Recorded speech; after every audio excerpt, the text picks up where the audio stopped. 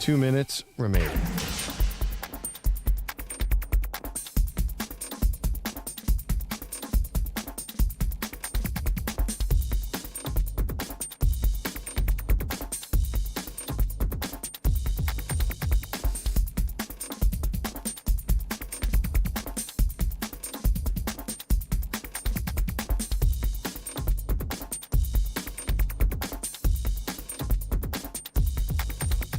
One minute, 30 seconds remaining.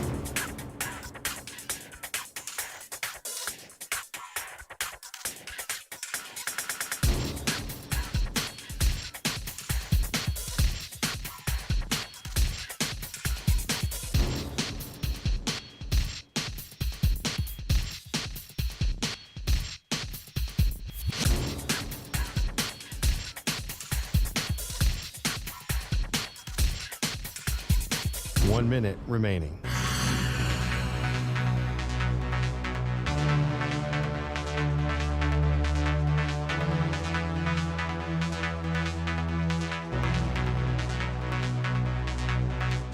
Forty-five seconds remaining.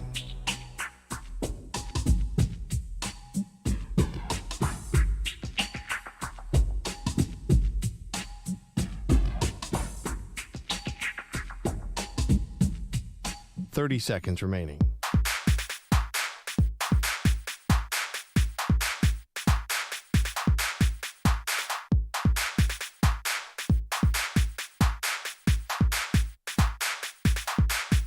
Fifteen seconds.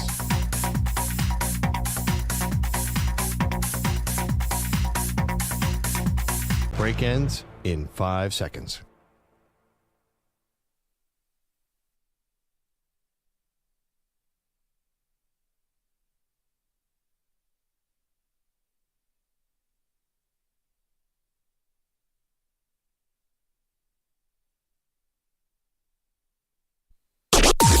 Maggie and Perloff on the Infinity Sports Network. Things get heated in the WNBA. Hey, welcome to the show. Maggie Gray, Andrew Perloff. Yes, coming off the weekend, the biggest story is the drama in the WNBA, Pearl, and I know you've got big thoughts on this. This was a game that transpired on Saturday. Of course, the golden child. This is Caitlin Clark getting more physical play in her direction. This was a hard foul from a woman named Kennedy Carter. It was upgraded to a flagrant 1. The Fever actually won that game by 1 point, so maybe that technical foul was the difference. And Caitlin Clark hit that technical free throw. However, this has now been the topic of conversation, which is, A, is this the right tactic where other players in the WNBA are playing Caitlin Clark this hard?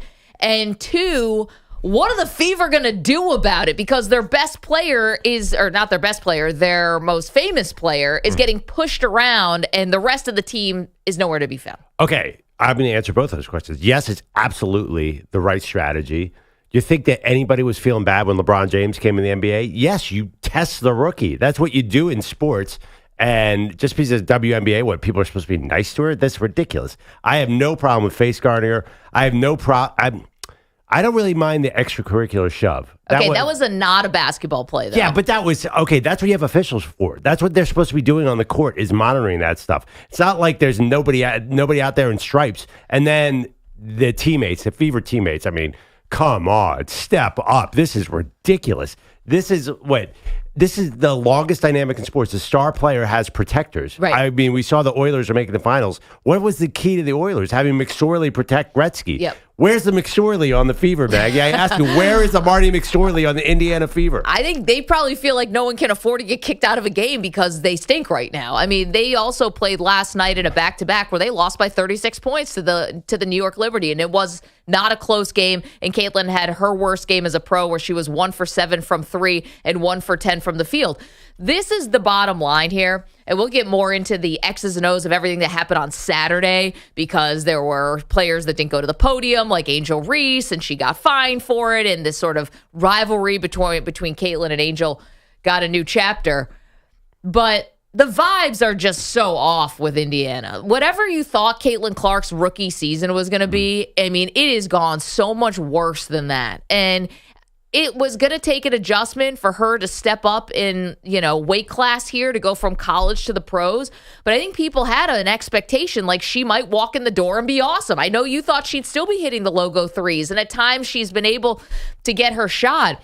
But this has got to be so bad. And I think I figured out the reason why. Caitlin Clark is clearly the most famous person on the team, right? She's the one with all the attention. She's the person who's supposed to take the WNBA to the next level. But she's still a rookie. And I don't know if she can step into the leadership role. This is not as easily defined as it was at Iowa, where she was the sun and everyone was revolving around her as all the rest of the teammates knew the hierarchy.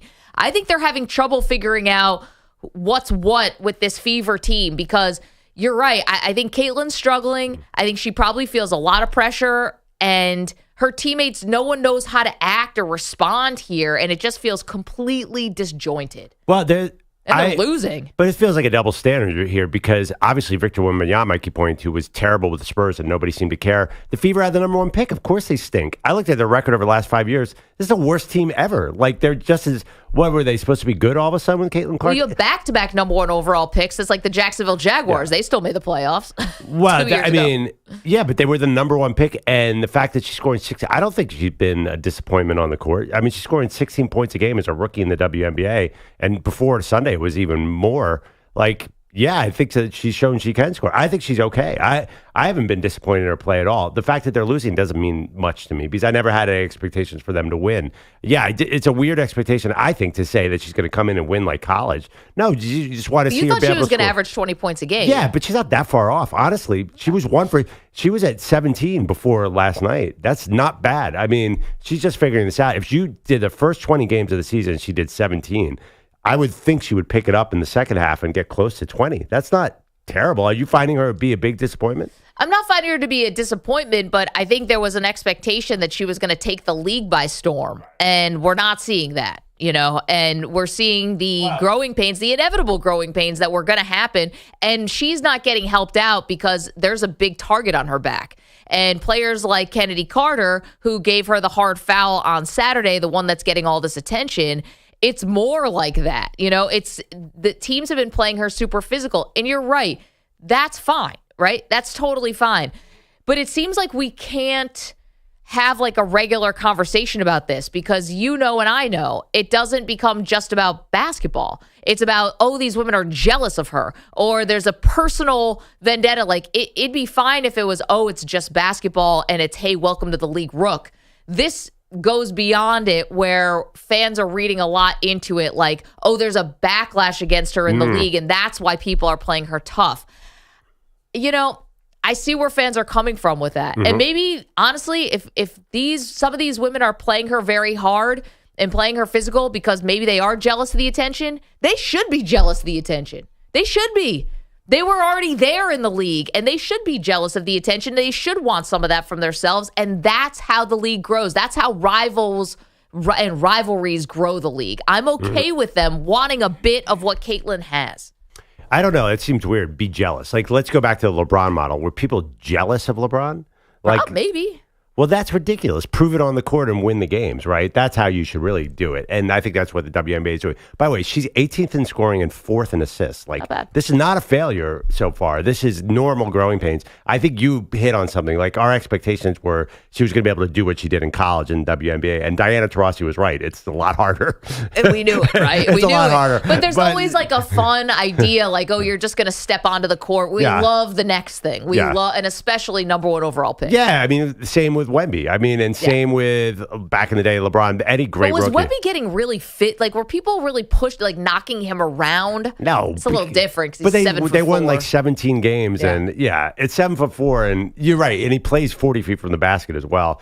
Caitlin, and also they're not destroying Caitlin. I mean, like, yes, like that shot was a little elbow, a little side business. Well, it wasn't like a clothesline to the yeah. And she's that's smart my point. to do that. It wasn't like a clothesline to the head on a layup attempt. Yes, they're playing a little physical with her. That's, I think, very natural. I'm not going to buy into this overall global thing that the rest of the WNBA is after her. I have not really seen that. I don't think they're after her, but I don't think it's bad if they want a little of the shine that she's getting. Like, I don't think that seems like a very natural sentiment to me. Like, hey, rookie, you're coming to the league. Everyone new people, new fans are saying, oh, you're the reason why we're getting charter flights now, and you're the reason why the TV ratings are up, and you're the reason this and that.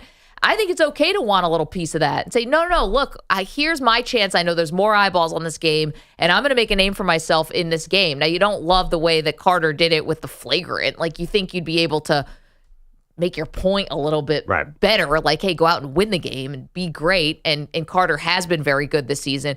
But I get it. I totally get it. And I don't think that, we don't have to like wag our finger at women and be like, oh, it's women hating women. No, it's women wanting a little piece of what Caitlin's got. That's okay. That sounds really weak the way you describe it, though. Like, they're jealous and they want a piece of it. Yeah, go out and whoop her on the basketball court. Well, I mean, mostly everyone has, except for Chicago. I know. That's the irony is that's the one team that can't beat the Fever. No wonder they have to resort to cheap shots. But I kind of disagree with you on that. I think it's lame to be jealous.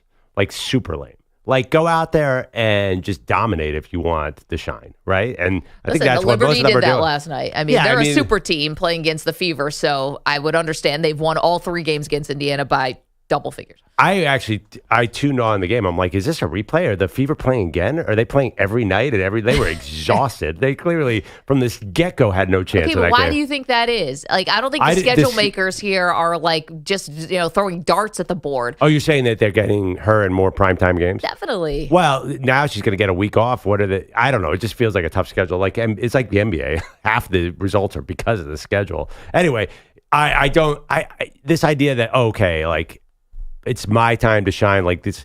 I don't think they should be nice to her because she's bringing more money to the sport, but I don't think they should be jealous and angry. They should be just like, we're going to dominate on the court. And that, honestly, I think that's what's happening. I don't know I wouldn't say jealous and angry. I would just say I could understand if you've been in the league for a while that you want to show that, hey, we've actually been building this thing, and Caitlin is coming along at this incredible time. And Caitlin and Angel, we should say, and Cameron Brink, and some of this rookie class, Carmelo Cardozo, who played for Chicago and played really well in her first game. But I think there is a little tension there, and I'm okay with that tension. I don't think that it means that women are being catty, petty, any of that stuff. I think it's all right. I think it's a natural sort of instinct to have, and if it's going to lead to a better product, that I'm good with it. But you hate to see the flagrants. Like, that's where I'm like, you don't have to go take it beyond a basketball play. That's where, I mean, how can you sit up here and say, oh, I love a flagrant foul? Like, it's but it gets attention. It's good for the sport to have this. I mean, I told you, definitely going to get more man. Rivalries. I mean, that's one of the great points at all. Like, cheating helps sports, ironically. Like, nothing gets more attention than cheating or dirty play, or like you say you hate the flagrants, but it's going to bring attention, and obviously at some point the Fever have to step up and retaliate. Okay, let's talk about that side of it. Okay, so we're talking about Caitlin Clark gets into kind of jawing back and forth with Kennedy Carter. This is on Saturday. Carter then hits her with the flagrant, the hip check, basically knocks her to the ground as Clark is awaiting an inbounds pass underneath the basket after Carter had just scored. She's laying on the ground, kind of looking for the ref, like look for the call, Clark is, and Aaliyah Boston is right there and very casually comes over to help Clark up. Never gets in the face of Carter. Nobody's really getting in the face of anyone who's really gotten to Caitlin Clark. How bad of a look is this for the rest of the Fever team? Oh, they're so weak. I mean, Aaliyah Boston's pretty young. I'm not sure she is. She was just the number 1 pick. Yeah. I'm not sure she knew. I'm not sure everybody could see. Like, one thing about the hit, it was not necessarily super obvious. She didn't do a big windup. She just walked by her. I'm not sure, for example, from Aaliyah Boston's angle, that she really saw what was happening. Because you could show a camera angle where it didn't look like much of anything. So I'm not going to rip them in that particular incident. But afterwards, when she was on the ground, like, yeah, people should have stepped up and started a fight, right? That's how basketball works. I mean, if you try that on East 78th Street, where I used to play pickup, you'd be in big trouble. You want the smoke from the Dartmouth League? Well, I wish the Dartmouth League. I've been playing in New York for a while. Like, I've seen wild fights. I'm sure. Over much less than that. Right. It is a little odd. Now, again, I'm not in favor of flagrant fouls. So for me to sit here and say I'm in favor of someone fighting, I can't say that. But listen, this is sports. Oh, come on. You got to know how it goes. You got to fight in that situation, right? I think you got to do that hold me back, push. Yeah, it doesn't have basketball to be fight. swings. It doesn't have to be Malice at exactly. the Palace, Exactly. You don't want to do a Rudy Tomjanovich thing, but you definitely want to pretend to fight. That's basketball fighting. And this is why I think the vibes have to be very off for the Fever, because these things that you're telling Perloff, you play basketball, EJ, you play a lot of pickup. Yep. I don't have that, but you guys will tell me, and I know this just from watching basketball, that's just what you do. It's part of the sport. And the fact that nobody is doing that for Caitlin Clark makes me think there's deeper seated things here. Either this team is just, obviously it's the losing. The losing has to be terrible. But they have not found their hierarchy, their identity. Roles are not being defined here, because if they were, you would know who that person is. Who's the Draymond? You always tell me every team needs a Draymond. Yeah, you need a Rodman. You need a Vernon Maxwell. You need a madman. Or mad woman. Charles Oakley. Yeah. We don't, clearly the Fever don't know who that person has not stepped to the forefront yet to be like, I'm going to take on that role. Well, that's what happens with terrible teams. And they'll probably you know what, we should have projected what if they get the number 1 pick next year and bring in another superstar who's going to have to play next to Clark and Boston? 3 number 1s in a row. That'd be pretty sick. I like what they're building here. By the way, was it Anthony Mason or Oakley who was the craziest on the Knicks? Or Xavier McDaniel picking poison, really. Freaking rap songs were written about these guys. They're immortalized. Are there any sort of tough players in WNBA? Any Draymonds? I think we saw Kennedy Carter as one of them. And she's a guard, though. It's a little different. Well, Vernon Maxwell was a guard. Vernon Maxwell. I hope she's not Vernon Maxwell. No. He's scary. But, Carter's had her things. She's basically been jettisoned by 2 different WNBA teams, found herself playing in Turkey last year, and Chicago's really given her a shot and given her sort of a redemption, possibly a path for redemption, and to get herself, and she's had a really good start to the season, but she clearly knows she's the physical one. Let's hear a little from Kennedy Carter, can we? So this is from Saturday, when she was asked about the exchange, the foul on Caitlin Clark. She was not interested in answering these questions. I wanted to give you an opportunity to talk about that moment between you and Caitlin. What was that play, what was said, and kind of what led to? Next question. All right. And then says she isn't answering any more Caitlin Clark questions. Caitlin, it seemed like she turned to you a little bit. Yeah. After the I ain't answering no Caitlin Clark questions. Did she say anything to you? I don't know what she said. What'd you say to her? I didn't say anything. That's enough. We're good. She's good. All right, and that's Coach Teresa Witherspoon kind of jumping in there. Hey, that's enough. Why stop? Why stop? Clearly you want to send a message here on the court. Why do the no Caitlin Clark questions? Say it. Angel Reese got fined because she didn't even show up to the podium afterwards, because she was like aggressively sort of cheering when Kennedy Carter knocked Caitlin down. Listen, say it. You're here now. You're here now. It's the one thing. It's the only thing really I had a problem with Kennedy Carter was everything that happened after the game. I had almost zero problem with anything that happened in the game. Right. But you go out there and you obviously make a point that you had an issue with Caitlin Clark. Okay, now you don't want to say anything about whatever issue you had with Caitlin Clark. Which, okay, there's a code. If there's trash talk on the court and you keep it on the court, you keep it on the court. You don't run the social media and then start commenting and tweeting and threading and every other social media app that's there. Saying, MySpace? Did she put on MySpace? She might as well went to MySpace or Pinterest or whatever the hell she could have went to. Like, come on, that was the only thing that was corny about this. Yeah, it was like something. It was silly because then Kennedy Carter goes to social media after the game, Perloff, and I know you know this, and said, basically, what does Caitlin do besides hit threes? Kind of implying that she's not that special. And then, also saying, I don't mind like being the villain and I'll take sort of the hate and a lot of that stuff. So didn't want to say it at the podium, wants to say it on social media. This is a very 2024 situation. What about, though, this, or we're kind of ripping her for not answering in the press conference. There's a lot of athletes that don't say anything in the press conference. I think we ripped them then. The Patriots got away with it for 2 decades. When Bill Belichick, I always thought that was so weak. And the fact that now he wants to be in the media is just like the ultimate hypocrisy. Okay. But, I think we do tend to rip guys and ladies when you don't come to the podium afterwards. You're a professional athlete. Angel Reese, I know it kind of adds to it a little bit, but not going to the podium after. Yeah. I always think that's just a little weak. Who's the guy in the NBA playoffs who wouldn't go to was it Halliburton or somebody was avoiding the podium like crazy in the NBA? I think Halliburton got fined twice for it. I understand, but listen, I think the coach did the smart thing. Just like, that's it. Get her out of we can rip her, absolutely, but I totally understand what Teresa Witherspoon was doing. Want to just quickly go to the phones. Let's do it. Early, often. You guys are fired up about Caitlin Clark and what happened with Kennedy Carter on Saturday. Bill's in Houston. Bill, good morning. Morning. How y'all doing? We're great. What do you have on Caitlin Clark and Kennedy Carter? Well, first of all, I mean, you all spent your entire show talking about the WNBA. That's a big thing. We haven't talked about the WNBA in Houston since the Houston Comets and Cynthia Cooper in 1995, right? So it's great for the league. I think Caitlin will be a great player, but I looked up Aaliyah Boston. She's 6'5", 220, and she's standing right there next to her teammate. She needs to, the next time they play them, something has to happen. You remember when Isaiah got Karl Malone's elbow across his face? That same game, James Edward and Bill Laimbeer cheap shot at him in that same game, and so Wayne Gretzky had an enforcer. They need to take care of their teammates, but I think there is my opinion is there is a general pettiness to all this, and the league has not grown very much, and now it has a chance to grow, so the commissioner and the owners need to do something about it. Bill, appreciate you weighing in, and thank you so much.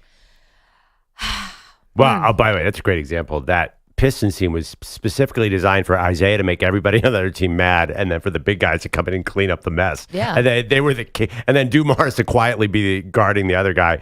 That was a beautiful example of the star/enforcer dynamic. Okay, but Bill Laimbeer and Rick Mahorn wanted to do that. Yeah. You gotta want it. Like, well, I don't. The Fever need a Bill Laimbeer. Right. They need a bad guy, clearly, to protect Caitlin. We've discovered this. And I don't know if Aaliyah Boston. She probably is wondering, like, why does this fall on me? No, it should be Aaliyah Boston. She's too good. They need a second tier person. If you want to circle this on your calendar, the next time the Fever play Chicago, that's going to be Sunday, June 16th. I believe that's Father's Day at noon, and that is going to be on CBS. Let's go. Oh, national TV too. Actually, it's a big one. Are we allowed to talk about the flop? I mean, the Angel Reese hitting her. Angel Reese sort of that was bad. Flicked her wrist, and Caitlin looked like a pro wrestling move. Caitlin did a little of that in college too. That's a little part of her game. Yeah. It's a WNBA, NBA flopping's part of life. That's always going to be there. I do think to Bill's point, though, it is, and you guys have talked about it a bunch, but the Fever, they have 2-3 wins this season. They're one of the worst teams. 2 wins. They were one of the worst teams, if not the worst team in the WNBA. I know some of these women may not fashion themselves as enforcers, but guess what? One of y'all better become one. Yeah. Because you're not a great team. So the idea that you're going to be able to stay on the Fever and not help out Caitlin Clark when she has these issues, or that another team's going to watch you be soft and watch you allow your star rookie get beat up all over the court and say, you know what? Yeah, we want that on our team.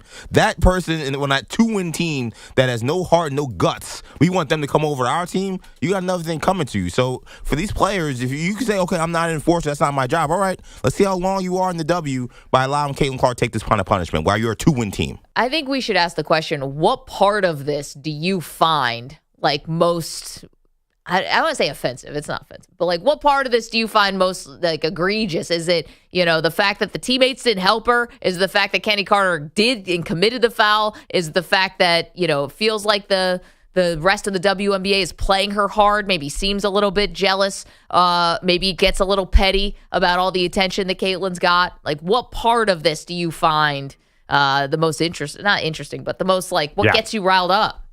Yeah, I mean, I think it's the not helping her out. That probably is the most interesting thing now. But also, I can't wait for Father's Day. I'm going to sit down, get my popcorn, see some physical play. It's going to be great. This is if your family was wondering what to get you, it's a little peace and quiet around noon. Yeah. So you can watch the game, watch these women beat the crap out of each other. Once again, actually, primetime noon on a June weekend, it's going to be tough, but I always forget. Actually, I forget everything's on in summer week. Like the schedule is just off. It is a little bit. 855-212-4227. You're welcome to weigh in on Caitlin Clark. Where are you laying the blame here? Is it at Kennedy Carter? Is it at the Fever teammates? Who's to blame for this situation?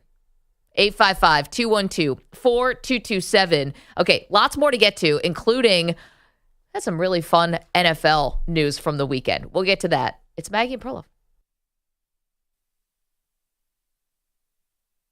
You're in a 5-minute break.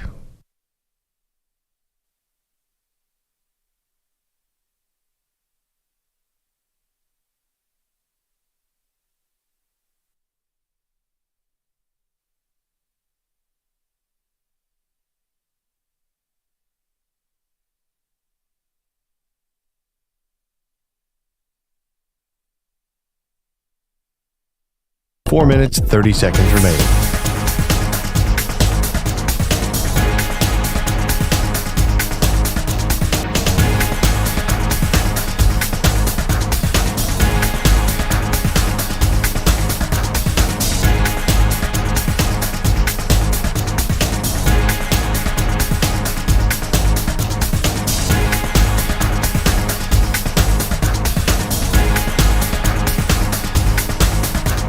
Four minutes remaining.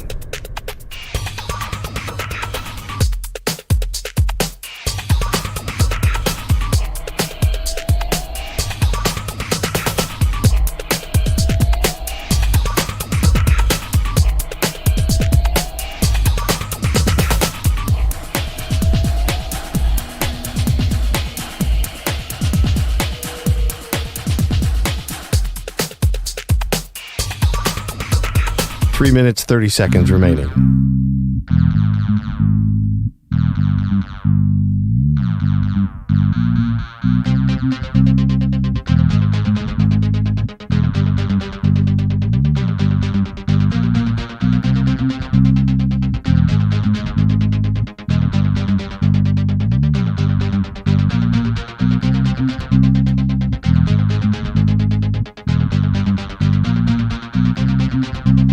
Three minutes remaining.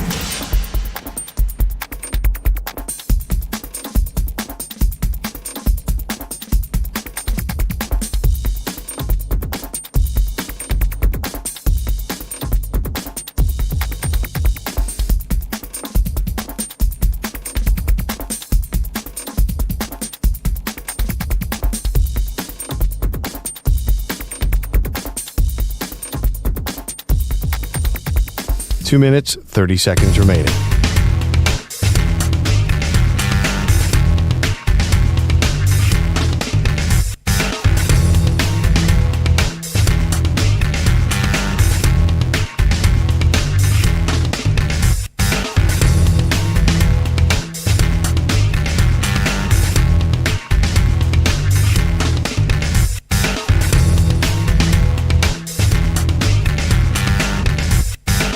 Two minutes remaining.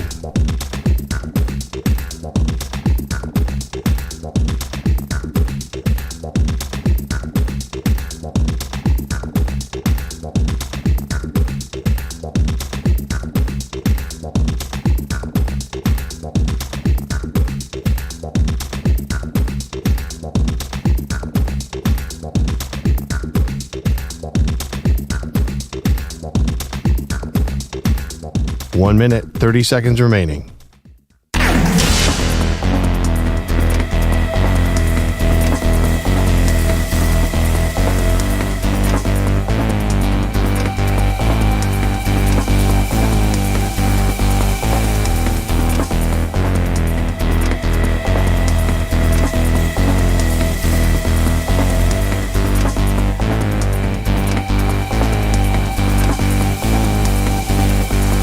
One minute remaining.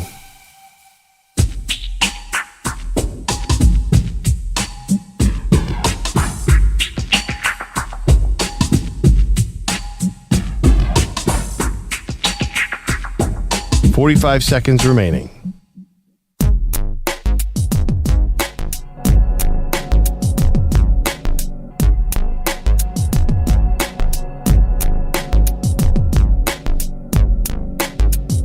Thirty seconds remaining.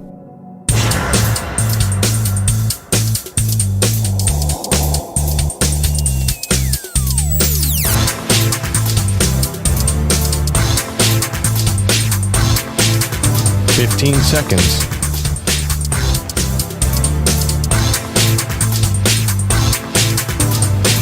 Break ends in 5 seconds.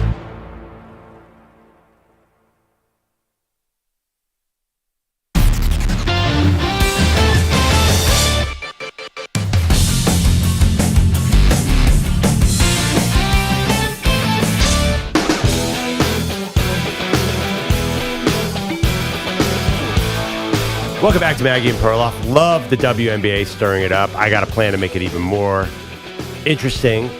Fever are 2-9, second worst record in the WNBA. Looking at a mock draft, the number 2 pick is Paige Beckers. Bring her into this mix.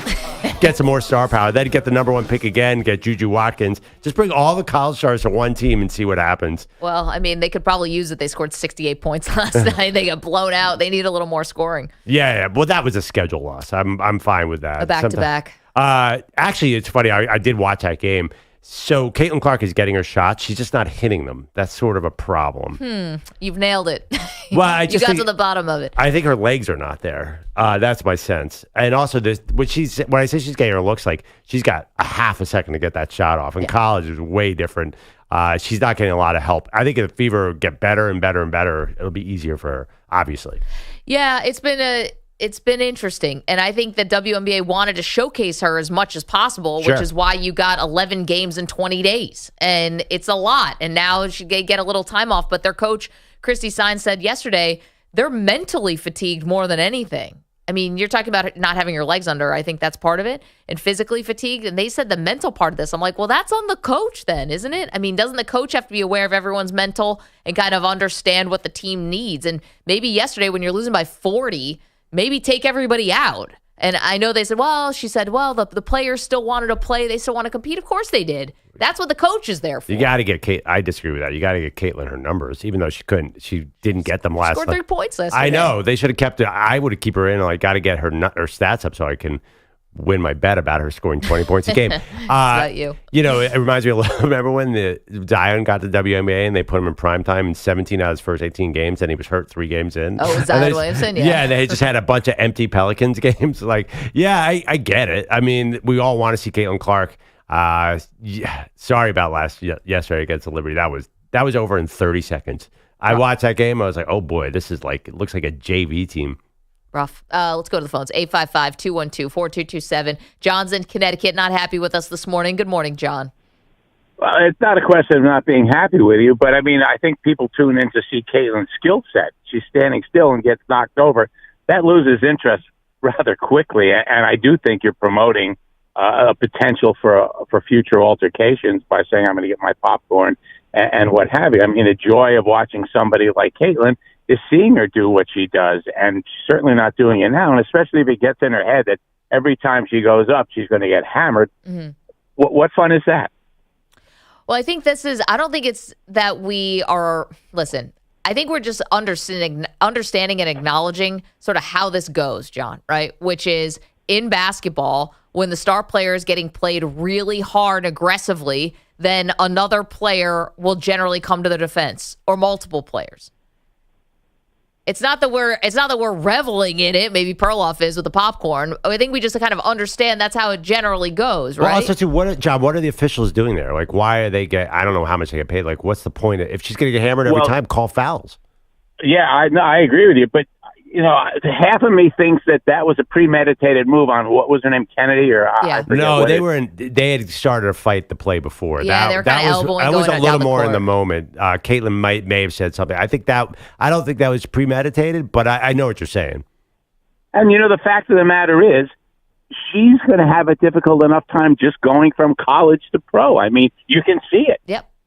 You know, so let her suffer on her own without, you know, the smash and grab and all. I mean, the NBA is much better because they let these guys do what they do. Sure, there's defense, and yeah, absolutely, some of the times they get hammered or whatever, but you got to let them play. And to turn it into wrestling, again, that will lose the audience's interest quite quickly. John, but I get enjoy what you guys do. Oh, thank you. Thank you so much. And thanks for calling. I get it. Basketball is not like it was. We talked about the, Charles Oakley days. It's not like that. And I'm glad it's not like that. I don't want the Pat Riley no layups. I think that's a crappy product to watch. It's the highlights are fun, maybe to go down memory lane, but nobody wants to watch that where it's just all undercutting. And we're talking about Bill Laimbeer and the arm bars and stuff like that. We don't want that. However, it also can't just be a red carpet for her to just launch threes and just do what she did at Iowa, because that's not going to work either. There has to be resistance. And so there's got to be like a fine line there where teams can play her tough and also not have it devolve into flagrant fouls. Well, that's on the officials, right? I mean, the NBA had the 90s where Pat Riley turned into a wrestling match and they start calling the game differently. And then you got the Warriors. So they can do this, just start calling fouls. I mean, if you want to spread the game out and have it a 3-point shooting game, then officiate it a certain way. Why? I got to watch more of this to comment knowledgeably, but I think that if they really want Caitlin Clark to score a lot, then start calling these fouls. Although I watched a little bit, they didn't have to foul her at all. They were just a way better team, and they were. It looked like they were just bigger, stronger, faster in every way. You have to remember the Fever are a bad team. If they had a better team around her, couldn't they get her better shots? You would think so. I mean, that's what happens with the number 1 overall pick. That's why the expectation was probably a little bit. We were ahead of our skis what Caitlin Clark was going to do at first, because she's on a terrible, terrible team. Yeah, I get that, but there's another thing about playing her really physically. Like, Wemby was on a bad team. LeBron wasn't on a great team when he came into the league. Jordan wasn't on a great team when he came to the league. But we saw what the opponents did. Gave him a little extra. They murdered Jordan. Exactly. So that's what's happening now with Caitlin. That the WNBA version of that, the 2024 version of that, she's getting. And also, I don't think we need to worry about Caitlin. Like, she's not weak by any means. She'll be fine. She's, you go through this. LeBron probably went through it way worse. Well, actually, I don't remember. LeBron came in pretty big, but this is a rite of passage. Okay, see you guys on the phones. We will get back to you in just one moment because Andrew Bogusch has headlines for us. Hello. Good morning, everybody. Those headlines are sponsored by Progressive Insurance. Protect your family, your phone, your furry friends with life, electronic device, and pet health insurance. We have not been good at this before, so I'll go through it very slowly.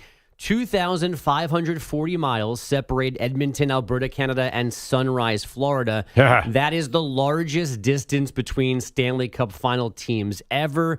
The two cities also have the largest difference in latitude of any final series in North American sports history. Wow. All of that geography because the Oilers did this last night. Sagan tucks it down low. Bouchard smacks it around. Marching in front, one-timer wide. Jason Robertson, 3 seconds. Haskin has it blocked.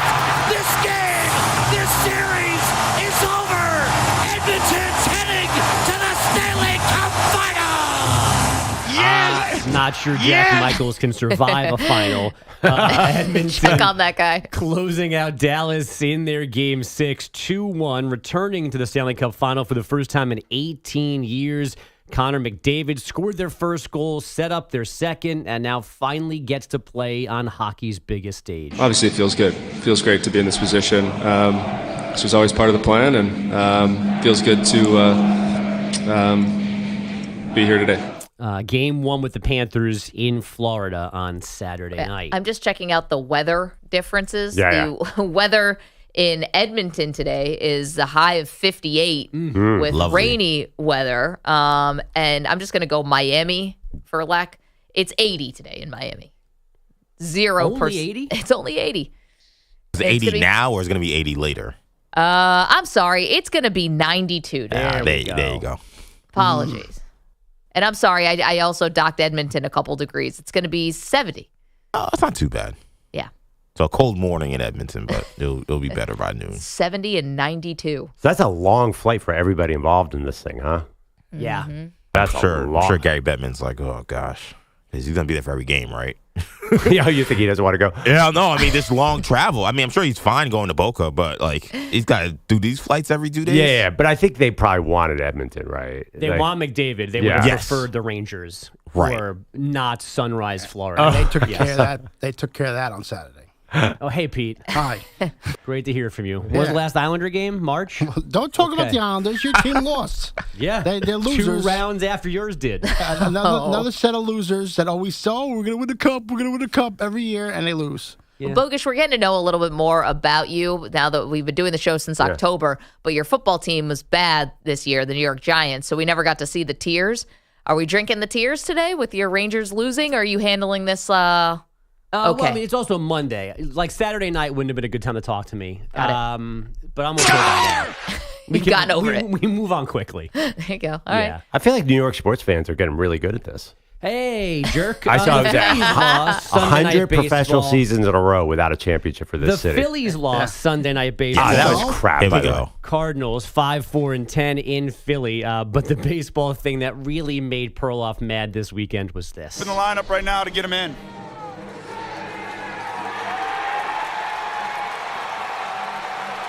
We just had a hidden ball trick. And Mijo's just got tagged out at third base. Are you kidding me? Did that really just happen? Never seen it live. I believe the tweet from Pearl was, quote, "This happens to my team. I'm throwing at everyone. The batter, the manager, the mascot," reminding some of Maggie saying Kyle Filipowski deserved to get trampled that day. Stand by it. Yeah. So Wait, more does of you anyone guys not think Kyle promoting violence. Filipowski deserves to get trampled? Like, that's a Duke player trampled? That's good. But You guys yeah, gotta check yourself though. You're just pro-violence at every turn. I'm not even throwing at the body in that situation because it's such a cheap trick. It's What? Oh, You don't the like the ball. hidden ball trick? No, I don't. I think it's like such a honestly, I think karma gets you on that one. Didn't get him yesterday. They won 12. Like such a little cheap, like Delayed karma. I don't know. It's just such a cheap little move.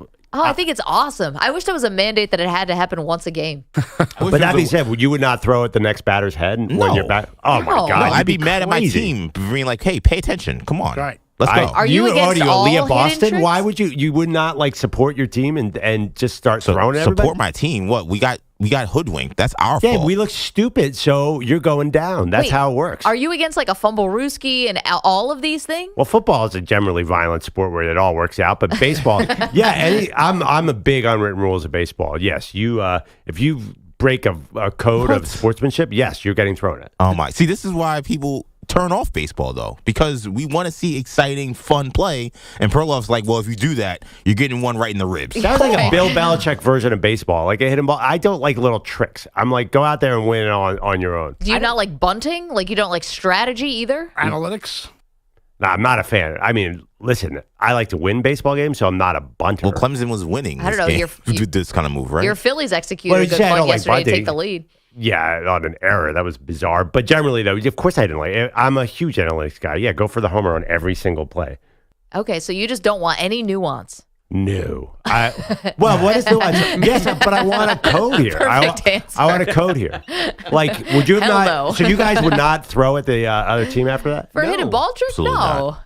Absolutely not. Oh, you Well, guys are I would crazy. I would do both. I would make my team run gassers, and then I would throw at the other team. Do you make your kids run gassers? No. You're just throwing those around like nothing. No, You're I dying to don't get know someone to if- run gassers. Oh, it's going to be Look, me soon. I know. Look, the Pete's drunk with power. well, I'm just saying that if you are getting caught in something like that, you should have to run gassers. A hidden ball trick? Yes, that's ridiculous. You should be paying attention. I mean, no one should be able to pull that, especially now. You know, with all the cameras and all the way things are being played in baseball now, you're gonna fall for the hidden ball trick. It's smart by the team to do it. Then try it. It's like in football when they do that fake punt thing where the guy acts like he caught the punt he's running, but the punt was on the other side of the field. Yeah. Like, there's no reason for this to happen to you. Like, if this happens to you, it is on your team. It is not on the other You team. should throw it yourself. Can you do that in baseball? More hidden ball tricks. What else we got? We got the Washington Commanders cutting kicker Brandon McManus, whom they only signed this spring in the wake of a sexual assault lawsuit filed by two flight attendants who worked the Jaguars flight to London last fall.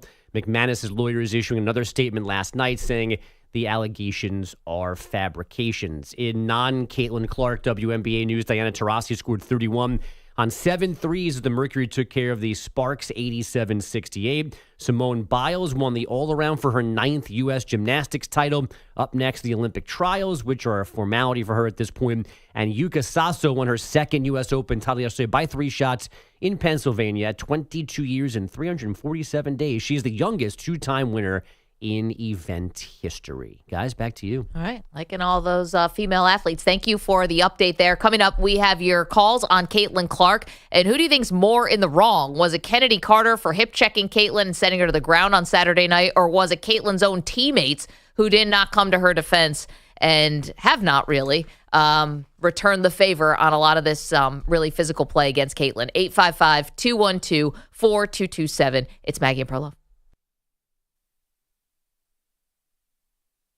You're in a 5-minute break.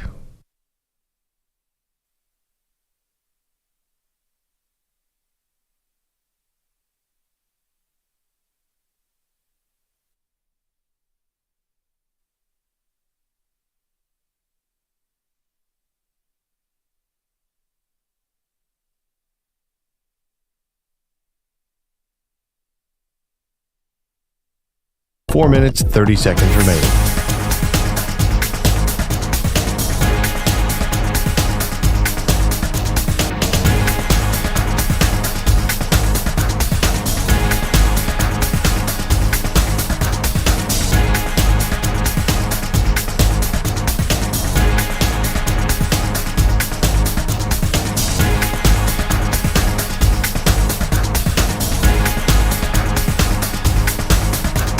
Four minutes remaining.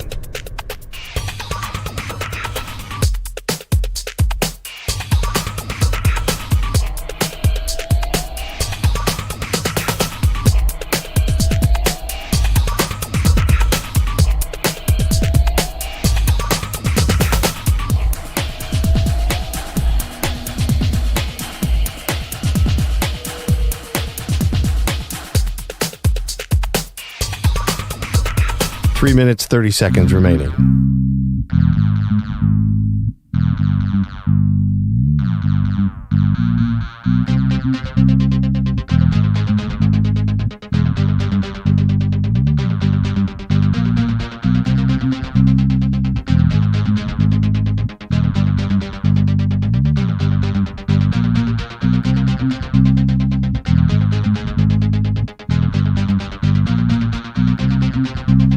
Three minutes remaining.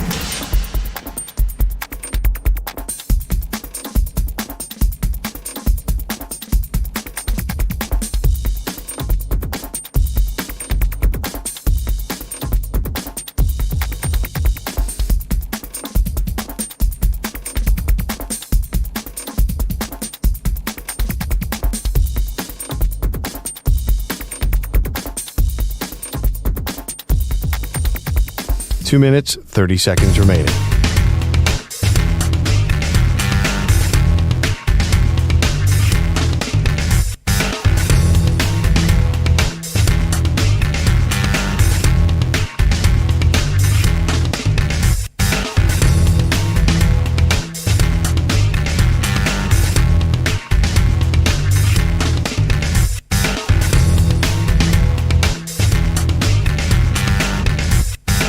Two minutes remaining.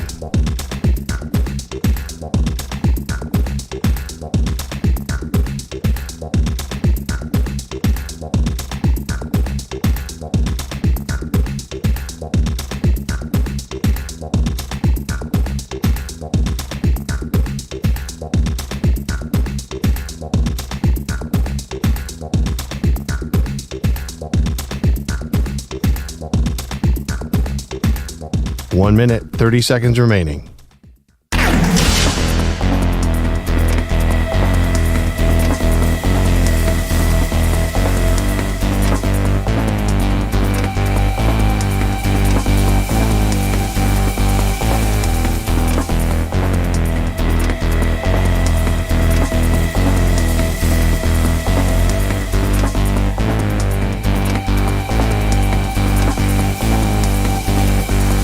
One minute remaining.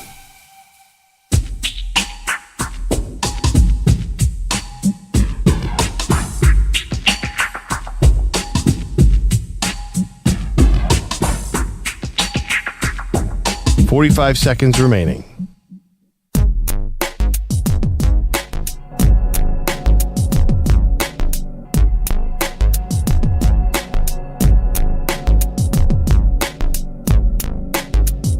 Thirty seconds remaining.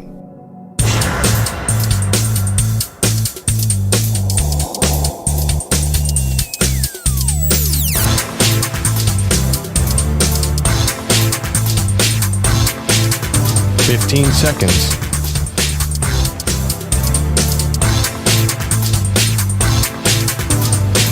Break ends in 5 seconds.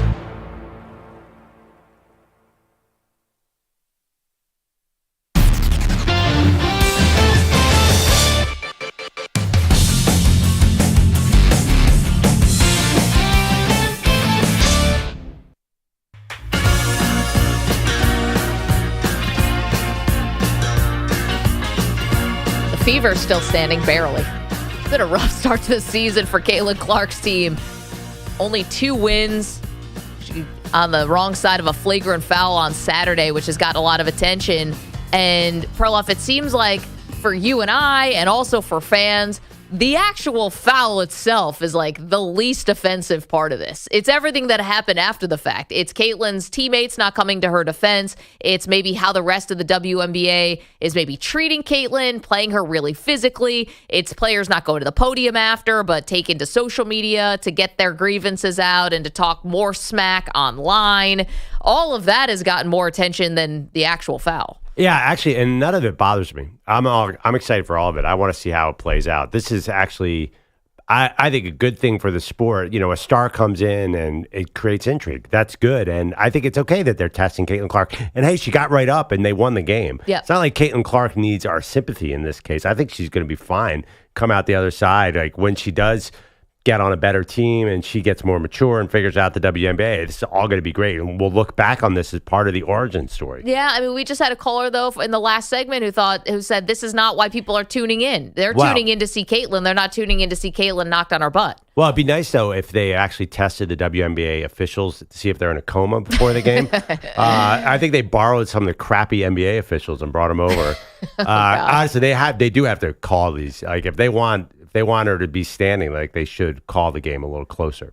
Let's go to the phones. 855-212-4227. Steve is in Louisville. Good morning, Steve. Hello. So at one point, Caitlin needs to gain about 5 pounds. She needs to. She must have a bunch of dang teammates that don't help her one bit. They need to get one of the centers or forwards on her team. Need to pay a visit right before every game and talk to these other people. You better be careful. Now, the whole thing is these other girls are just jealous. They're plain jealous of her. That's why they're doing it. They're jealous. And if I was a referee and I had the power to throw somebody out of the game, that last one I saw coming up, everybody just standing around, the girl comes up and just flattens her. Yeah. I'd kick her out of the game if I had the power to do that. If I was a ref, I would kick her out immediately. Kick her out though? I don't know. I get where you're coming from, Steve. It was a flagrant foul. It was not a basketball play. Appreciate your call and weighing in. I don't know if you're kicking her out of the game. I think that would have been a little much. No, but it was super dirty in the sense that, like, she was like just from behind her. She was just standing there. It wasn't anywhere near the action. I'm not necessarily agreeing kick her out, but you got to do your flagrants a little more in the flow of a game. Like, if you want to hit her, make it not she's just standing there waiting for an inbounds pass. Like, that's why it should be an all-out brawl. Like if this was an NBA game, obviously there would have been a fight, I would imagine. Definitely. I mean, just a lot of pushing and shoving. We're not saying anyone has to take swings, but yeah, it was not a basketball play. Caitlin said that. Oh, you think there should have been swings? Look at you, Philadelphia. No, I'm not saying there should have been swings, but there should have been a fight. I mean, you're right. There should have been, or at least talk to the person, like yell at them. Or like, dude, what are you doing? Yeah. I mean, yeah, I get it. Jay is our pal in Nashville. Good morning, Jay. Good morning, loved ones. What's going on? It's Monday morning. We made it. Yeah, we made it. But I think you asked a question before you came back was like, who's to blame or who we mad at the most? I don't care. All I know, I'm in a barbershop Saturday morning, and we're watching WNBA. And the thing about it, you know, black barbershops are like, then you get a big old sports debate or whatever. We debating on how many points Caitlin's going to score. So one dude was like, she's going to score 40. The other dude's 30. This, that, and the other. And it's like, dude, that's kind of like unheard of. So it's all good. And, you know, the pettiness, that first caller you had, he had the perfect word, pettiness. It's pettiness, but really I don't hate it, though. I don't hate it, Jay. It's okay if it's petty. What does it matter, right? Yeah, it's okay. It's okay. And the thing about it, but it's the stuff outside of WNBA, because it's really what really started this little negative thing or whatever. And I will say, I was talking about Bill Burr last week. All of y'all women in the media is proving Bill Burr right. You know what I mean? Go back and listen to a lot of stuff what Bill Burr says about WNBA and all this different stuff. Oh, that women should support women. No, it's funny. It's funny, but at the same time, it's right on point.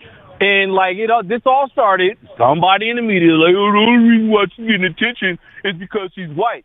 Well, duh, yeah. And, like, most of us brothers with us, we're like, look, if you're a white athlete and you balling like us, you got swag like us, you are invited to the barbecue. We will be there at 3:30 sharp to pick you up. You won't even know you invited. We'll just show up like, hey, get in the car. You know what I mean? Where are we going? Barbecue. Let's go. And that's the whole effect right now. That's why I was in a barbecue shop this weekend. We was watching, like, yo.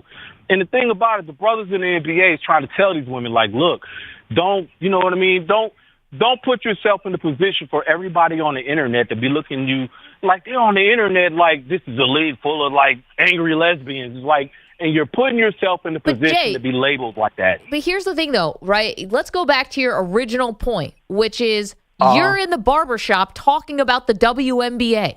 How can anyone say they've done anything wrong? I mean, listen, we can nitpick here. We can talk about why the league isn't further along and all that stuff. Jay, you're the best. Thank you for calling. But here's the thing. They're having their moment, and the eyeballs are there. And sometimes it's not perfect. Sometimes it's not just because Caitlin's hitting logo threes backwards blindfolded that's making everyone tune in. It's about rivalries. I said this when it was her and Angel, and they met in the championship game 2 years ago, and they met in the Elite Eight this year, and it was awesome. And it's great to have two, just like with Magic and Larry. And this kind of thing just keeps it going. Like, I'm kind of the opinion that the ends kind of justify the means, right? It's a little Machiavellian with this. How does the league grow? However it grows, it grows. And this is definitely adding more eyeballs to the league. Yeah, absolutely. I mean, I think you could also add eyeballs if what the earlier caller suggested. What if you spread out the game and Caitlin can shoot at will? That could spread the game too, though. There is an argument there. Well, we might get both. Yeah, we might end up getting both, where this is just a tough initiation into the WNBA, and then we see changes to how the game's officiated as Caitlin moves on. Lots more to do. Don't move.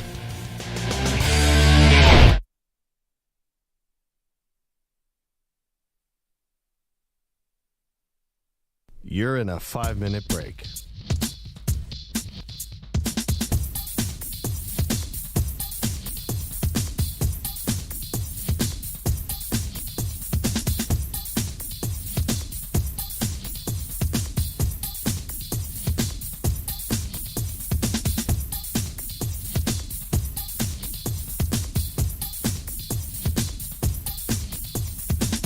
Four minutes, 30 seconds remaining.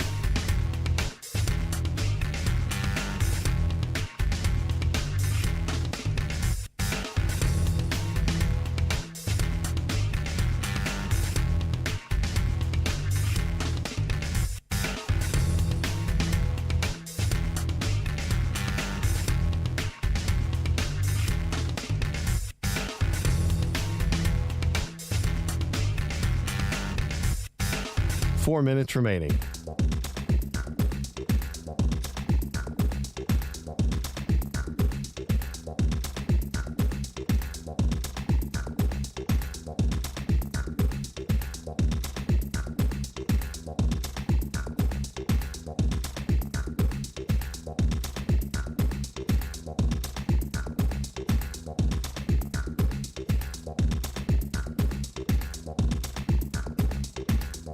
Three minutes, 30 seconds remaining.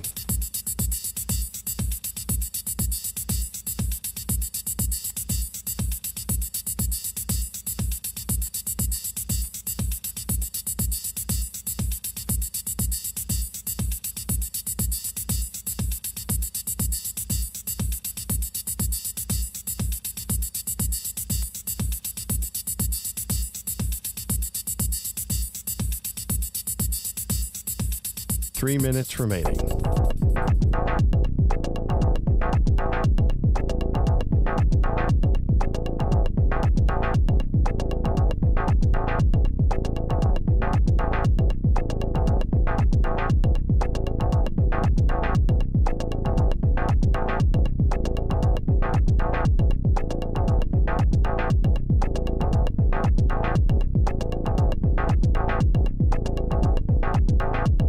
Two minutes, 30 seconds remaining.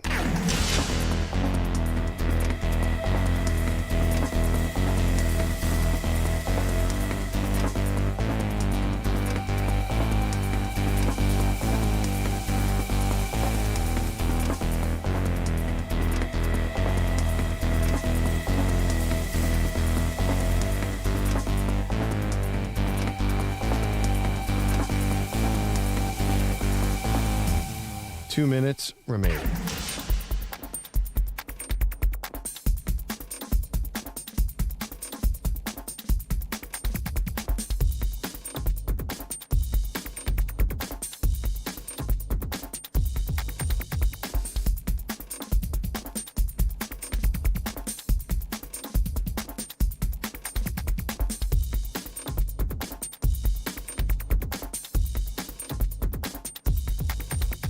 1 minute, 30 seconds remaining.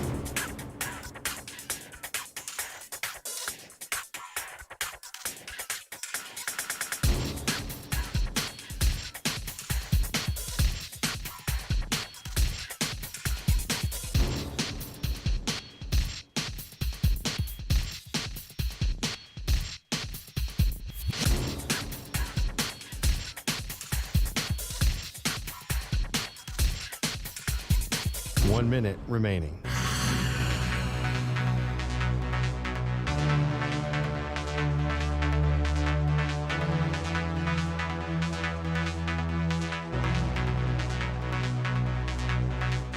Forty-five seconds remaining.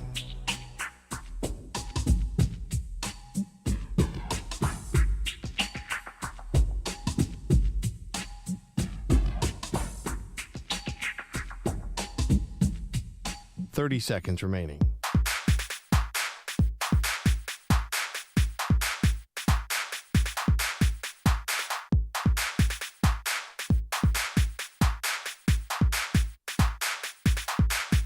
Fifteen seconds.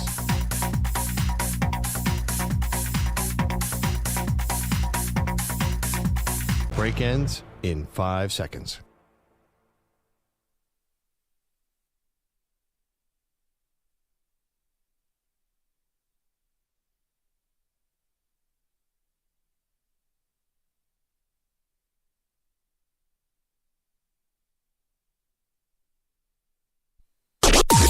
Maggie and Perloff on the Infinity Sports Network. NBA Finals on Thursday. We got a Stanley Cup Finals that was also determined who's going, who's playing. It's going to be Edmonton. It's going to be the Florida Panthers. And then obviously for the NBA Finals, we got the Boston Celtics and we have the Dallas Mavericks. Perloff, the one storyline you're looking forward to the most in the Boston Celtics Dallas Mavericks Finals is what? Okay, I am going to piggyback off the Caitlin Clark theme, actually. Okay, we'll get back to Caitlin in a second. The NBA needs a singular star, much like Caitlin Clark is for women's basketball. Luka Doncic is this year's singular star. He is the one sun that everyone else is revolving around. And the interesting thing about him is he's the perfect basketball player in the sense that there's no easy answer. You're either too small to cover him or you're too slow to cover him. So how do you cover this dude, to me, is the most interesting thing. And Boston is set up perfectly. They have every kind of defender. And yet, I don't think anyone believes they're going to stop him. I think. Did we say this about Minnesota? We're like, they have all types of defenders they can throw at him. Did we? I mean, Minnesota is one of the best defensive teams in the league. Yeah, but I mean, well, there's two things that are different. One, well, who was the guy that we thought, Jaden McDaniel? Yeah. But he's so skinny. The thing is, Luka played zero defense, on-ball defense. Like, he was covering Naz Reid or somebody like he didn't have to play any defense. Sure. Now, not only does Boston have defenders, but guys that theoretically you have to cover from the three-point line. So Luka can't just float and do nothing on defense. So I think, but honestly, okay, maybe we did say about Minnesota, but you look at Derek White's, I think is he an all-defense team? And then you got Drew Holiday, who's a Mr. Defense. You have Tatum and Brown should be elite defenders. They're paid more than anybody in the league. They're built like perfect wing defenders. If one of those four guys cannot cover Luka, then nobody on this planet can cover Luka. So, and I don't think they can. I think he's going to torch them, to be honest. I think he's going to beat all of them. So to me, it's Luka is the number one story. Okay, but if Luka's going off game after game, does that mean the Mavs win the series then? Yes, I like the Mavs in 6. Okay. And despite the fact that they are underdogs in this series. For me, to me, the biggest thing is this going to be the Boston Tease Party, not the Tea Party, the Tease Party, because we keep getting this Boston team, and it changes a little bit here and there. No Marcus Smart anymore, and Drew Holiday's in, and Kristaps Porzingis is going to be healthy, and he's going to be available for game 1. But when are they finally going to do this? Because you're knocking on the door and you're banging your head against the wall. And you know how this goes in the NBA. There are windows to this thing. And I'm not saying that if they lose, they should necessarily blow up the team. But we get how it's not just from the team side of it when it's the NBA. The players themselves can also say, I don't want to play here anymore. Or I don't think I can win here. And it's such a ring-chasing culture in the NBA. It's like you never existed if you don't win a ring, unless you're Charles Barkley, who's been on television for 25 years. Or like Karl Malone and Stockton, I guess. It's really hard. Back then, it was different. Like Patrick Ewing, like everyone lost to Jordan still became superstars. Yeah, but I think there's a thing in the NBA, like if you never won a ring, you didn't do anything. And it's more, I think maybe all sports have become a victim to this, but I certainly think the NBA, it's like, can you actually be an all-time great player if you never won a ring? And I think it's hard for these guys who don't win. I think sometimes it's hard for guys who just win one. I mean, we're out of line sometimes with the expectations on the most elite athletes. You can argue whether that's fair or unfair, but Boston is a great team. They had an easy road to the finals. Everything's setting up for them. If they don't break through this year, what makes you think they're ever going to break through? Why not? I mean, how old are Jaylen Brown and Jason Tatum? They're not going anywhere because of the contract situation. They're going to probably have 3 more finals. Since when has a contract kept anybody from asking for a trade?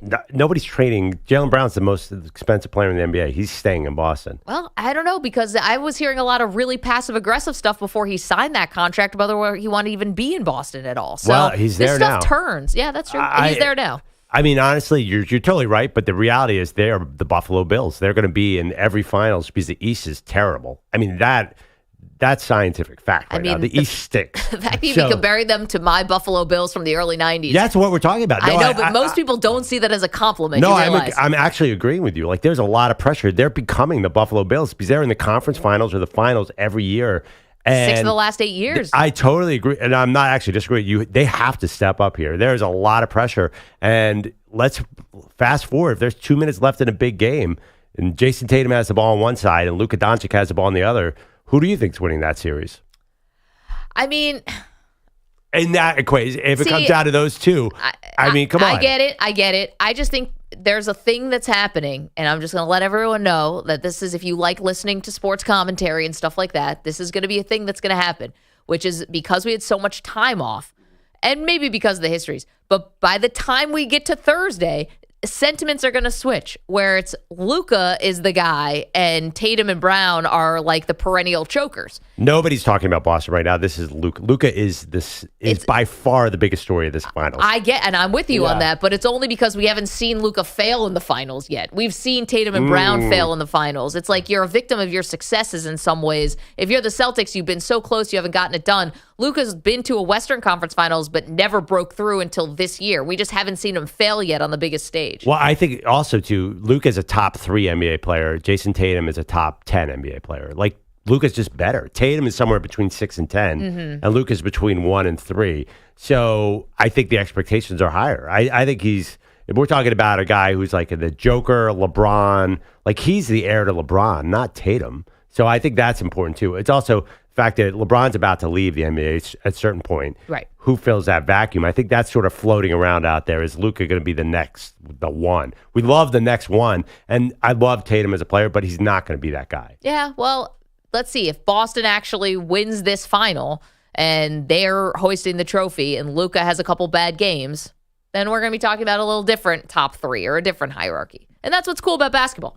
Do you think, even if he loses this, he's not leaving the top 3? Do you think, I mean, even if Tatum wins this, I think Tatum's not going to be, no one's going to be like, Jason Tatum is the best player in the NBA. I doubt we'll hear that. Maybe not best player in the NBA, but he was right on the doorstep when they made the finals 2 years ago. Yeah. And then they lost, and now he's not even a top 5 player.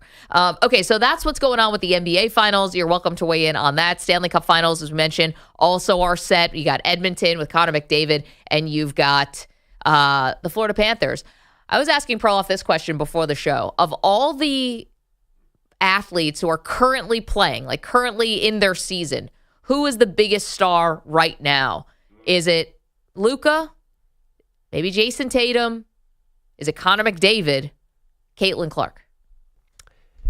It's Caitlin Clark. Or maybe Shohei. I don't know if there's a fifth option here. It's Caitlin Clark, but Juan Soto. I don't want to denigrate what Connor McDavid could be for the NHL. I mean, he is incredible. Yeah. I mean, that goal last night was just ridiculous. I don't even know how. I'm not even sure it was a forehand or a backhand or what he did. It was like magic. He sort of floated around the other team and scored. It was incredible. And, you know, I'm obviously a lifelong Connor McDavid fan since I saw him play Super Bowl week. Yeah, there's a lifelong since February. When you were in town for a different sporting event. It does strike me as, I mean, you can't deny the fact that he's an Oiler, like the great one. It does feel like he is the savior of the sport. So the answer is Caitlin. She's the biggest star, the most visible. Everyone knows Caitlin's name. But Connor McDavid is really special right now in this moment. Like this is, if he wins a title, like a lot of people are going to cross over into hockey. Not like Caitlin Clark. She's still the biggest star here, but let's not say anything negative about McDavid today. Can we put that poll up too, EJ? I wonder if do we put Tatum on the poll? Is it Luka, Caitlin, and Connor McDavid? Well, and Shohei? I'd rather push. Yeah, I think we push Shohei, and I think we don't put Tatum. I don't think anyone thinks he's bigger than Luka. I don't think so either. So there you go. Who's the biggest star who's playing right now? And I think Caitlin Clark could win that poll. The one thing about Shohei, they were like, we're in early June in baseball. Like it feels like Connor McDavid's in the final. Caitlin Clark's Still like a different part of the I season. feel like Shohei is a huge star, but it feels a little odd. Luka's in the NBA Finals right now, but regardless, he is a big star. We were talking about Caitlin Clark because that was one of the biggest stories from the weekend. The Indiana Fever actually played back-to-back games. So they played Saturday, and that's the game that's getting the most attention because Clark took a hard foul from Kennedy Carter in a game against Chicago. This is a team that Angel Reese plays for, so there are already a lot of eyeballs because of the rivalry Caitlin and Angel had in college. And then he had the hard foul. And what's crazy about this story is it appears that the foul is the least, that's the least, the least part of the story. Like that the foul actually is something we see in basketball. This one was egregious. It was kind of from behind. It was a non-basketball play. Caitlin Clark is waiting to inbound a ball underneath her own basket, underneath the sky basket. And Carter just kind of hip jacks her to the ground. And Caitlin did her part too and kind of sold it also. And nobody came to her defense. Like Aaliyah Boston came in, helped her up, but nobody then, got in Carter's face. Nobody started anything. There was just no retribution. Yeah. Like no teammates really had her back. Super weak by the Fever. I didn't read it as they don't like her. I just felt like they're kind of a clueless young team that really didn't understand what was going on. I know, but it's funny, and I'll give them maybe some grace on this too. I think people are figuring out their roles, and clearly the vibes are bad. They've won two games. Is that vibes are bad? I mean, they're just a young, terrible team. Yeah. Why is that vibes? Because it doesn't seem like they're connected at all either. Yeah, but they stink. That's Right. why. I mean, they were the number So it's one chicken team. or the egg. It's like there was nothing. I keep going to Wemby. There was no bad vibes in San Antonio. They just had no talent around Victor Wembanyama. Isn't this the same thing, or is it a different thing? I don't know. I think that if your star player, I can't say she's the best player, but if your star player gets knocked to the ground, and this is on top of other players playing her really physically, and nobody has done anything, and nobody has responded or tried to retaliate on her behalf, I think it shows something's off on the team. I think it's just cluelessness. Honestly, I could be wrong. Maybe they do. It seems like you're implying that they have a little bit of problems with each other, or they're just not got each other's back. I just think they have no idea. I mean, honestly, having watched the Fever this weekend, if they took a swing at someone, they would miss because that's all they do is miss. I don't know if they have problems with each other. I just think they're not a team. Like they haven't gelled, and that's fine. Like it's not the issue, though. fine. That is the issue. Is it that they haven't gelled because they're bad, or is it they haven't gelled because is there some jealousy on the actual team around her? Or is there maybe they're not embracing her the way they should be embracing her? I think that's a fair question. I think that's on the table. I think that maybe just, again, figuring out roles. We hear this all the time with teams. You got to know who the alpha is and then who's the beta and how everyone falls into place. This is a Bill Belichick, do your job. It's like understanding where you are. And at Iowa with Caitlin, that was very easy. Very easy. She was everything, right? And the whole team revolved around her. And I think this is probably a different thing for even her to get used to. How do I handle this? I am the number one overall pick, and I am the star here. There's a lot of pressure on me. However, I'm a rookie, and I still have to be put in my place. I'm clearly being put in my place, and trying to navigate all of that. I think it's hard. Well, hard to define. I think LeBron would tell you that. I think Wemby might tell you that. I think a lot of number one overall picks would tell you that. But I don't understand, though. Like, if one of your teammates gets hit, who cares if it's the star or the last player on the bench? Like, wouldn't you... I'm not sure the equation changes. First of all, you're a terrible team. You have nothing to lose. Like, who cares if you get suspended? You got to fight, right? I mean, I'm not saying, throw punches, but you got to step up. You have nothing at all to lose. You might as well mix it up.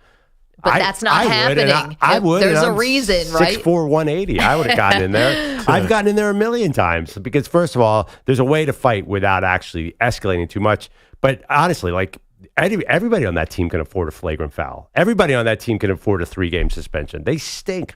Okay, so right now we're asking you on social media. You can follow us at Maggie and Pearl on Twitter. What part of the Kennedy Carter, Caitlin Clark incident did you find most egregious? Was it Carter's foul on Clark?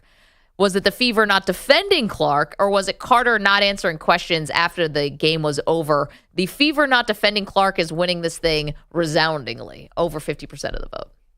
And that is, I think, the correct answer. It is the most egregious part of this. Though the one thing I will say, and something I said the first game I watched, and I don't really think it's really changed all that much from Caitlin Clark's demeanor, but I said that shrugging your shoulders, pouting, slamming stuff on the sidelines, like that stuff that she got away with at Iowa, I said on day one, that's going to get old real fast. Caitlin's body language. Caitlin. Got it. Right. That stuff, and it's not directed at her teammates, though there are times when she doesn't get the ball, she kind of shrugs her shoulders, but that stuff, they don't want to see that. Like, you're a rookie, like, whether you're the star player or not the star player, they want to see you kind of fall in line a little bit, and she showed me from day one she was not going to do that. She was going to still be Caitlin Clark.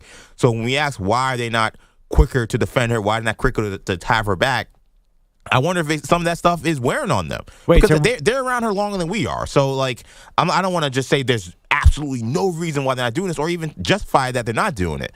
But that was something I saw initially, and I don't think it's really changed. Is it fair to question Caitlin in this and her role? You're asking, EJ. Well, I think that if you're going to be a rookie, I think you have to act somewhat like a rookie, even if you're a star. And to me, she showed from day one she was going to be Caitlin at Iowa, and I think that may be rubbing her the wrong way. I don't know for sure, right? But I did say from day one that's going to be a problem. Wait, if you're 1 from 10 from 3 and your team is 2 and 9, I would hope you're throwing notebooks and acting upset. Like, what? How's she supposed to act? I don't totally understand. Well, no, because you don't what? You don't show up. You don't show the demonstrative actions every time you're not playing well, every time you don't get the ball or you don't get a call. That wears on your teammates because nobody else is acting like her. And maybe it's she's a bad superstar. body language. If Luka, let me give you an example. Yeah. Luka Doncic can do all that stuff. If Luka Doncic was came in the league doing all that stuff. PJ Washington, or if he was Derek Jones, and he was acting the way he was acting, guess what? He'd be probably out of the league because they'd say we don't want to have that. You're not enough of a player to be acting like that. So I think Luka came in the league complaining, though. I remember that. But guess what? Well, he was not complaining like he was now. That's not true. He wasn't like it is now. It's impossible for him to complain more than he does now. He's been complaining a lot. I've seen clips of him. Dude, he's complained since the day he got in the league. He complained for sure. But it's different when you don't come in and you are acting that way. But don't you want your star to be upset if they miss a load of shots? Like, I feel like that's the appropriate behavior. I think your first game, you're slamming stuff on the bench. Yes. It's extra. No, I don't want to see that. No, I'm sorry. I disagree. I wonder, I think body language, definitely. It's like, is it something that's contributing in a positive way, or does it feel like, oh, it's attention on me, right? Okay. I don't know. I think everything's on the table. Again, I said it. I think the vibes are bad. My thing is, I'm not even saying they're losing. I'm not saying, Pearl, that you're not right, that they should just leave it alone. I'm just saying that is something that was going to be an issue if she didn't, like, check herself. She's on the worst team in the league. How is there any issue? Like, she should do whatever she wants. I mean, you can't get worse. I mean, but that's kind of the point, though. If you're on the worst team in the league, maybe you shouldn't be bringing more negative attention onto how poorly you're playing. Like, maybe you should focus that energy more constructively. No, I think you got to act upset when at Iowa. It's not something that's new or like something that they haven't told her about already. She's been told this before. You're the number 1 overall pick. You go 1 for 10 from 3, I think, or from the field. You got to act upset. Don't you remember when her dad said from the stands, knock it off? Yep. That was at the end of the regular season, or maybe it was in the Big Ten tournament. I don't remember. I mean, that first play of the game against the Liberty, and that first game of the season when she didn't get the ball on a play and she shrugged her shoulders and walked towards the sideline while someone went to ISO, I was like, that is not. She better cut that out tomorrow. See, I disagree. I think that coach has got to go because, like, would you start running some plays for Caitlin Clark so she can get up to 20 points a game and I can win my pride? I wish I would have like that coach. I told you she was going to average 20. I'm so mad. She's going to get close. I think she's doing better than you thought she was, EJ. No. Well, she's coming off a game where she not at all. Where if she didn't have that game, her average is getting pretty close there. Anyway, go ahead. If you want to watch the show, come on in. We look great. YouTube.com/Infinity Sportsnet, Twitch.tv/Infinity Sports Network. The chat, the Weedos, the coffee drinkers, they're in full effect today, where Daly says, Caitlin Clark's teammates need to have her back. I don't think she's way out of line to warrant teammates not supporting her, right? Is the body language that bad, or is the exasperation? I mean, her teammates are scrubs. You better support her. Scrubs. I mean, Aaliyah Boston's not a scrub. But they are, they are not good. You have no right not to support her. I agree. 855-212-4227. Okay, so you're welcome to go vote on our poll. Which part of this was most egregious? Again, the foul is not really what has people offended. It's everything that happened after the foul.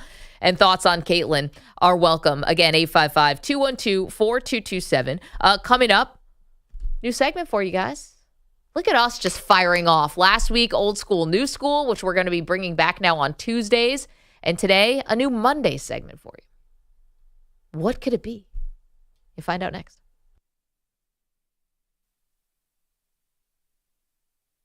You're in a 5-minute break.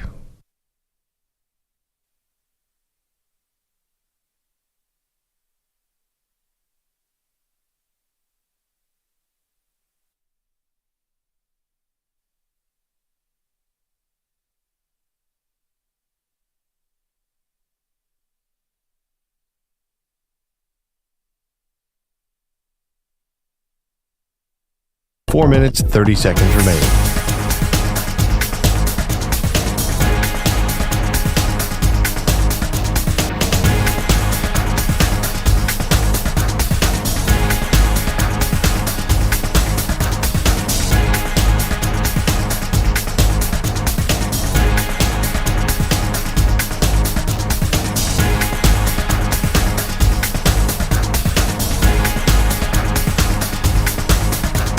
Four minutes remaining.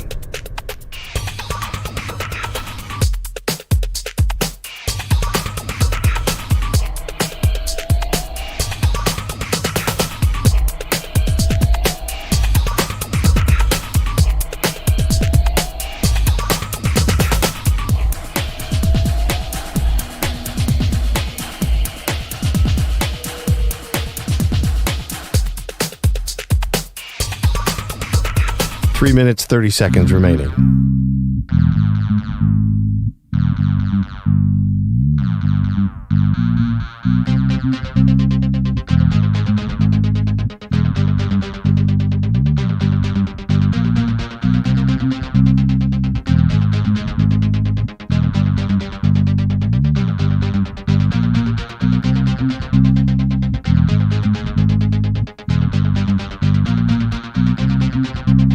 Three minutes remaining.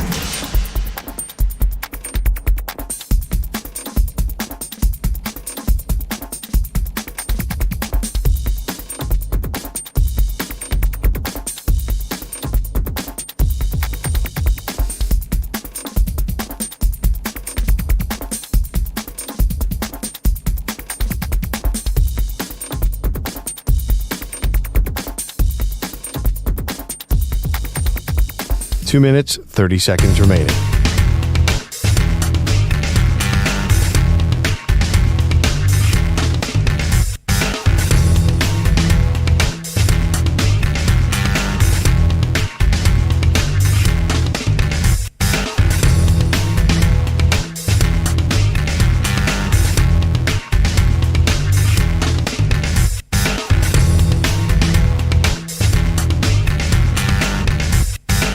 Two minutes remaining.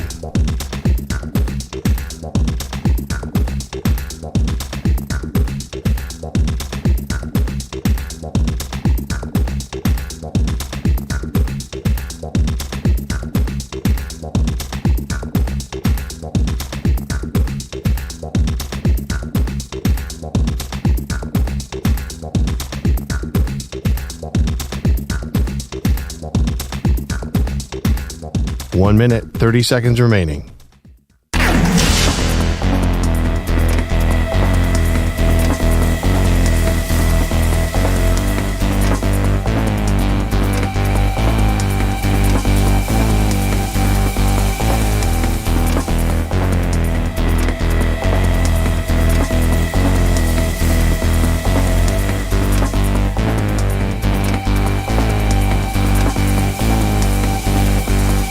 1 minute remaining.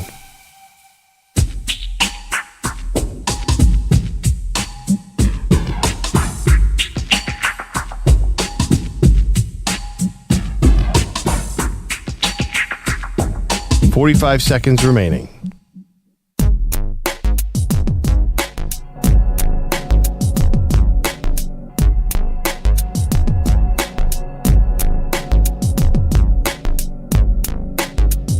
"30 seconds remaining.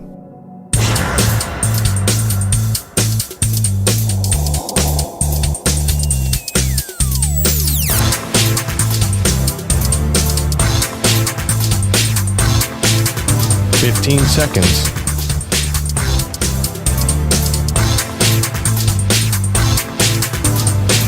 Break ends in 5 seconds.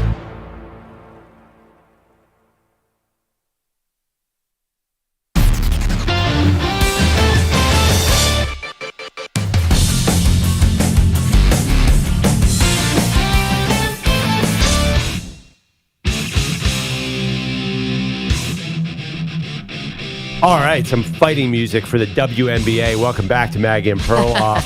It's time to get serious here. Throwing Caitlin Clark to the ground.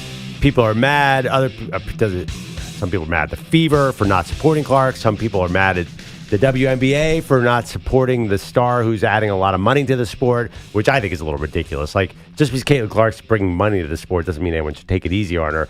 I think it's a rite of passage for all great rookies that you get pushed around a little bit, and I think she's going to be fine. But I do agree with the general take that I think we all agreed that Fever should have supported her more. Yeah, it's funny, though, that her teammates are getting more blowback than Kennedy Carter, who actually committed the foul. Everyone's like, well, I get it. And it's just the teammates now who are getting a lot of the backlash, and then we'll see if anything changes. I wonder if they're going to overcompensate for it, and if they play DC on Friday, and if anyone steps to Caitlin, I wonder if you get the brawl. You know, like you get the brouhaha because there's a sort of pent up, like everyone's reading their comment section and kind of understanding that the teammates are getting a lot of negativity. Yeah, it's a big game, though, because DC's actually, I looked at the record, they're 0-9, so they're competing for the number one pick next year to go 3 number ones in a row for the Fever, so you might want to drop this game. I look for DC to take it easy. Perloff's already calling the WNBA tanking. Yeah, this is tanking 10 for games sure. into the season, 11 games. Mike's in Harrisburg. Mike, good morning. How are you? Good morning. How are you guys doing? We're doing great. What do you have on the WNBA? Good. I want to talk about that Caitlin Clark play with Kennedy knocking her over. Sure. If you look at the Sky bench, Angel Reese celebrates it, and I think that has a lot to do with the energy that the WNBA has towards Caitlin, whether it's the instant stardom or her actions. I think there is something that's not really being talked about as far as the negative effect that Caitlin can have in the sense of what EJ was saying, the way she reacts to negative things and how demonstrative she is in that setting. If you look at Angel Reese, I think that kind of sums it up. I know that they have a rivalry from college, but for the Sky to celebrate that type of play and nobody on the Fever step up, something's definitely up with Caitlin Clark and the way that the WNBA players view her. Yeah, Mike, listen, the Sky, it's not like they're really, they're not a championship contender either. They don't have a lot of wins on the season, and I think they're 4-4 or 3-4, something like that. They lost to the Fever. I mean, that's the ultimate indictment. 71-70. This is not a barn burner of a game, but they definitely seemed a bit more cohesive. And here's the thing, though, about I think Angel Reese and Caitlin, like, can we let it be what it is? They always had to come out and say, oh, we actually like each other. They should not have to say that sort of thing. We don't make men say that. We don't make the men say, oh, we actually like each other. Men will say we respect each other, and that's what the women will say too. But we allow men to just have these rivalries. And it was like with Caitlin and Angel, kept asking, well, do you really not like each other? Like, just let it be. And here's the thing. Caitlin gets a lot of attention. Caitlin definitely did not announce that she was going pro in Vogue magazine, which is what Angel Reese did. Angel gets a lot of attention also. This is why rivalries are good for the sport. And by the way, did you see what happened to Angel Reese last week too? We want to talk about rookies getting hard fouled. I mean, she got clotheslined by Alyssa Thomas of the Connecticut Sun. Way worse than anything that happens to Caitlin Clark over the course of this season. So she's getting her bit of rookie hazing as well. And she said earlier in the season that like it's not the veterans' jobs to like me. They're supposed to really usher me into the league in that way. And perhaps this was her kind of happy to see someone else also getting that attention as well, seeing the foul from Carter onto Clark. By the way, those NBA rivals are pretty brutal right now. I saw the other day LeBron didn't invite one of his rivals to drink wine with him. I know. Or he made him drink Merlot. He's like, Wow. you're drinking Merlot. Here's the Franzia in a box. You'll like it. I don't know if NBA's, except for Draymond talking trash to old teams, I don't know if there are any rivalries in the NBA right now. How about guys in Portland? Good morning, Guy. Hey, good morning, guys. Hey, I just want to say I'm defending Caitlin Clark. I'm actually ashamed of these haters hating on my baby. She's got the best record. Not your baby.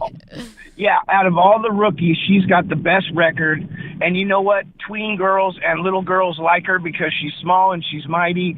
Diana Taurasi, you know what? They didn't choose you like they did Caitlin.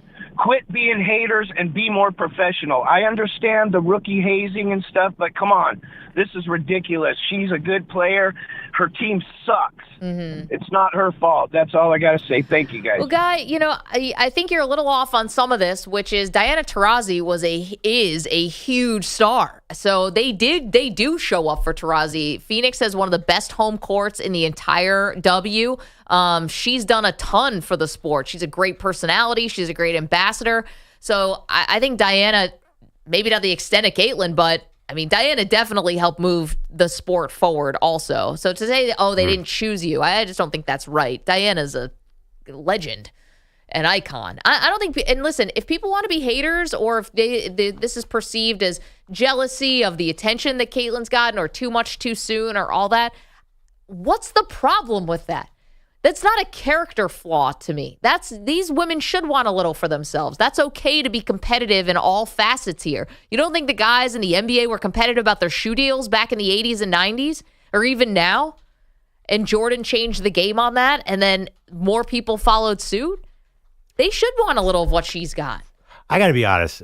I think he's right. I don't think Taurasi moved the needle like Caitlin. I just was looking at him like, I saw a highlight of Taurasi went off from 3 yesterday. Well, she's 40. Right. It was amazing. Yeah. And the headline is, Diana Taurasi's big WNBA day leads to ruthless Caitlin Clark clowning. So what's the story about, even with her? It's about Caitlin Clark. I'm sorry. It's just, that's a reality. Like Diana Taurasi, I don't know about choosing, but she's not a star like Caitlin Clark is a star. That's the way it is. Okay, but here's the thing. I think a lot of why Caitlin is a star now is also because we, sports fans, society, whatever you want to say, we were ready for Caitlin. If Caitlin comes out into the WNBA in 2000, I don't know if she lands with the same sort of explosion because I don't think we were ready for it. And the reason we're ready for it now and to embrace her as a star is not just the logo threes. It's because of women like Diana Taurasi and other stars who've built this up. Like, you've got to be ready for your moment. And I think the WNBA is ready for their moment because they've had these stepping stones, and Taurasi's was a big one. So you think that there's no jealousy over her because they realized that they were part of the process? Oh, I said there is jealousy, and I'm okay with it. I'm okay with the women wanting a little of what she has. Why do you think they're jealous? Well, maybe because they think it's too much too soon, right? Right. They think that she's the biggest star, and they know she's a different kind of star than everybody. Like, I'm sorry, she's a totally different kind of star than Diana Taurasi. That's fine, but walk down the street with Diana Taurasi. I think she's definitely getting stopped everywhere she goes. I think she feels the fame. I think your read is off on this one. I think it's 10-1, Caitlin Clark. Well, now, because Taurasi's also past her prime. Well, you wouldn't know it from how she played yesterday, but she's also on the back end of her career. At peak, whatever her peak was, I think Caitlin Clark is 10 times more famous. Again, Diana Taurasi at UConn was a pretty big famous. deal. I mean, also is she more famous now because, again, we're like open to this, and it's because of like the smaller victories of the women before her. That might be true, but I do think, Yeah. I mean, you guys are saying Taurasi at her peak was in the same thing as Clark, and I just don't agree with that. I'm not saying that. I'm not saying that either. I'm not saying that that's the same. I just think that they're saying, nobody picked Diana Taurasi. I think Taurasi's pretty comfortable with her level of fame. I'm sure she is. Right, but I'm sure 5 million tuned in for her college final, where 18 million tuned in for Caitlin Clark's final. That's possible. 855-212-4227. I promise, debuting this new segment, we've got to kick it to the next segment because we got all caught up talking about Caitlin. And Andrew Bogusch is here with headlines. Hello. And I'll stick with her. Over 17,000 fans in Brooklyn last night for Liberty Fever. Those there for Caitlin only saw 3 points and an injury scare. Clark and Aaliyah Boston left the court in the fourth, banged up for Indy. Aaliyah was an ankle and Caitlin with an ear, something going on with her ear, but that's all. I don't know anything other than that. Coach Christy Side's This voice poor remains woman. day to day as Her well. vocal cords. Again, Boston hurt an ankle. Clark injured her left ear on a collision, accidental, regular collision on a screen. She did watch the end of the game from the bench. It was a 104-68 Liberty rout. Second time they have beaten the Fever by 36 points. That's right. This season. Go Liberty. Back to weird voices now. What the hell happened to Paul O'Neill in the Yankee booth yesterday? I was looking at those names around it, and he's right behind ELLY de CRUZ. How? That's a tough one. Yeah, it is, or it's not at all. That was from yesterday. I'm guessing they were talking about the league leaders in stolen bases, which got them on ELLY de la Cruz of the Reds. We almost lost Paul O'Neill because of it. What went on there? He's like short-circuited. And if you stick around long enough, I'll talk myself into a lot of different situations, but never, I hope, like that. I mean, some of these NHL names, I assume they're a little harder than ELLY de la Cruz. They're a little bit, but I think I sell them well, and I'm not getting them correctly. Oh, okay. He almost swallowed his head. My point, it's not hard. I can't say any name, and I can say his name. That's not a hard name, right? Well, also, this is somebody who spent their entire life basically in a Major League Baseball clubhouse where you have all these Latin players. So it's not like De La Cruz is probably something you've come across before when you spent 20 years in the major leagues. You don't even have to come across it. It is what it's spelled. I mean, there's no... It's the easiest name in baseball. I think it's the ELLY that got him wrong. Yeah, Even though he got it right, I think that in his brain ELLY de CRUZ. Honestly, though, I would not say this to Paul O'Neill's face because he might take a baseball bat to a water cooler right next to me, and I would be scared. I think this is great. The Reds should really they should make this a whole thing. Like they should have when they announce his name when he comes up next time at home, they should play the ELLY de CRUZ. He's just drowning. Save this man. Paul O'Neill's drowning everyone. He made like a EDM remix of this song. Yeah. ELLY de There you go. His voice almost changes like Tyrese Halliburton. It's a whole other thing. Yeah. That's like the new song of the summer where it's like, I didn't need a guy in finance. 6'5". ELLY de CRUZ. I'm going to France later this week. I feel like I'm going to hear some people that sound like that name. CRUZ. Is that the devil coming out of him? The exorcism? CRUZ. ELLY de CRUZ. The best news, though, guys, is the Yankees are playing better than Paul O'Neill is talking. 1-0. Swinging a fly ball. Deep right field. Yastrzemski turns and watches. It is gone. A go-ahead two-run blast by Juan Soto. Wow. Justin Shackle saying names correctly on Yankee radio. The Bombers scored 4 in the ninth, including that go-ahead two-run homer from Juan Soto to steal a 7-5 win from the Giants. It's a 3-game sweep and a 7-2 road trip. And they also have Garrett Cole beginning a minor league rehab assignment tomorrow with Double-A Somerset against the Hartford Yard Dogs. Cole thinks he'll need at least 2 starts before he's ready to make his season debut. He's been out with nerve inflammation in his elbow. They might win 80 games by All-Star break. Hopefully. Fingers crossed. 42-19 right now. They're getting there. Just like the Panthers in the East, the Oilers fell behind 2-1, then reeled off 3 straight to reach the Stanley Cup final. They held off the Stars 2-1 in Game 6 in Canada last night. Connor McDavid scored a goal, set up another. Then watch Stuart Skinner make 14 third-period saves. A lot of people doubt him. A lot of people don't say the nicest things about him, but he is an elite goaltender in this league. He really is.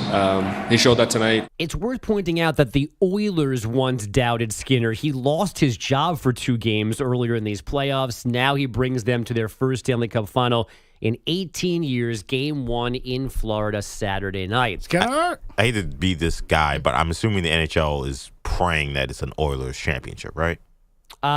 They certainly want a long series, but yeah, they want McDavid to win. Right.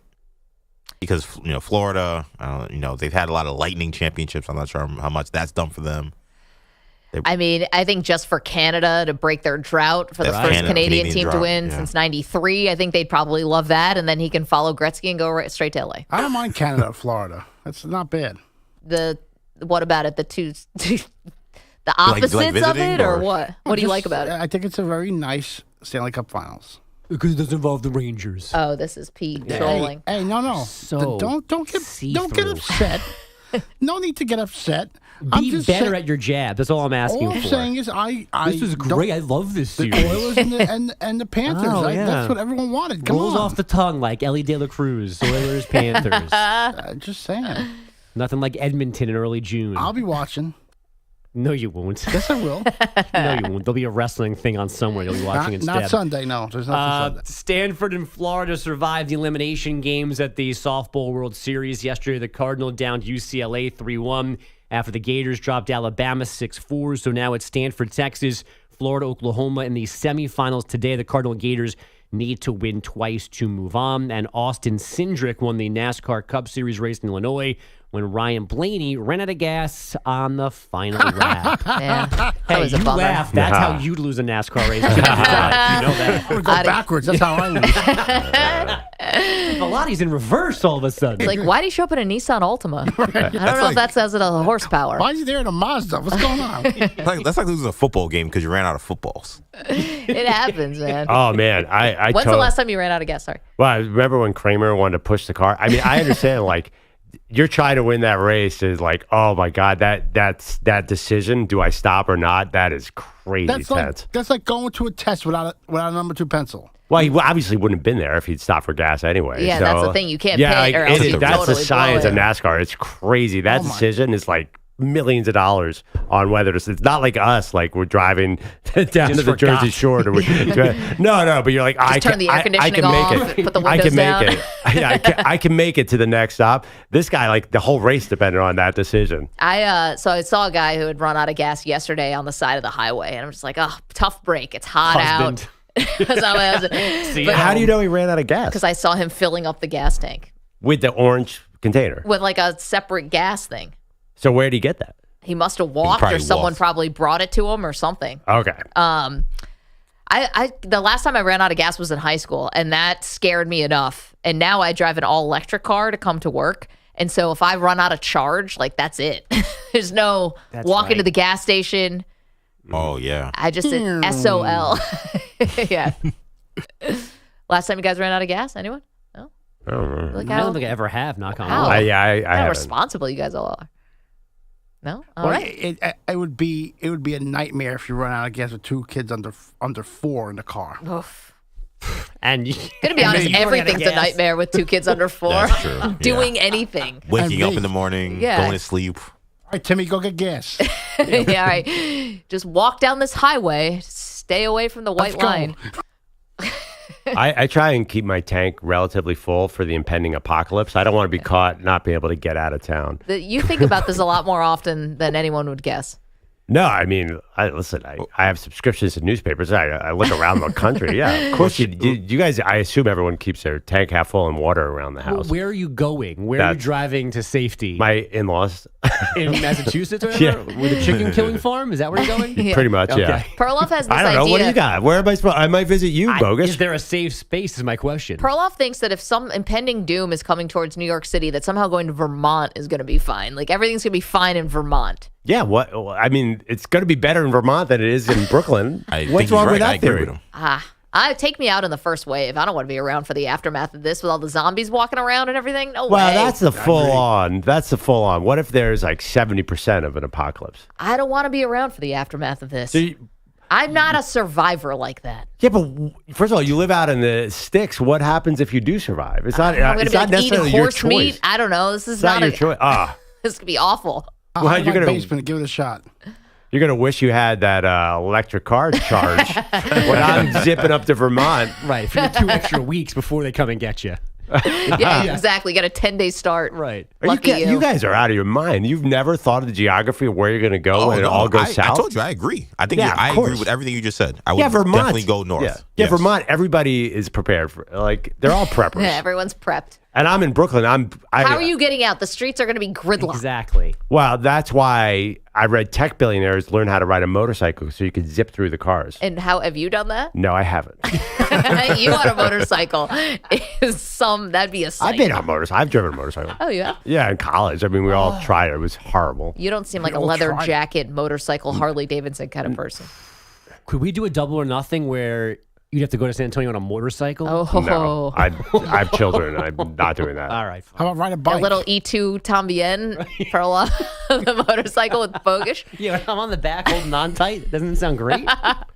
I guarantee one thing: the E2 Tambien is not a reference that Yeah, I know. that our audience is getting. I didn't get it, but I figured it out in the end. No, It you involves didn't. me hugging you. That's all I care. And more. Yeah. 855-212-4227. All right, we promised a new segment. We'll give you a new segment next. You're in a 5-minute break.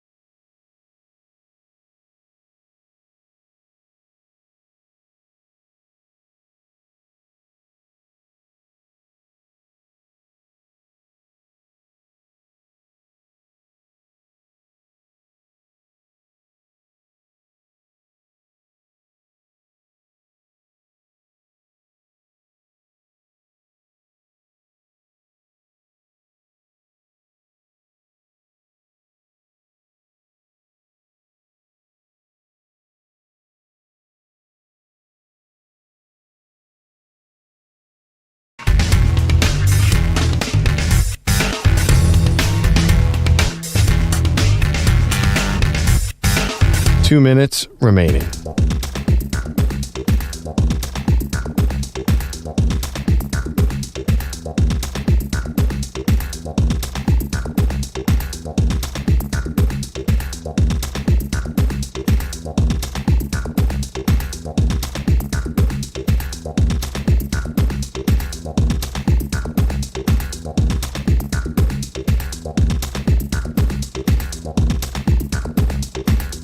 1 minute, 30 seconds remaining.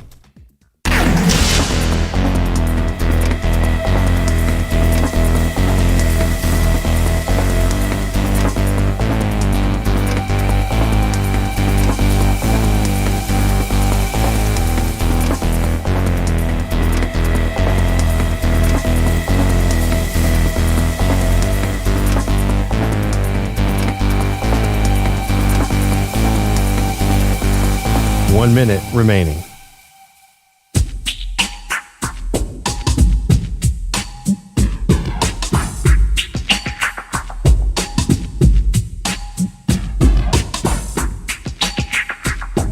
"45 seconds remaining.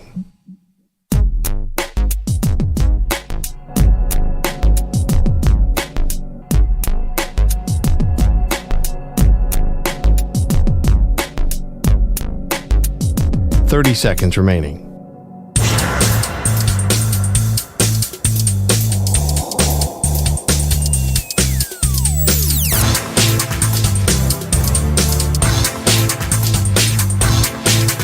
"15 seconds.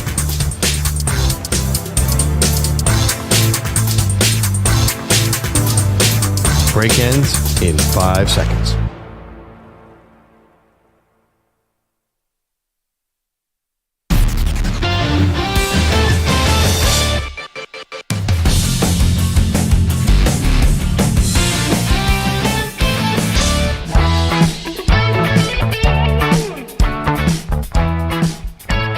Maggie Gray, Andrew Perloff. Time to debut our newest segment. It's called the M&P 500. The M&P 500 on the Infinity Sports Network. And this portion of the show is brought to you by Wesley Financial. Stuck in a timeshare and want out? Contact Wesley Financial Group now and get a free timeshare exit information kit at wesleyfinancialgroup.com. All right, Perloff, the new segment called the M&P 500. Stock up, stock down on someone or something from the weekend. So who is your stock up? Stock up, the National Hockey League, NHL, huge victory getting Connor McDavid to go through. And not only did he go through, he had a highlight goal last night to send the Oilers to the Stanley Cup final to face the Florida Panthers. Dallas is a fine team, and there's nothing against them, but this is much better for the league. I think they've lacked a singular star for a little while. And even, I hate to say it, even the Crosbys and the Lemieux, and nobody's ever been Wayne Gretzky again. I'm not saying McDavid can do that, but the fact that he's an Oiler makes it even cooler. Has a historical tinge to it. I'm excited to watch this final just for him. He is a superstar. Definite stock up. For me, stock up is the PGA. It's been a rough couple weeks for golf when your best golfer gets thrown in the slammer and all of that around it. This was a cool moment, and this comes from the RBC Canadian Open. And I'll be the first person to admit, I did not know this was a rule in professional golf. If your caddy goes down with an injury or cannot serve their duty, you can pick somebody out of the crowd to come and carry your bag. And that happened to CT Pan over the weekend. Jane Lowry's caddy picked up the bag. They actually brought in a random person from the gallery. Yeah, this is allowed. You can take anybody at any point in time. What a nice man to help out, and what an honor for him as well. And gosh, our best wishes go out to Fluff and hopes that he's doing okay. Yeah, so Fluff, this is CT Pan's caddy, went down with a fall, and now they picked out Phil. Phil was a random guy who happened to be watching the RBC Canadian Open. It was like, you, get out of here. And I'm no disrespect to Phil, but if you're trying to do a little theater of the mind here, Phil, his doppelganger Perloff would be Chris Farley. Phil was not a small guy. Phil was on the bag. Here's more. What an experience for this fan. Yeah, and CT Pan's just like, hey, dude, can you just carry my umbrella in my bag, try to keep everything dry? But it's going to take a lot of effort for him to keep it dry. I'm glad to see it stopped raining. Yeah. Good luck, Phil. That feels like, yeah, you want to try the 3-iron here? Phil, the caddy, gets picked out from the gallery. All right, we're doing Maggie and Perloff, the M&P 500. Stock up, stock down. Who's your stock down? Stock down is the sport of tennis. So Coco Gauff, who's awesome, is complaining that the French Open is playing too late. There was a match ended at 3 a.m. I think that was the Djokovic match. Yep. So I am a person that complains at the 8 o'clock start of NBA games. 3 a.m. is not working for me. All of sports needs to start earlier. And this is not just an old man take. I always kind of found it annoying late night starts. The French Open, 3 o'clock in the morning. What are you doing, French Open people? You know how these matches are right now with the parity in the sport that they go on all night? So they had a match that ended at 3:07 a.m. local. There's no way I would have woken up for that match. Actually, I could have woken up for that match because of the time change. Yep. No, you can't do this. Tennis, start earlier. What are you doing? Yeah, these 10:35 starts and stuff. I know there can be fun at the U.S. Open and stuff, but they're brutal. And for the players, it's hard to recover. All right, my stock down. Yes, I'm sorry. By the way, that match lasted 4 hours and 30 minutes. Maggie, you're a tennis player. Can you play a 4.5-hour match? I can't play a 40-minute match these days. My stock down goes to my Buffalo Bills. I get outside the box thinking, but this is a team that's supposed to be a Super Bowl contender. What are they doing? We're signing GABLE Steveson, a college wrestler. Granted, great career, University of Minnesota, decorated college wrestler, gold medalist, but this is what the Bills have to do to try to find defensive line depth, is to sign somebody who's never played before. I get the outside the box thinking, but come on, this is a little ridiculous. This is something a team with no expectations can do. You can't actually sign somebody who has no experience and think this is someone who can come and help you when you have championship aspirations. Get out of here. The good teams can do this because they have talent everywhere. The Chiefs signed a rugby player this offseason. They're the best team. The Eagles always sign guys. Like, that's what good teams do because they can afford to mess around. Okay, but we've seen some rugby players actually have success. Who's the last college wrestler who stepped in and had success? I mean, there's lots Just wrestling, I'm saying. Well, there's a lot of NFL players who are awesome wrestlers. Ray Lewis was a monster in the wrestling match. I know, but he also won a championship for the University of Miami. Well, you got to first of all, there are not that many rugby players having success. Usually they're on special teams, except for like Mailata and those guys. Yeah, but this can't hurt. What's the big deal? Sign actual players from actual colleges who played actual college football. They have. We get to Caitlin Clark next.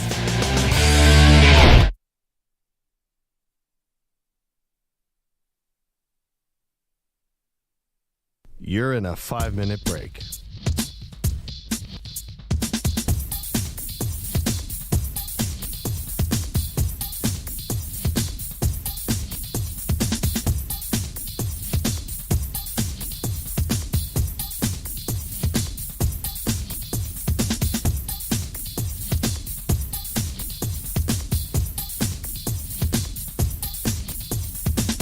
Four minutes, 30 seconds remaining.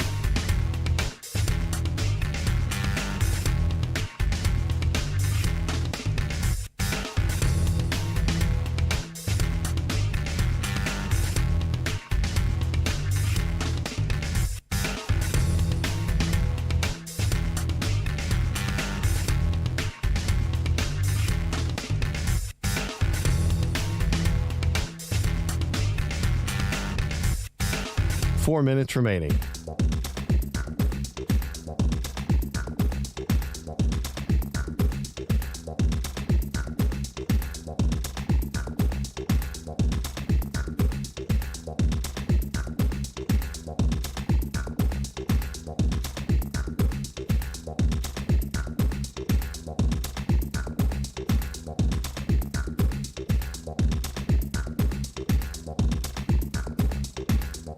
Three minutes, 30 seconds remaining.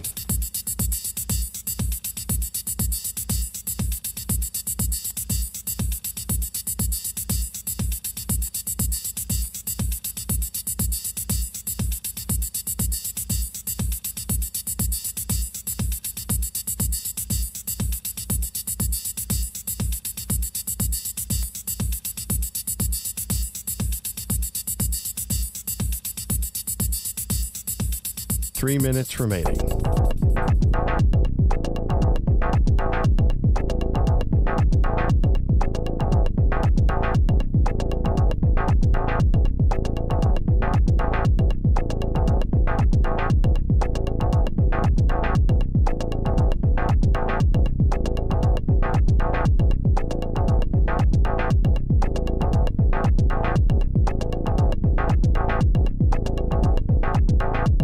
Two minutes, 30 seconds remaining.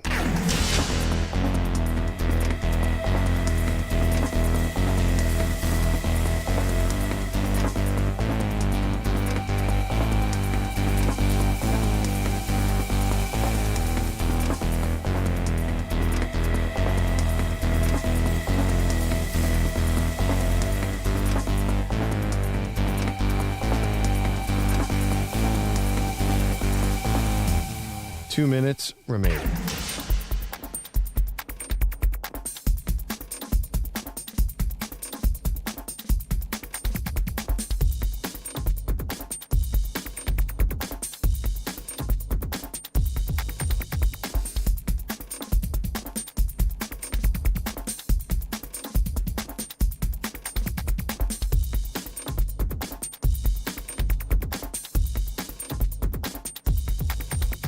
One minute, 30 seconds remaining.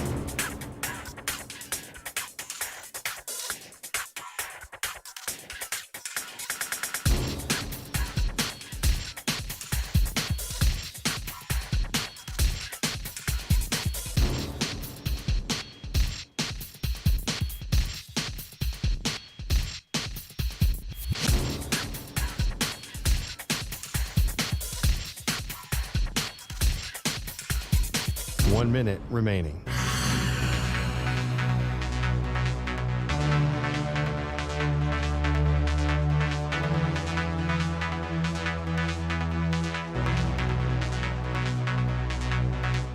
Forty-five seconds remaining.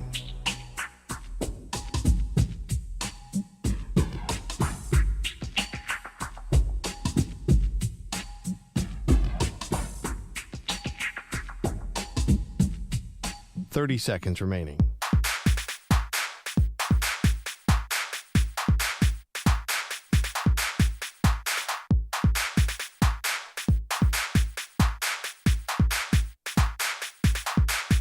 Fifteen seconds.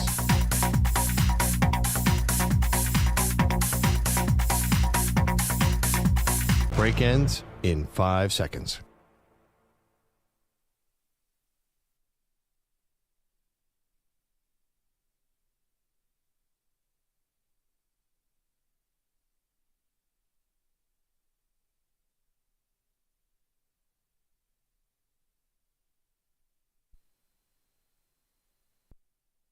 Perloff on the Infinity Sports Network.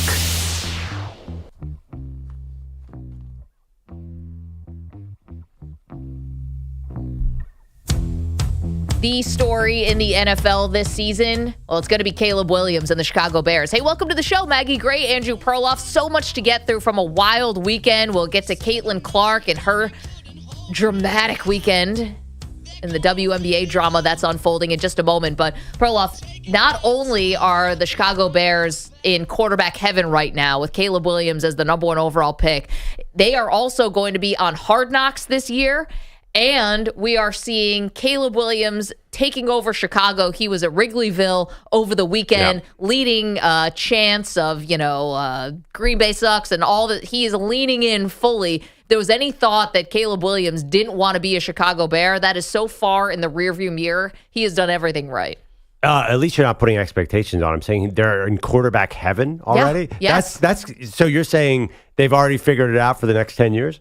Yeah, I think Caleb Williams is going to be that good. Now, here's one thing I'll say about them being on Hard Knocks, and it's rare that we get a rookie quarterback with this kind of expectation on Hard Knocks. It's and no doubt that show, whether you watch it or not, you're going to be aware of some of the more embarrassing moments that happen from that show. So if anything does come up, I didn't watch a lot of the Hard Knocks with the LA Rams, but I saw the clip where Jared Goff didn't know that the sun rises in the east and sets in the west, and I was like, I don't know if that guy's going to be that smart. Turns out he's fine, and he's gotten paid 1 million times, and he's okay. But of course, a lot of rookies played on Hard Knocks. Who cares? What's the downside? Well, the quarterbacks who are number 1 overall picks, we don't see that a lot. Jared Goff, Baker Mayfield, but not often. And Caleb already has a lot of eyeballs. If anything does listen, nothing on Hard Knocks is going to derail the season, but it just adds another element of pressure for sure. I don't think so. Hard Knocks, first of all, Hard Knocks is edited. The team has a shot at it.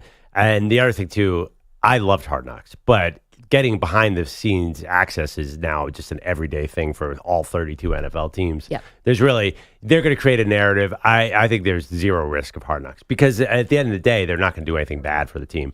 It just never happens. I know, but somehow that Jared Goff quote got out there. The team saw that and they just let it go. Yeah, I understand. But then again, Jared Goff played just fine. It really wasn't a big deal. Here is DeAndre Swift of the Chicago Bears saying Hard Knocks does bring attention, but he's focused on football.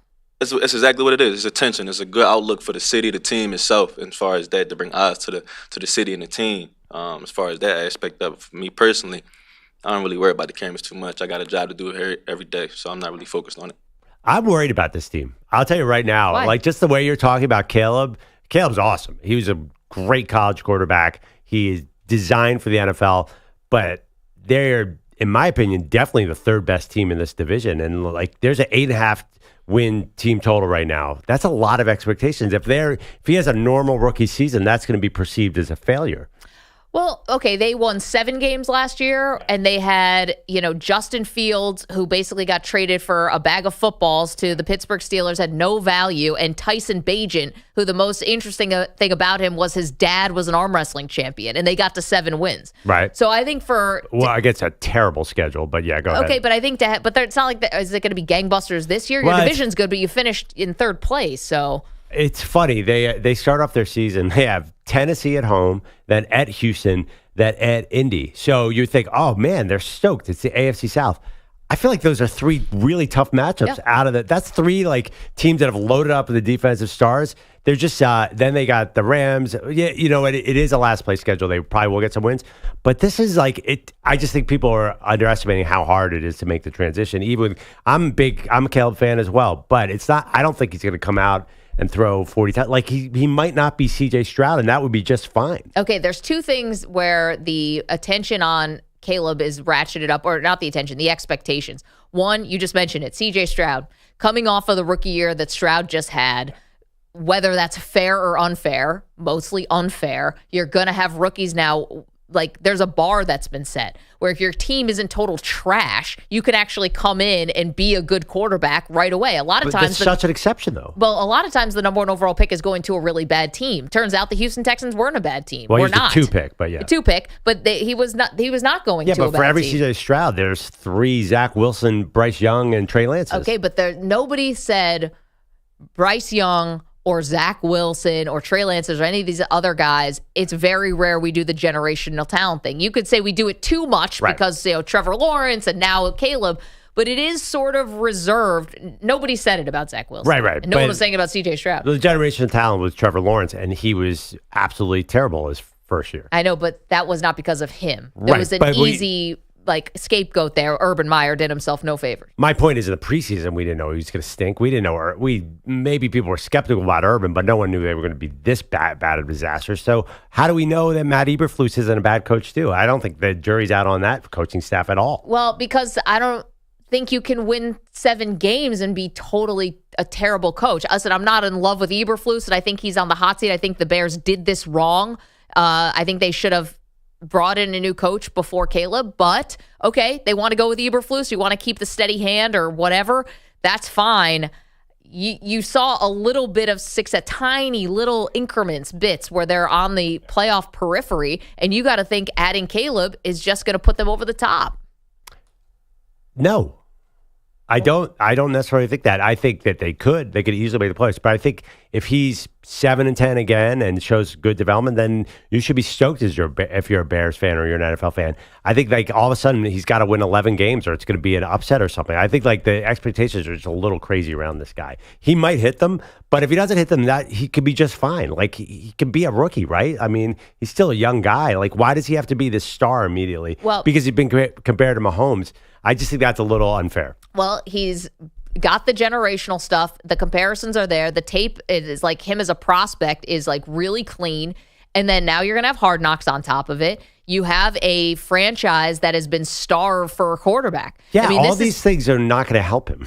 What good does that? Just because Chicago has never had a good quarterback and Hard Knocks is there doesn't mean that he should have different expectations than any rookie. Let him be a rookie. No, but you're asking why these expectations, and I'm giving you all the reasons. No, I understand why, but they're not fair. Like, let him be a rookie. Well, I mean, fair, unfair, what are we doing here? It's professional sports. I mean, I don't want to take the joy away from a Bears fan right now who's super excited. And if he comes out, I don't think he's going to look like Bryce Young. A lot of it's going to be how he looks. If he looks like a deer in headlights, if you have, things that followed him from USC where he seemed aloof or apart from the team or any of those other character things that have basically kind of been disproved and kind of dispelled But nonetheless, they existed last year when he was with USC as a sort of like the team and him and these sort of things he had to overcome.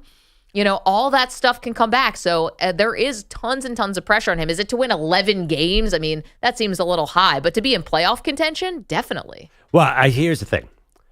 I understand what you're saying. But what we do is, as a media, and I do it too, is like we're raising him up. Then we're going to really enjoy just cutting him down. So that's the thing. Like, I think this view of Caleb Williams as a sure thing will boomerang on him if he has normal rookie struggles. He might not. He might be already ready to go. But there's definitely going to be a point where the more we elevate him, the farther he's going to fall. That's just the nature of how stories work. So I think he's going to get some unfair expectations. Now, again, he could easily hit them, and they could be 11 wins, and we won't even talk about this. But if he does struggle as a rookie, he has every right to be a 22-year-old who struggles. He has every right to go 6-11. I have so much trouble getting the records right on the 17 channel. You're the Ivy League person around here. I mean, listen, they have this veteran receiving core, and there's going to be a ton of attention on him. But you know what? He should afford the normal growing pains of a quarterback, and I don't think that he's going to get that. I think you're right. And the reason why we're talking about Caleb Williams, and obviously the Bears are going to be on Hard Knocks, and he's already got a lot of attention. Now there's going to be even more. And I'll tell you why. It's not because of anything that I've said or you've said or even the fans being that excited. All that plays into it. But you want to know who's adding the pressure that Caleb's going to be good? Maybe not right away, but that he's going to be good quickly? NFL scouts. The scouting report on Caleb Williams is immaculate. Don't blame media. Don't blame fans for getting excited. The football people are telling you he's going to be great. So if I can't follow the football people, and yeah, they're wrong sometimes, but he's been touted as this guy when he stepped on campus at Oklahoma.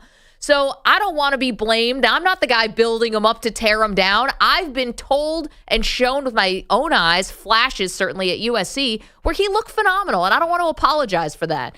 Do you want to apologize to Trevor Lawrence, who has gotten the same problems? Like, he's been fine as an NFL quarterback, and people think he's a disappointment. Well, I mean, jury's not out on Trevor Lawrence yet. Pretty good player who, if he was a second-round pick, I remember like, wow, that's a great second-round pick. I thought that at the beginning of this season, I thought he was looking like he was going to be elite. And then he started to get hurt a little bit, and he was playing through injuries and stuff like that. And they didn't make the playoffs. So I'm definitely not I'm not selling stock on Trevor. I think Trevor's still going to be awesome. Yeah, but, we're talking about expectations. Like, the expectations on Trevor have always been crazy. They've been through the roof since 9th grade. Same with Caleb. Caleb came in through 5 touchdowns in his first game. Of course they're huge. I mean, this thing about the scouts, I do think that there are scouts who probably are mixed on him. We don't have access to all the real scouting reports. He's not huge. I mean, he's a slightly smaller quarterback. I would not discount that completely. Like, I don't think I hate to be the guy who's going to be like, he's going to watch him throw 5,000 yards. Like, he's not as pristine. He's definitely not Trevor Lawrence. Like, I think he's a notch below these real generational guys. Don't you think? Because he's short. What is he, 6'2"? I think he's listed at 6'1". I'd like to see his combine measurement. And also, too, he's got a great arm, but we've argued about this. He's not Patrick Mahomes' arm. Like, the Mahomes comparison is so unfair. That's just ridiculous. Well, it's the off-platform throws is why he gets the comp to Mahomes. We always do these comps where we have, like, Mahomes is going to be the GOAT. He's going to end his career as the greatest quarterback of all time. Can't we find something in between? No. No, you love comps. I'm surprised that this coming from you. Yeah, no, I love comps, but like, what do you think's the right comp for him then? If it's not Mahomes, I think it's really unfair to have a rookie quarterback's player comp to be Patrick Mahomes. Yes, I think that's completely unfair. Patrick Mahomes. They did that to Zach Wilson. That's unfair. Trevor Lawrence, excuse me. Zach got a lot of Aaron Rodgers. Yeah, and that's not fair either. No, that's what I'm saying. Like, there's player comps always tend towards the most famous. Like, anybody who's player comp to Tom Brady, I'll tell you right now, that's not fair. And Mahomes is the same thing. Like, Caleb could be a Pro Bowler. That doesn't mean he can throw a no-look left-handed pass in the Super Bowl or whatever crazy stuff Patrick Mahomes does. Okay, we have a question out there for you. You've got 2. Our poll questions. 1, who's the biggest star currently playing in their sport? Is it Luka? Is it Caitlin Clark, Connor McDavid, or Shohei? Early returns, Caitlin and Shohei are basically neck and neck right now, and we'll get to Caitlin Clark's dramatic weekend in just a moment. And another poll question off of Caitlin, so let me set that story up for you. If you were not watching over the weekend, the Fever played back-to-back games. They played Saturday and they played last night. Saturday, they won. They beat the Chicago Sky. That's not really the story. The story is that Caitlin Clark got a flagrant foul on her by Kennedy Carter, who plays for Chicago, and she's, Kennedy Carter's got a little bit of a history, a little bit of reputation, being kind of a tough player, a little brash. She's already been on 3 teams. And her and Caitlin are kind of throwing some elbows. They're kind of jawing at each other, going up and down the floor. And as Caitlin's about to inbound the ball after Carter had just scored, Carter comes up from behind her and sort of hip checks her. Caitlin goes to the ground. And then not much happened after that. Eventually, Aaliyah Boston, Caitlin's teammate, comes over and helps her up off the ground. But there was no real retaliation. And Caitlin has said, this is kind of my life now. My life now is players on the other team being really physical with me. And this is just sort of, it is what it is. I think what gets fans the most upset about this is the fact that Caitlin's teammates have allowed this to go on. And it's not the foul that actually got people riled up, Pearl. It's actually the fact that nobody came to Caitlin's defense, that people are reading into this means more, you're allowing other players to get physical with her. You're not doing anything about it. How dare you? I think Matt Barnes said, y'all should be ashamed of yourself. And of course, Matt Barnes was like a famous enforcer. Yeah, this is my defense of the Fever. I think they're just a terrible young team who has no idea what they're doing. I don't think it's personal. I don't think they're competent enough to understand that they have to support their teammate. I assume based on their record that they're a younger team. It's hard when you're a bad team. Like, I don't think you know how to do that kind of thing, right? Is it ignorance or is it willful? Like, we don't like her. See, to me, it's more just ignorance. Like, I don't know how to I'm new to this league too. I don't understand how it's supposed to work. Right. I mean, I think though people know basketball. Right? You guys play basketball, you play organized, you play pickup, whatever it is. You kind of understand there's like a lay of the land here, which is you don't have to like have a PhD in basketball to know that if the star player gets knocked down, you get in somebody's face. It doesn't mean you have to start swinging, but you do get in somebody's face about it. This feels like a no-brainer if you've really been playing the game as long as these women have. Right, but picture you're one of the bad teams in the NBA. You're the Washington Wizards, for example, and somebody knocks down Corey Kispert. Do you know to run after that? I don't think bad teams just don't really get all that. And I think this is a bad team. By the way, is Corey Kispert still in the Wizards? I don't know. He is. Fact check that. Exactly, great. That was Perloff shooting his own logo shot, just praying that one went in. Does Corey Kispert play for... I went to a Knicks-Wizards game, and Corey Kispert dropped 32. He's like 7 other Wizards were hurt. Yeah. But my point is, like, these young teams, I just don't think the great teams obviously have enforcers in place. Obviously, the Fever don't have an enforcer in place. They're trying to find somebody to play basketball. They don't have these roles to find. Yep, I think that's what they should do in this week off. They don't play again until Friday. And if I were Christy Signs and if I were coaching this team, I would start maybe not saying, hey, you go be a goon and you have to go do this. But I would have the women take a look at themselves. Who do you want to be on this team, right? And how are we going to do this? Because the opponents aren't going to back off here.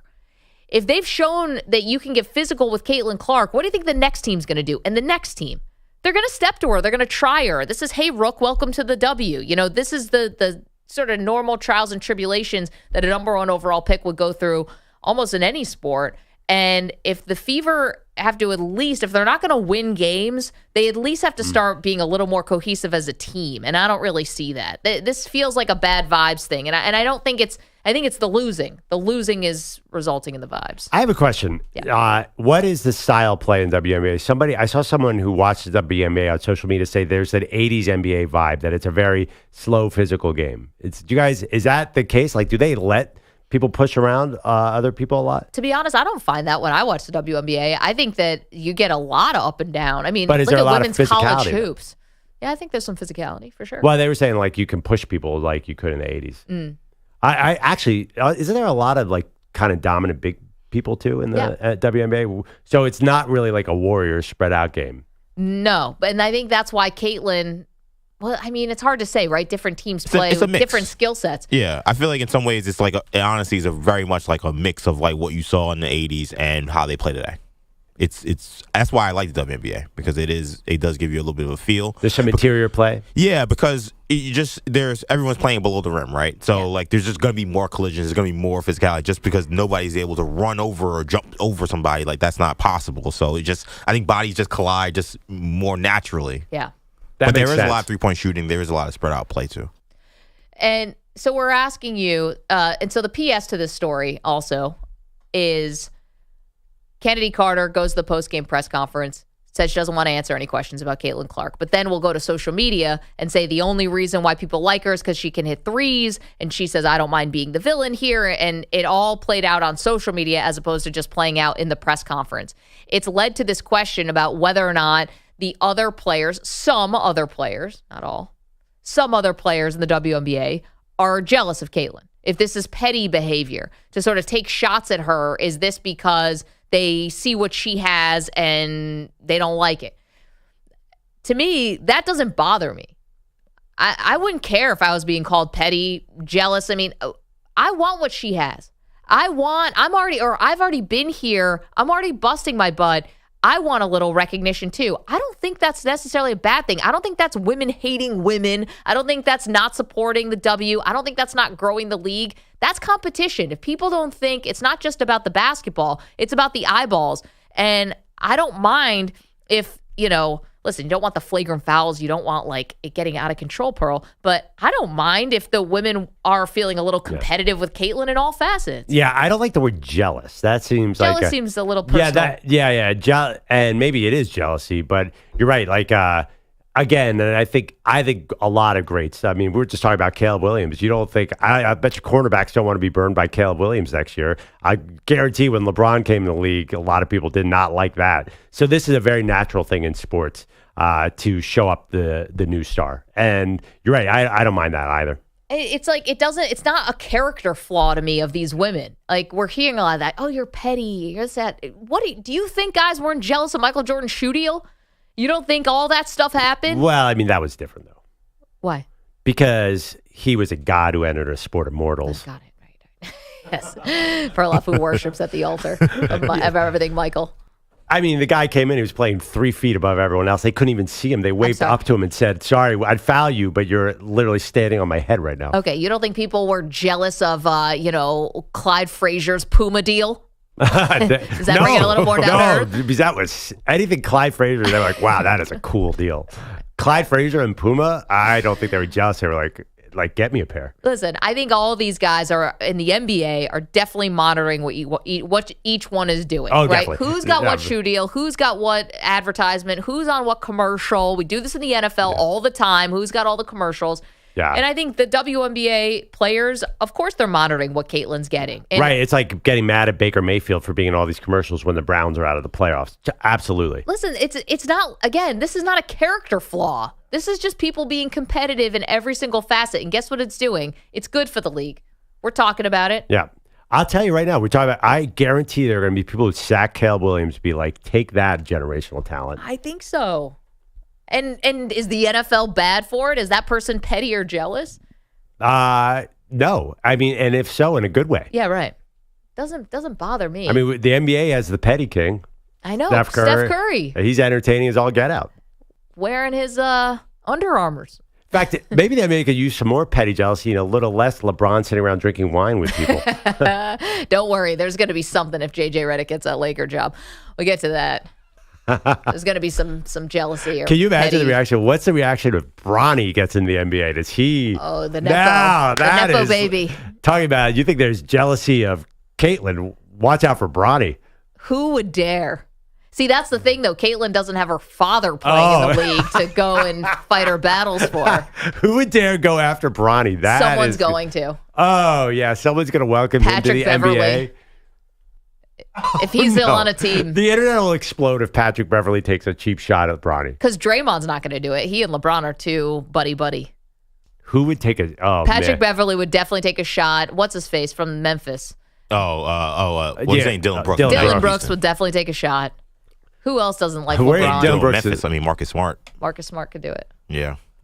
Yeah, there's gonna be. Oh yeah, or the first time Jimmy Butler. he gets dunked on and gets his shot blocked. It's gonna be an extra stand over, look at him. It's gonna be all that. Do you think someone will randomly come up and elbow him when he's standing there, like Caitlin Clark? I don't know about that. Maybe. Meanwhile, then the Fever played another game yesterday to the Liberty, and they got blown out. It's been a rough start to the season for Caitlin. This has not been a welcome, red carpet here to the WNBA playing wise. The team's won 2 games. They've played 11 games in 20 days. It's been tough. Well, but we knew they were going to be bad. I think she's done enough to be interesting. Like her stats, 15.6 points, 4th in the league in assists. She's fine. 855-212-4227. So you're welcome to weigh in. We got 2 things for you. The Bears and the expectations for Caleb Williams. And then your thoughts on Caitlin Clark and the drama from the weekend. Which part of this did you find most egregious? Was it the actual foul and the hard play against Caitlin, or was it the fact that none of her teammates came to her defense? 855-212-4227. You're in a 5-minute break.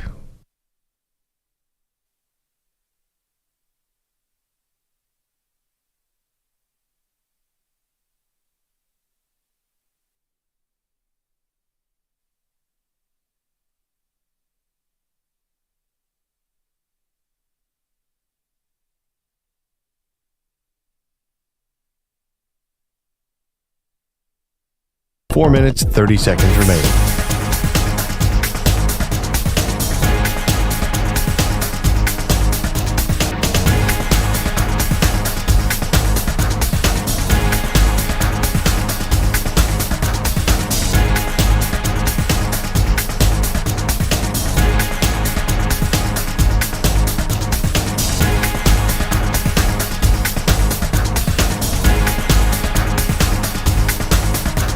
Four minutes remaining.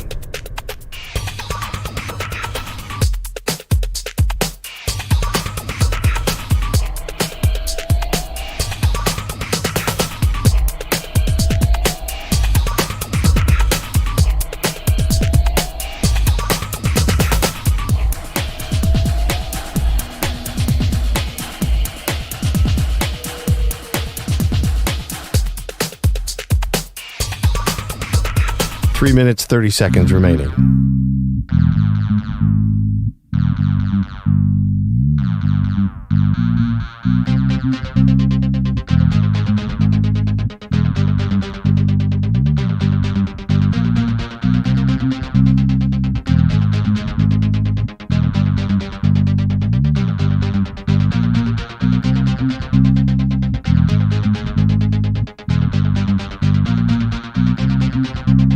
Three minutes remaining.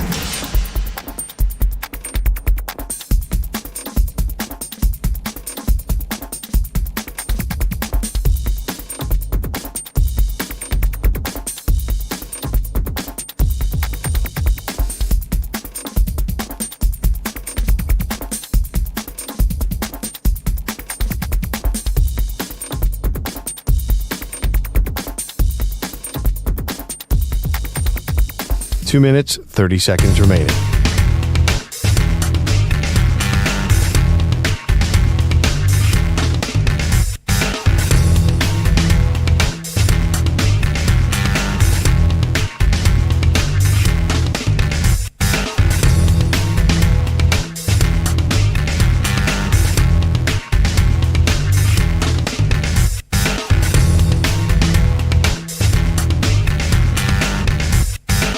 Two minutes remaining.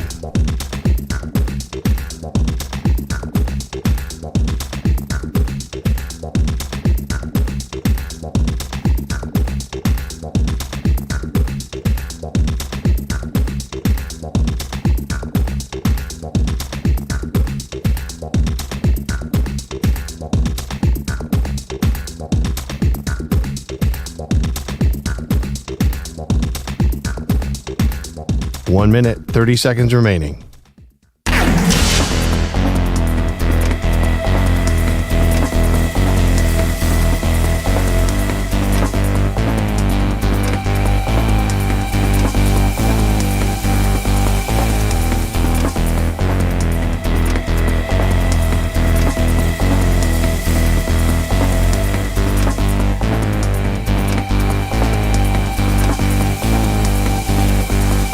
1 minute remaining.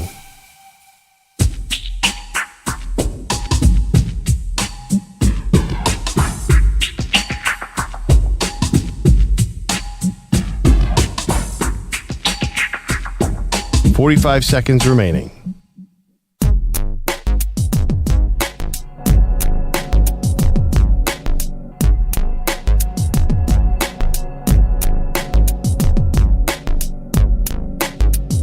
"30 seconds remaining.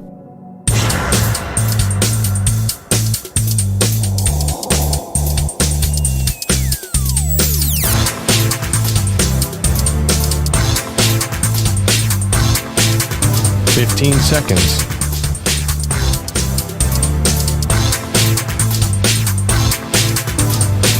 Break ends in 5 seconds.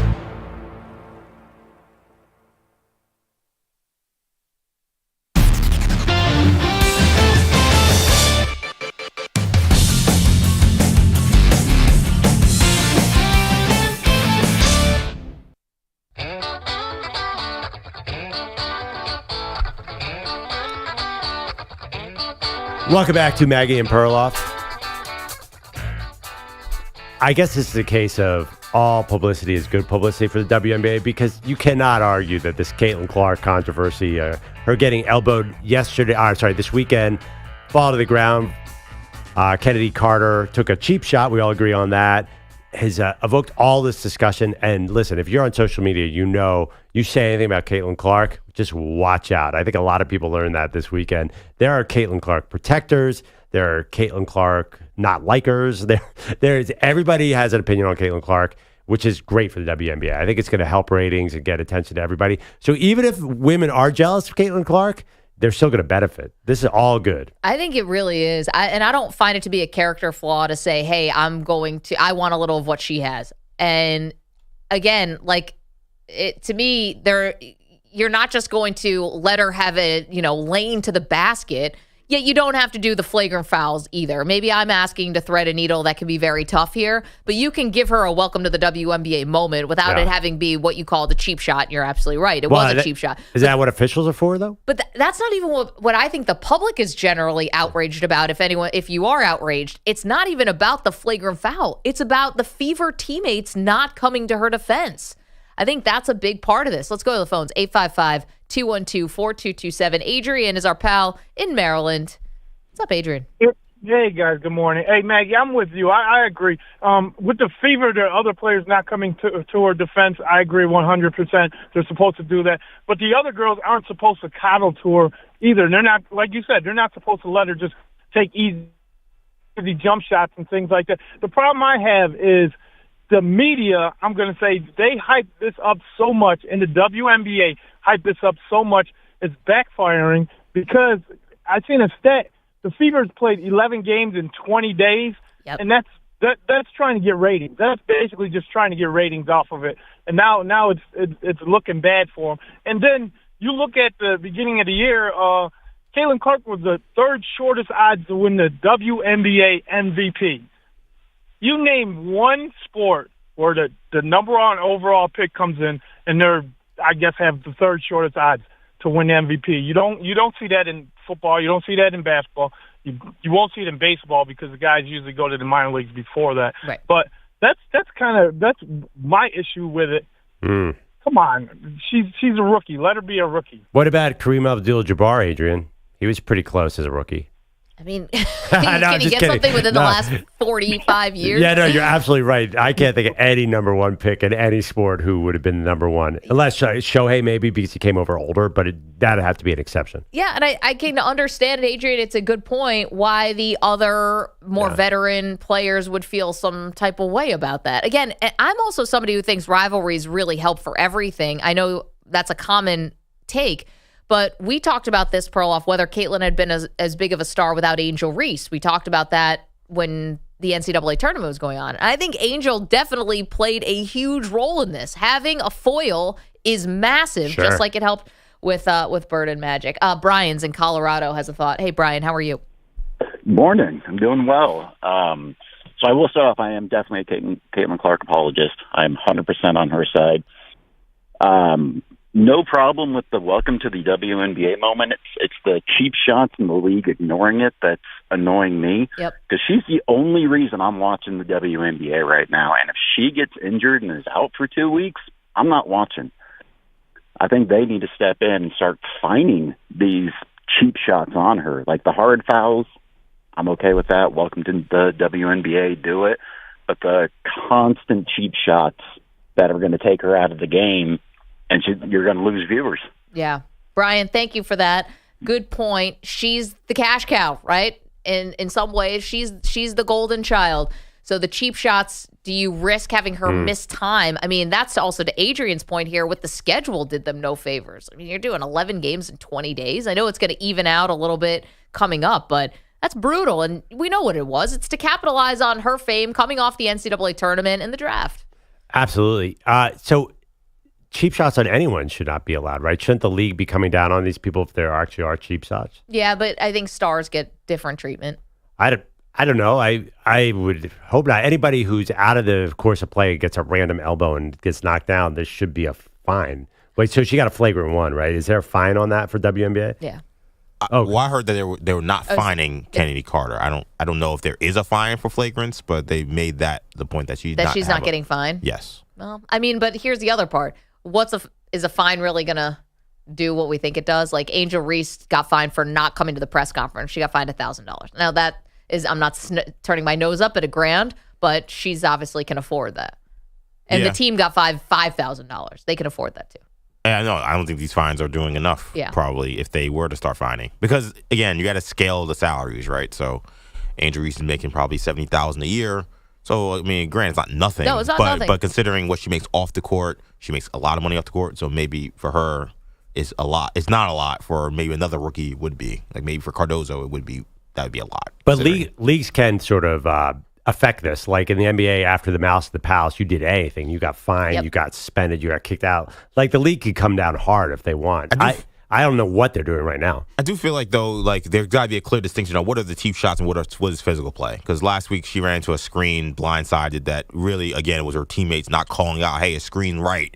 And nobody tells her, so she gets blasted by Brianna Stewart. That's not a cheap shot. Right. That's a hard screen, which is what you're supposed to do. And once again, it's the Indiana Fever teammates not doing their jobs to protect their players. Yeah, but they stink. Right, exactly. So, like, to me, that would be the thing is, yes, there are cheap shots, but there are some physical play that is just, that's basketball. Yeah, I think we definitely saw the difference on Saturday. Yeah, this definitely. one it was no play. But the radar's up now. Like anybody takes a cheap shot at Kayla right now, the WNBA is not blind. They can see the social media reaction. They're going to be all over it. You know that there's going to be quick whistle whenever she plays again. Speaking of social, you can go vote on our poll. What part of the Kennedy Carter, Caitlin Clark incident did you find most egregious? Was it Carter's foul on Clark? Was it the Fever not defending Clark? Was it Carter not answering questions? We also had someone say, was it Angel Reese applauding the hard foul from the bench? Andrew Bogusch is here with headlines. Hello, Bogusch. Hello again, guys. The Edmonton Oilers began this season 2-9-1, made a coaching change, and now they'll play for the Stanley Cup. Game 6 with the Stars last night began with arguably the biggest goal of Connor McDavid's career, and it was beautiful. Draisaitl coming off the goal line, finds McDavid, heading for the net, around Steele, toe drag, backhander score! What a sensational goal by the captain, Connor McDavid! It's 1-0 Edmonton in Game 6! Spectacular! Jack Michael again on Oilers radio. McDavid made about 3 moves in half a second around 3 or 4 different guys. Backhand goal. He assisted on Edmonton's other tally in the 2-1 clincher. That new head coach, Chris Knobloch. He was our best player tonight. He really stepped up and made a lot of good plays. I don't think there was a shift when he was on the ice that he wasn't making a difference. It is the first trip to the final for McDavid, first time for the franchise since 2006, Game 1 in Florida Saturday night. The Washington Commanders have cut kicker Brandon McManus as he deals with a sexual assault lawsuit filed by 2 flight attendants from the Jaguars' flight to London last September. Pro Football Talk says Commanders owner Josh Harris founded the company that owns the charter company that the Jags use, so Harris might have had some inside info on what happened on the plane. leading to divorcing McManus. ESPN reported yesterday that we should get a resolution this week on the NFL's tampering investigations of the Falcons and Kirk Cousins and the Eagles and Saquon Barkley. Atlanta might be in more trouble than Philly. The Dolphins lost their 2023 first-round pick for illegally flirting with Tom Brady and Sean Payton more than once. Hey, one second, just to go back to that Brandon McManus, about the team, like, just with the limited amount I know about NFL teams, like, that is way over the line. To have people partying, get hammered on a plane, and, like, hitting on flight attendants, like, NFL teams have to button it up. Like, everyone, I'm just saying, like, that they're aware that their players have the potential to act like that, and most teams have their radar up and do not let that. If that happened, that is a bad sign. Oh, it's terrible. But we know that they drink on flights. I mean, this happened with the Tennessee Titans, remember, where one of their coaches got arrested for a DUI after the flight. Yeah, I mean, and that was a gigantic scandal. It was. Yeah, and like that was that the guy who fell asleep or was naked in the drive-through line? No, I think that was someone else. He was from the Cardinals. Yeah, first of all, all assistant coaches straight. scouts are crazy alcoholics. That's a fact of NFL football. Not all of them. Most scouts. 78%. No, I'm just kidding, but it's a lonely. Where'd you get that percentage? Well, it's a famously research right there. It's a famously lonely industry. But regardless, so like you got to know, like you can't do that on team flight. And so I'm very curious to see if there is a real lawsuit against the Jags here. Anyway, add it to the queue no, for the Jags. Yeah, not buttoned up over there. No. Here's my favorite thing from MLB yesterday. White Sox outfielder Tommy Pham thrown out at home on a sac fly. He did not appreciate the way Brewers catcher William Contreras reacted to getting the out. Words were exchanged, benches kind of emptied, and then Pham said this postgame. I'm nailed out at home by a mile. I'm going to the dugout, and I hear the tough guy with all the hoorah, so I'll never start anything, but I'll be prepared to finish it.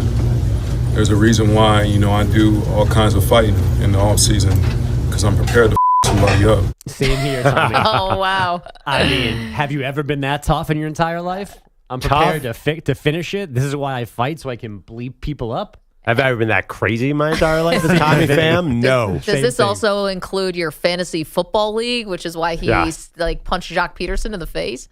Or whatever he did. Yeah, it was a slap. But, it was a slap? Yeah. Slapped him in the face? That was somehow worse. Wild. Well, here's the thing, though. Do you have a problem? We've been talking a lot about trash talk this morning with the Caitlin Clark, Kennedy, Carter thing. But do you have a problem with a guy after you had a moment? So you get banged out at home. Then the catcher's talking junk to you as you're going back to the dugout. You have a moment to put those fighting skills to the test. Oh, he was ready, though. Okay, the other guys stopped the fight. Contreras was already in the dugout. So, I mean, unless you want him to go charging in like Graham Lloyd and whoever, Yankees, Orioles. Yeah. I mean, he was ready. He was still talking to himself and like punching the air on his way to left Yeah, field. I'm watching him do this like he's doing like little air boxing as he's walking around the infield. But that he was ready. He needed a combatant. He was not going to go find somebody in the dugout. But you had your moment. If you really want to show off the skills, this was the time. Not to say after the fact, like, oh, I could have kicked your ass. You can't punch a catcher, though. The guy's just got all these pads on him. It's like hitting a football player. I also think you can't criticize a dude who just said he trains to bleep people up. Yeah, by the way, so whatever he did yesterday was the right way to do it. Take it all out of the podcast just in case Tommy's listening. It's funny. That was Maggie, by the way. Yeah, we definitely walk into the studio. Yeah, definitely gonna protect everybody on the show. But I feel like the pitcher was way more demonstrative than the catcher. Like the pitcher was like he was going crazy. Well, there's another part of this with Tommy Pham. It's like, hey, by the way, the book's out on you. Everyone knows that they can get under your skin because you're Tommy Pham. So maybe you're just playing right into their hand. And as part of it, too, is this is a guy who is a pretty decent player that's been a complete journeyman. Yeah. And I think some of that is because, like, this act gets old. Like, this is a guy that was awesome for the Mets last season. And they got him out as quickly as they could, even though he may have been one of the good things that they had. And we've seen that almost every stop he's been at. Yeah. And now he's playing on another sorry team that will probably dump him, at the trade deadline for a team that needs a bat. And he's going to be on another team next year. So, I mean, that is part of this. But Tommy Pham, you're still great. I love you. Don't fight me. Handsome as well. Very handsome. Awesome lineup. He took a shot at the third base coach. The longer answer is when the guy, his own coach. I was going to be out, but he sent me, so I got to go. He's like, what am I supposed to do? Like run through, not do what the coach says? Like, maybe that's why you're out. That's true. If you're going to get traded. One other baseball story. I'm thinking most of you have already heard about this already. It's Birmingham Southern, a D3 school that actually closed on Friday. The baseball team still playing in the D3 College World Series, but they lost yesterday to Wisconsin Whitewater, ending their season and the last piece of this school that was still in existence. Lost in heartbreaking fashion, too. Yeah. I know, that it was a walk-off, the worst. right? Oh. And they were up. Oh, my God. I was so into this for about 8 minutes. Perloff's bandwagon's getting shorter and shorter. Well, we only had about 8 minutes with this. Like, all of a sudden, Pat Forty's going nuts on Twitter about this team. I'm like, wait, what? They're closing? Wait. Can I get a hat? How do you get in on this bandwagon? Are you a Wisconsin Whitewater fan now since they won? Nah, kind of. Okay. But the fact that they lost, though, He's still workshopping that. The fact that they lost is good for the future biopic. Because the team never wins in the end. But they're going to win in the Disney version. You know that. Oh, yeah. You got to win. I don't know. They don't win. Only remember the Titans does that. All the other teams, they always lose. What do you mean? No. Coach Carter, they lost. And there's Major League, they win. Well, they get to the World Series. I would say you don't know if they win the World Series. What's the A League of Their Own? They lose. They lose in Little Big League. They lose. You always got to lose the last game. I know, but the thing about A League of Their Own is, did Dottie drop the ball on purpose just so that Kit could get some fame? I don't think she dropped it on purpose. I think she did. Oh, come on, She's Maggie. a great sister. No. Sisters over everything, Each. No, Maggie. No, they're competing. Just like we talking about with Caitlin Clark, right? They're just competing, and her sister made a great play to break up the ball, and they lost. Where's Penny Marshall? May she rest in peace. We're never going to get the answer. Bogush, thank you so much. Appreciate that. We've got so much more to do. Your calls on Caitlin Clark and what we saw over the weekend. Also, this is interesting. Someone bringing up old beefs. Get to that in a minute. Maggie Perloff. You're in a 5-minute break.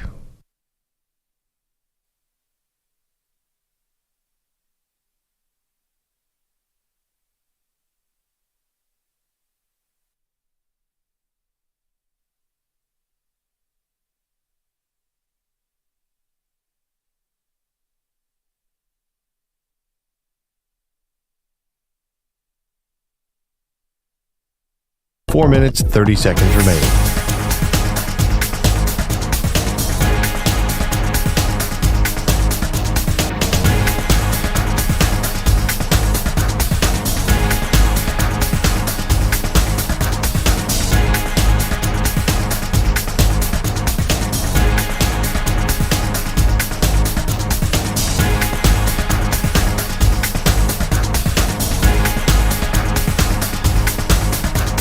Four minutes remaining.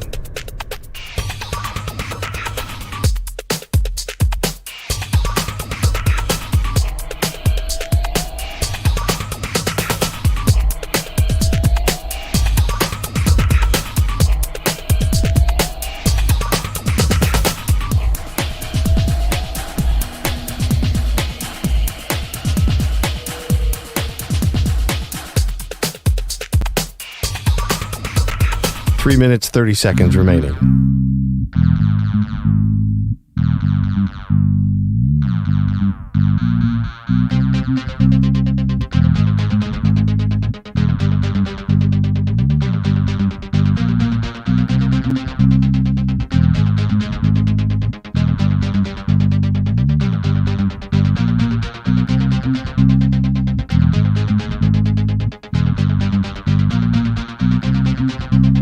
Three minutes remaining.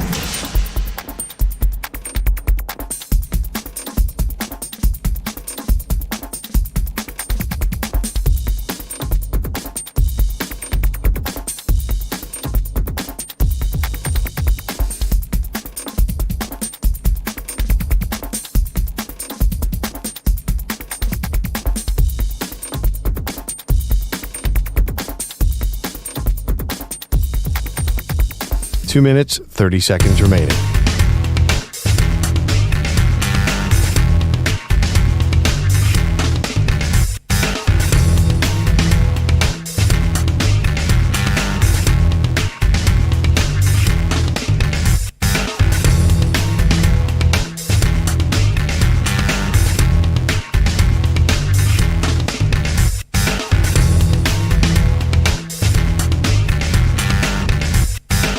2 minutes remaining.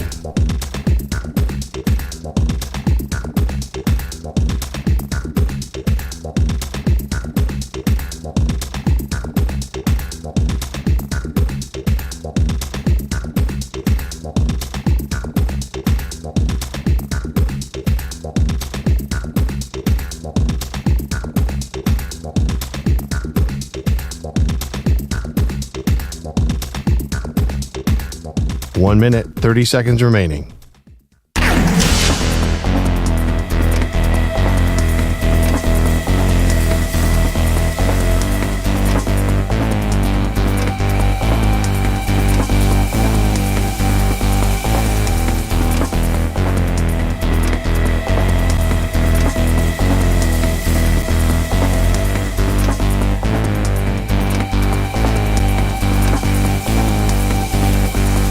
One minute remaining.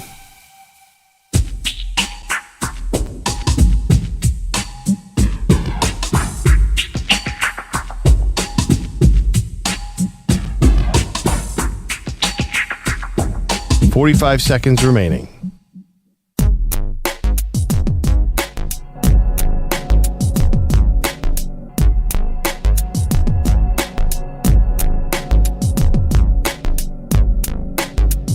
"30 seconds remaining.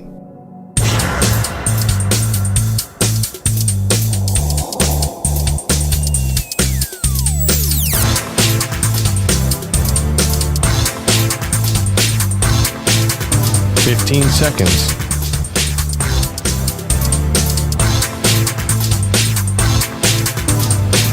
Break ends in 5 seconds.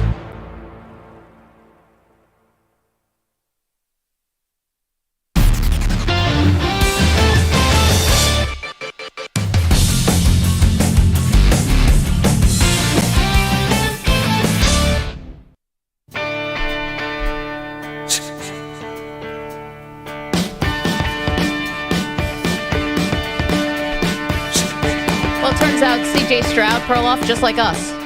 Questionable takes on sports. The reason why I say that is because CJ Stroud was asked recently on the $1 Million Worth of Game podcast to list his top 5 quarterbacks from last season.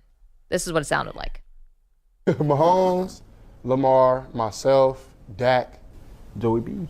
No, he didn't really play last year. And then Hurts. Okay, so quickly, his top 5 quarterbacks from last year: Mahomes, Lamar Jackson, all right, then himself, 3, how big of him, and then Dak Prescott, 4, and then Jalen Hurts. Now, he then went on social media to sort of amend the top 5, kept the top 3 the same: Mahomes, Lamar himself, then went Josh Allen, and then Dak Prescott. Took Hurts out because of the free fall that the Philadelphia Eagles were in the second half of the season, presumably. Yeah. Hurts, I think, to Hurts' defense, I think he was hurt all year. He had that giant knee brace on. Regardless, I think. What do you think of his top 5? I get it. I don't think his number 3 is right. Himself. Yeah, I don't feel like he had the 3rd best season. I'm a big CJ Stroud fan, and I'm buying Texans gear. I'm on that bandwagon. Was he really the 3rd best quarterback? Was he better than Josh Allen last year? Probably not. Was he even better than Jordan Love? Maybe. Like, he's right in there. Was he better than Brock Purdy? Like, there, to me, yes, I think he's better this year, but I don't know if his year last year, like, the Texans were a little bit up and down. They were really good, but I don't think he's a 3rd best quarterback in the league last year seems rich to me. Okay, I didn't mind this as, if he was being just so overly confident and brash, he would have put himself first. And then it would have been like, no one's better than me. I'm number 1 if you're doing that thing. So I kind of didn't mind that he put himself behind maybe the 2nd greatest quarterback of all time, a 2-time MVP in Lamar, because I think the degree of difficulty of what he was doing as a rookie was much harder than what Dak is doing, what Jalen Hurts is doing, and what Josh Allen is doing. Now, so wait, what does that have to do with anything? Well, I think you have it's right to pat yourself on the back, I think, a little bit. If you're a rookie and you came out and set rookie records that no one in the league basically has ever done before. So it wasn't a question who is the best quarterback above the expectation coming in. It was who is the best quarterback. So who cares if he's a rookie? He's saying, as a rookie, I was the 3rd best quarterback in the NFL last year. I know. I think he's grading himself on a curve. It's like, how did we get here? I think he's grading himself on a curve. Like, yeah, Dak Prescott and Hurts and Josh Allen, they're all great, but we all know that they've been great. I mean, Jalen Hurts, even though he's the youngest of that bunch, has already been to a Super Bowl. Well, I don't think it's that. I think it is that irrational confidence that all superstars have that he really thinks he was the third best quarterback in the NFL. Well, I was going to say, but if your confidence is so irrational, once you just put yourself one. The weird thing is that it's actually the Dak Prescott being on the list that got people the most upset here, because you cannot have a conversation with Dak Prescott without it devolving into some kind of madness. Oh, yeah, of course. And by the way, Mahomes wasn't even that great last year. They he was pretty conservative on his offensive attack. Lamar, if you're looking at the regular season, obviously Lamar was the best quarterback. But regardless, I guess the fact that we are arguing over different people shows that the list was close enough. Josh Allen does belong on that list. I will defend your guy. Oh, definitely. Top 5. But then again, does it really even matter? It's Mahomes and then everybody else. This is the Purdy people should be upset about this. The Jared Goff people, maybe Jordan Love, but I would say definitely Purdy and Goff. I don't even think it's a really good question. Who are your best 5 quarterbacks from last year? The question be, who are the best 5 quarterbacks for this year? I want to hear CJ Stroud answer that. Because, Brock Purdy had a great year last year. Nobody can argue with that, but that already happened. Is he saying I'm the third best quarterback in the NFL right now? Am I the best quarterback? What's the meaning of this? Who cares? Here's CJ Stroud defending his pick of Dak Prescott. Dak, that boy. Y'all not gonna say that because he ain't won the big one. You said Matthew Stafford? Yeah, Matthew, but he was thing. the top 5. It's Cowboys thing. Well, you gonna put Dak Prescott in there over Joe Burrow? Yeah, I got. I'm saying off of last year, dog. He ain't play all year. Whose voice is that? The really low baritone. That's Gilly the Kid, who's the co-host of the $1 Million a Game podcast where CJ Stroud was on. He came in, like in a barbershop quartet. There's always the guy with a really deep voice at the end. He was exasperated because it's a Philly guy who's an Eagles fan. He's like, you got to be kidding me with Dak Prescott. Well, he's absolutely right. It's a stupid question. Who was last year? He's like, what about Joe Burrow? Right, it's irrelevant who was good last year. The question is who's the best quarterback. Well, this is how C.J. Stroud gets himself into the conversation. I mean, he could be a top 5 quarterback, but we got to see it for a little bit. No, longer. That's how he avoided the controversy by saying, well, last year, yeah. He also said that, by the way, I love Joe Burrow, and I patted my game after him. I'm just saying, last year, he got hurt. He didn't play. Okay, coming up, Caitlin Clark. Crazy weekend for the WNBA star. What happened and why does it matter? We get into all that next. Maggie Perloff.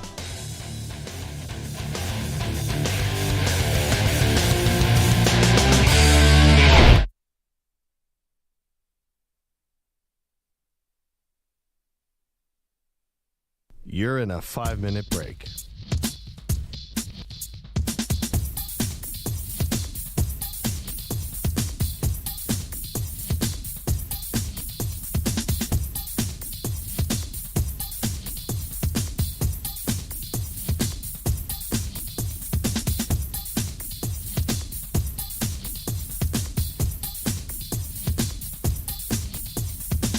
Four minutes, 30 seconds remaining.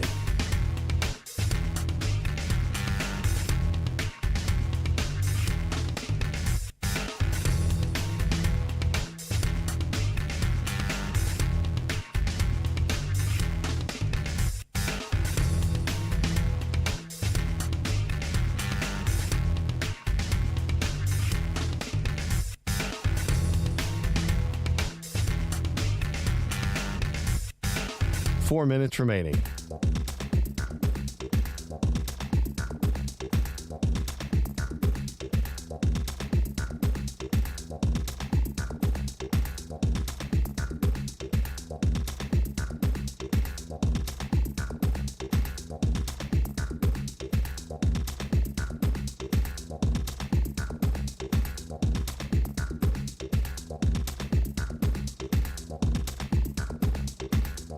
Three minutes, 30 seconds remaining.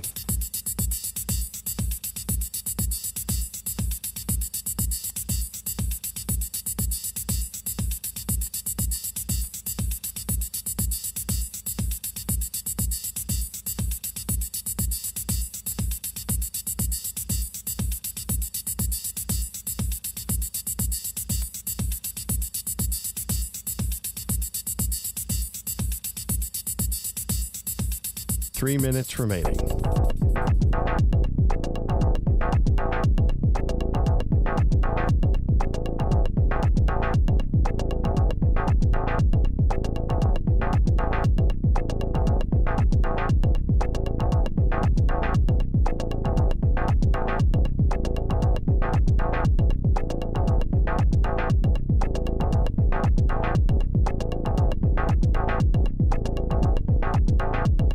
2 minutes, 30 seconds remaining.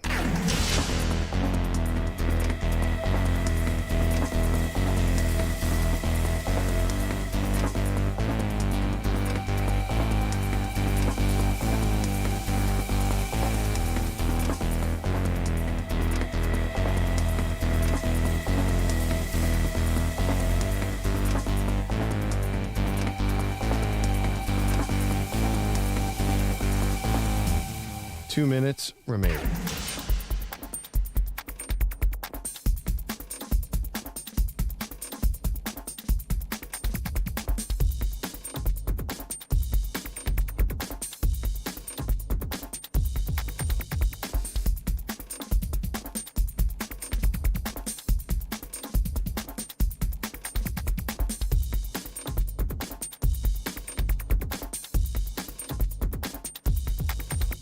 One minute, 30 seconds remaining.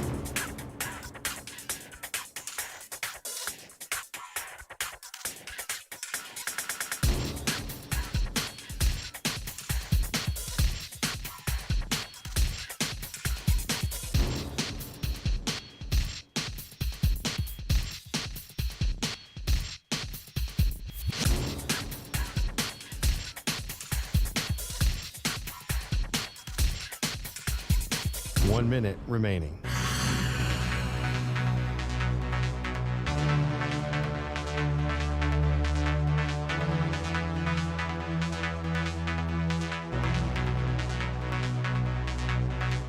Forty-five seconds remaining.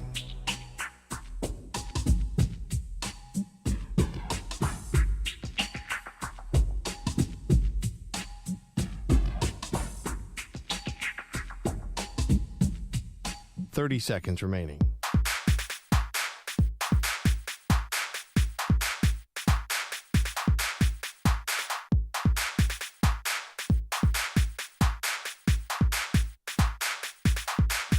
Fifteen seconds.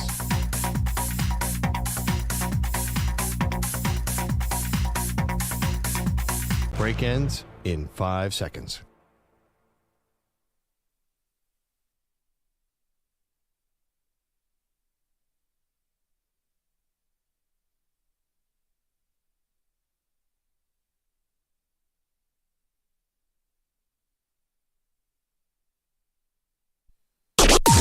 Maggie and Perloff on the Infinity Sports Network. Major drama in the WNBA. Hey, welcome to the show. Maggie Gray, Andrew Perloff. Caitlin Clark took a hip check on a Saturday night, and it was the shove her around the world. This has been a definite welcome to the WNBA start to the season for Caitlin Clark. Even though at times she's been able to get her shot off and play well, Perloff, you can see the other women in the league, some of them are playing her very physical. And this all came to a head with Kennedy Carter with the Chicago Sky on Saturday. And it was not a basketball play. It was a flagrant foul. It was a dirty play. It was all of those things. I don't think basketball fans are actually very offended by that. I think we have come to understand that rookies get tested and that she was going to get a couple welcome to the WNBA moments. I think people are more upset that her teammates have not come to her defense and put up very little resistance while the star player gets pushed around.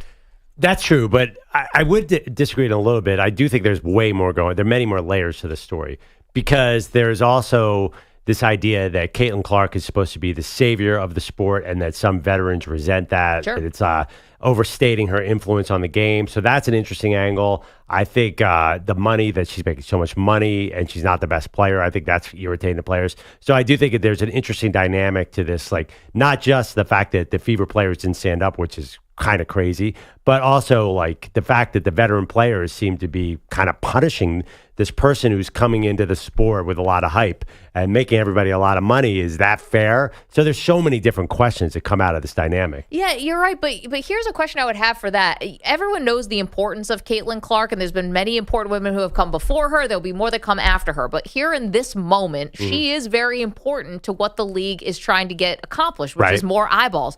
But does it serve her if they just roll out a red carpet and give her an Olay to the basket and plenty of room to hit her logo threes? I feel like that doesn't serve the sport either, because that's going to look like a bit of a sham. Like, oh, we're just setting it up so that Queen Caitlin can look so great. where you're trying to get taken seriously as a competitive league that has more than just one player. One player will get you so far, and then you need more to take it, beyond that. I think there's a difference between rolling out the red carpet for a layup and not letting other people just elbow her in the ribs while she's standing there waiting for an inbounds pass. Yeah, fair. I don't think there's anybody who's saying they should roll out the red carpet. I think people are saying, like, hey, stop with the dirty player. Like, league, you got to penalize people here. Right. So I do think there's definitely, there's layers to this whole thing. I totally agree with you. Like, they should play her tough, and I think she's going to be fine. She got it. You know what? She keeps getting up, and she is. I know she's not dominating by any means, but she's still playing presentable basketball. I think she's going to come out on the other side and be a very good player out of this. Listen, people are going to point now to her team and wonder what is going on with this team, and it feels like the vibes are just really off, and they probably shouldn't be right on a team that's won 2 games. They got blown out. It was a back-to-back yesterday, so the hard foul and the flagrant happened on Saturday. Last night, they have to play the New York Liberty, one of the best teams in the WNBA, and they got smoked by 36 points. It was never a question. Caitlin was terrible. She was 1 for 10, 1 for 7 from 3. Legs are gone, totally shot, mentally and physically fatigued. They've played 11 games in 20 days, and I just think people are going to start looking at her team now, and rightfully so. Like, where are you guys? How do you get roles defined a little bit faster, and how do you not just winning games? I think that might come later, but how do you be a little more representative here of if someone is going to step to Caitlin, if they are going to play her tough, what are y'all going to do about it? Well, here's the question too. I was looking at Leah Boston's stats. So Leah Boston, a pretty big star coming into the league out of South Carolina. She's really struggling this year, tremendously. She shot 57% and scored 14.5 points last year. She's down to 10.4. 42% from the field. What's going on there? Is that because of Caitlin is messing up the chemistry of the team? I have no idea. I mean, they were bad last year. They won 13 games, but they seem even worse right now. So you're right. I haven't not watched enough to get behind it. And even if I watch, who knows what's happening in the locker room here? The vibes are bad, or the team is bad, or something is bad. But I have a question. Yeah. Could this all be a wake-up call where the coach is sending video to the league and complaining that all of a sudden either the officials start coming down on our opponents or the teammates start standing up? I feel like that was a high water mark for this controversy. In the next game, they played the Liberty on Sunday. It wasn't even close. No. But I feel like either they're going to start making more calls on Caitlin or somebody is going to step up for Caitlin. Something has to happen. Something has to happen here, right? The Fever got to wake up and stand up for their teammate. Yeah, I mean, forgive the pun, but fever pitch is kind of what we're at. Mm-hmm. And I think that what's interesting is, okay, so there's been this sort of commentary that the rest of the league, the rest of the WNBA is kind of hating on Caitlin because of all the attention she's getting, the money, the fame, whatever it is. Maybe they feel like she's getting it too fast, all of that. If the league now starts giving her every call, and I'm not saying the flagrant what Kennedy Carter did, that not a basketball play. I mean, that was totally outside the lines. But if now the league starts giving her every call, right? How's that going to be taken by the rest of the players in the WNBA? If they're already maybe feeling a certain type of way about her, and I'm not saying all, some are feeling a certain type of way, now giving her calls, that's not going to go over well. No, but don't allow the cheap crap, and if it's cheap, then it's a foul. So I'm not saying giving her all the calls. I'm saying don't allow any extracurricular, any little elbows here. Just start calling it more. See, I think this is more where it's the players who have to do the justice here. They've got to police this. I think to look to the officials, that's fine. But to look to the officials, you're going to always be left wanting more. The officials aren't perfect, and you're not going to be able to do this. This is about her teammates. I'll add to the chorus of people are saying that this has got to be handled internally. I'm not saying you have to go be a goon and punch somebody in the face or do something that's unbecoming, but you got to send the message of either we're not going to let this fly. Wait, if the you can't just look to the officials. If you put it on the players, that there's only one possible end game there, and that's a fight. No, I think the players like this. I'm always told in baseball that the players want to police themselves. Which means fighting, doesn't it? No, whether someone's throwing at someone or whatever, they so like violence. that. They like that internal sort of mechanism. They feel like they can police themselves. And I'm saying if you are always looking to the referees to bail you out of everything, I think at some point, and that point is now, it's her teammates have to stand up for her. I feel like if the officials sit back in basketball, it will end up in a big fight. And there's been periods of the NBA where fighting was a major problem. I think if you let baseball players totally do it themselves, they will start beating each other and fighting, just like the 80s. And I think any sport, no, if you let the players do it, it's violence. I don't know about the WNBA, but there's no in between. Like, what else? What could the Fever do? Like, you got to get in someone's face. Right, get in their face. That doesn't mean you have to start swinging. Well, You know what's the how point? basketball fights go. Hold me back, that kind of Yeah, but stuff. in the 80s, it wasn't like that. In the 80s, it was like full out mayhem. And, I think that we're talking about Caitlin Clark here and the drama over the weekend with the WNBA and her getting a flagrant foul. But I think sometimes people compare the WNBA a little bit to the 80s, which is it's still a league that's growing. All leagues are growing, but it's still like in its infancy a little bit. It's like, 25 years old, and it kind of feels a little like they were working out some of the kinks from the 80s. But they should be able to officiate like the NBA. I mean, listen, in the 80s, Larry Bird and Dr. J got in a fight. I mean, nobody fought with Dr. J. Like, everybody was swinging at everybody back then. Bill, think of the bad boy Pistons. Yeah, sure. They can't be like that. That doesn't work in today's sports game. I don't think it does either, but all that stuff led to the growth of the NBA. And to watch it now feels very old school and it's not appealing. But the league did have to go through that, and those rivalries and all of that helped. I'm not advocating for fighting here. Let me just make that straight. Wait, but how did any of that I am advocating for standing up for your teammate. How did any of that physical play add to what became the high point of the NBA in the 90s? I think the high point was because of Jordan, and like the low point and was trying to stop Jordan. And honestly, like it was Jordan's rising star trying to compete with that Knicks Heat Pat Riley crap, which was ruining the league. And then it evolved into the Spurs, which was a combination of the two. I think like there was nothing that was working about that physical play. No, I didn't love it either, and it's not aesthetically pleasing to watch. But I do think the Jordan overcoming the Jordan rules and overcoming people who had it out for him just added to the lore of Jordan, helped grow the league. Again, I'm not advocating for violence here, but there's a way you can stand up for a teammate without it becoming the malice at the palace. But I think the trend in sports is to allow offense. Like baseball, they've had all these new rules that make it easier to play offense. Football, you can't touch a receiver anymore, and the ratings have gone through the roof. NBA, they've opened up the game to allow the three-point. Like I think the WNBA has to come down hard on the physical play and say, hey, let's open up the game even more. I understand like they do have a lot of three-point shooting, but they can't. You don't want it to be a slog. That's all I'm saying. And if they let the Fever patrol this themselves and start pushing and shoving, that's not going to make fun basketball, is it? I don't think it's that you want all of a sudden, Aaliyah Boston to turn into Charles Oakley. I don't think that's what people are looking for. I think they're just looking for a pulse. Yeah, sure. They're looking for a little bit like, hey, guys, wake up here. Your star player is getting pushed around and shoved around, and nobody's doing anything about it. And I think it's because the roles haven't been defined. They're trying to find their way, and they're losing. I mean, how demoralizing is it, even if you're going up against a great team, to lose by 36 points? I mean, I know blowouts happen. That's called listen, in the NBA, you saw, did the Denver Nuggets score 70 points in a playoff game that they were just load managing to get to the next game? They lost 115-70. So that was. But you have 82 games. This is 40. No, that was in Game 5 to the T-Wolves. I'm saying. Oh, yeah. Yes. And then they ended up actually losing the series. But regardless, though, I do think that. This idea of physical play, the Fever just are a terrible team. So that's not going to change anything. I do think if that coach is right and they are sending a lot of video to the WNBA, then WNBA has to recognize that. I mean, if there's bad officiating going on, I tend to believe there probably is because I watch the NBA. The officiating stinks right now. Right now, you can go vote on our poll, Maggie and Pearl, on Twitter. What part of the Kennedy Carter Caitlin Clark incident did you find most egregious? Was it Carter's foul on Clark? Was it the Fever not defending Clark? Was it Carter not answering questions after the fact? Got a little testy, said, I don't want to talk about Caitlin, but then went to social media and said she's only a star because she can hit threes.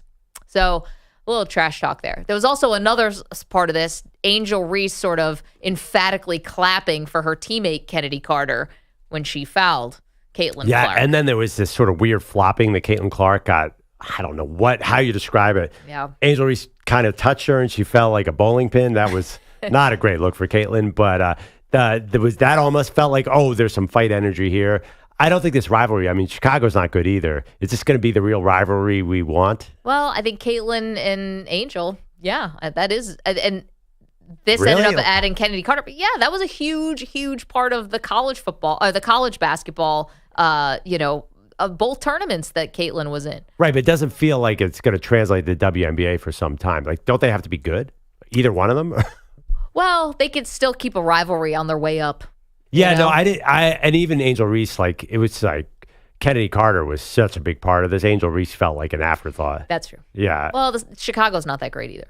Yeah, that's what I'm saying. Like, two bad teams. Nobody's going to care about Angel Reese and Caitlin Clark until they get good. And by that time, both of them might have different rivals. Like, I mean, you're the one who said that they have to win at some point for this to work. I think, obviously, that's not true because we're talking about WNBA and they're 2-9. Yeah, but it took basically a hip check into the stands. It didn't matter. We were going to find something to talk about. Well, I don't know. 855-212-4227. Okay, you are welcome to weigh in on Caitlin Clark's weekend. A lot of drama. And where are you placing the blame here? Or what were you most outraged about? Was it the foul? Was it maybe the players treating her kind of rough as she is now into the WNBA? Was the fact her teammates didn't do anything about it? All that's on the table for you at 855-212-4227. Coming up, we have two questions that could tear the show limb from limb. I mean, we are so far apart on this. One has to do with sports, one doesn't. One almost got me killed this weekend, too. I'm going to tell you that right now. I almost had a major accident. Which one. major health risk from one of these debates. I bet. But I can guess which one. That was yep. All right, we'll get to all that in just a moment. Don't move. You're in a 5-minute break.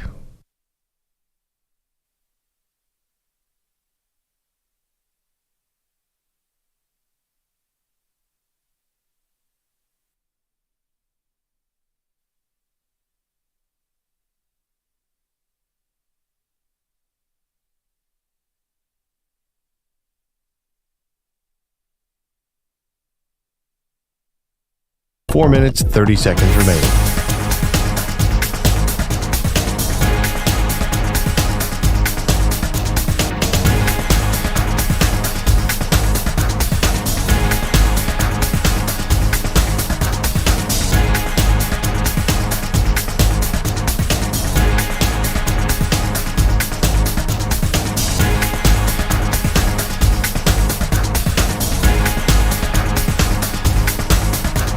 Four minutes remaining.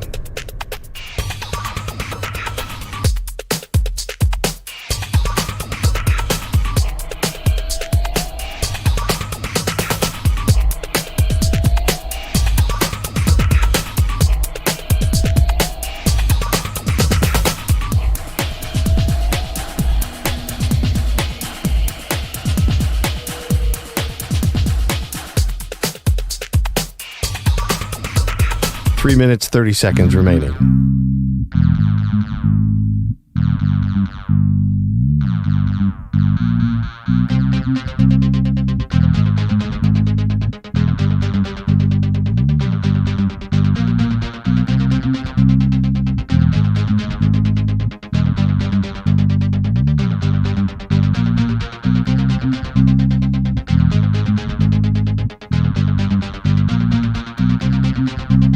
Three minutes remaining.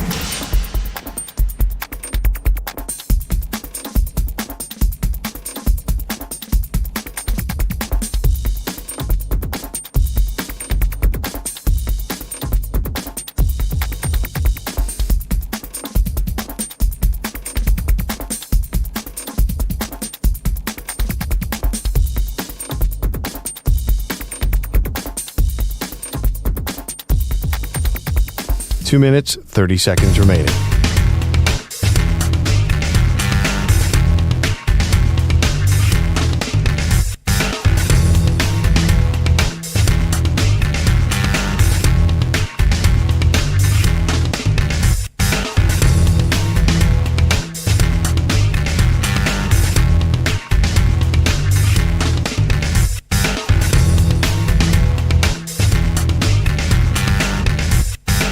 Two minutes remaining.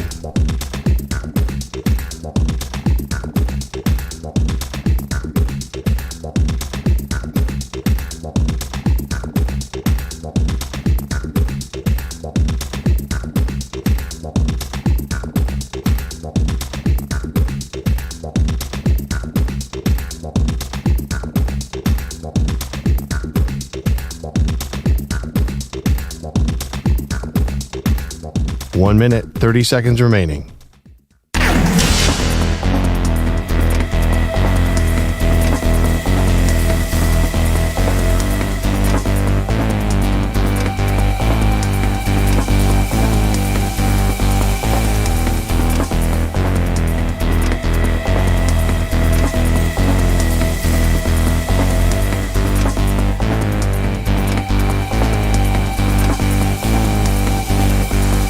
One minute remaining.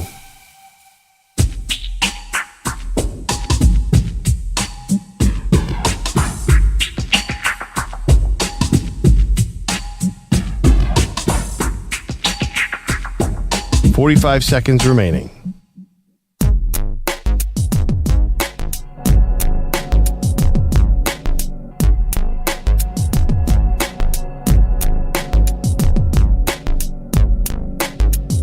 "30 seconds remaining.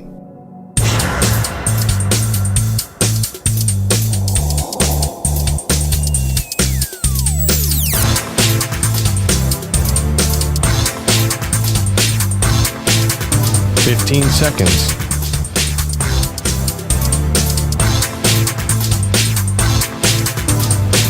Break ends in 5 seconds.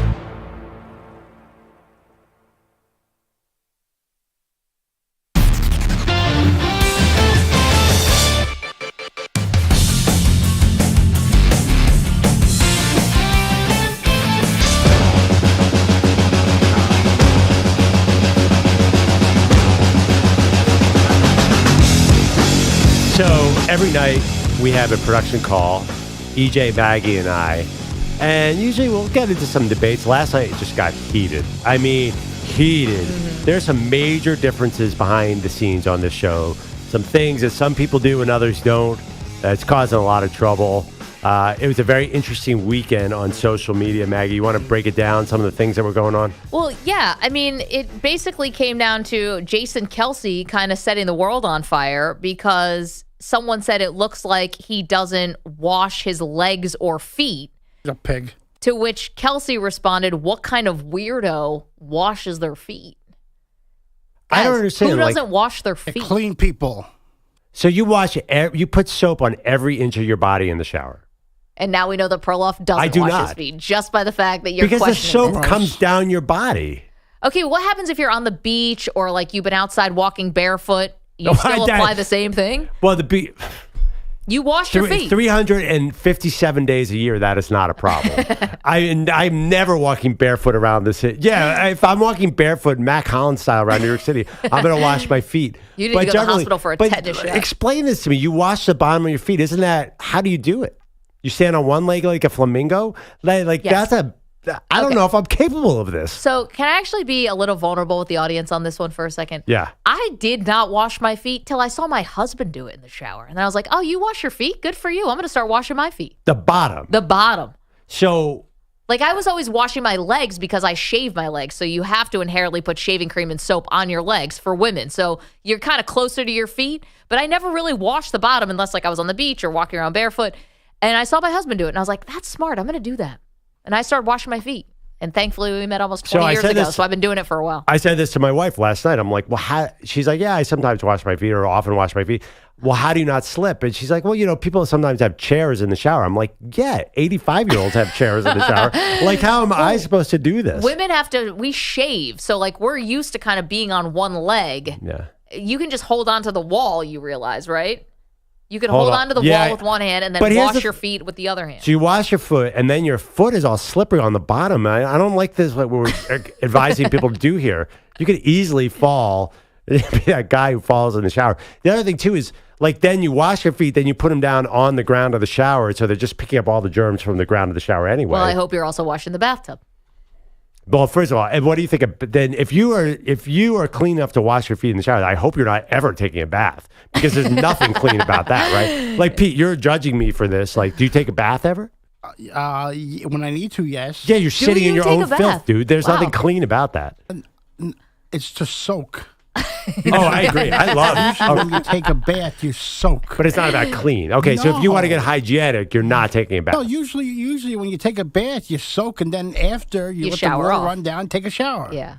Well, now, why do we give babies a bath? because they don't the only shower. thing that'll work. Yeah. And it's Although my kid now wants to. Okay, let's go around. Who washes their feet?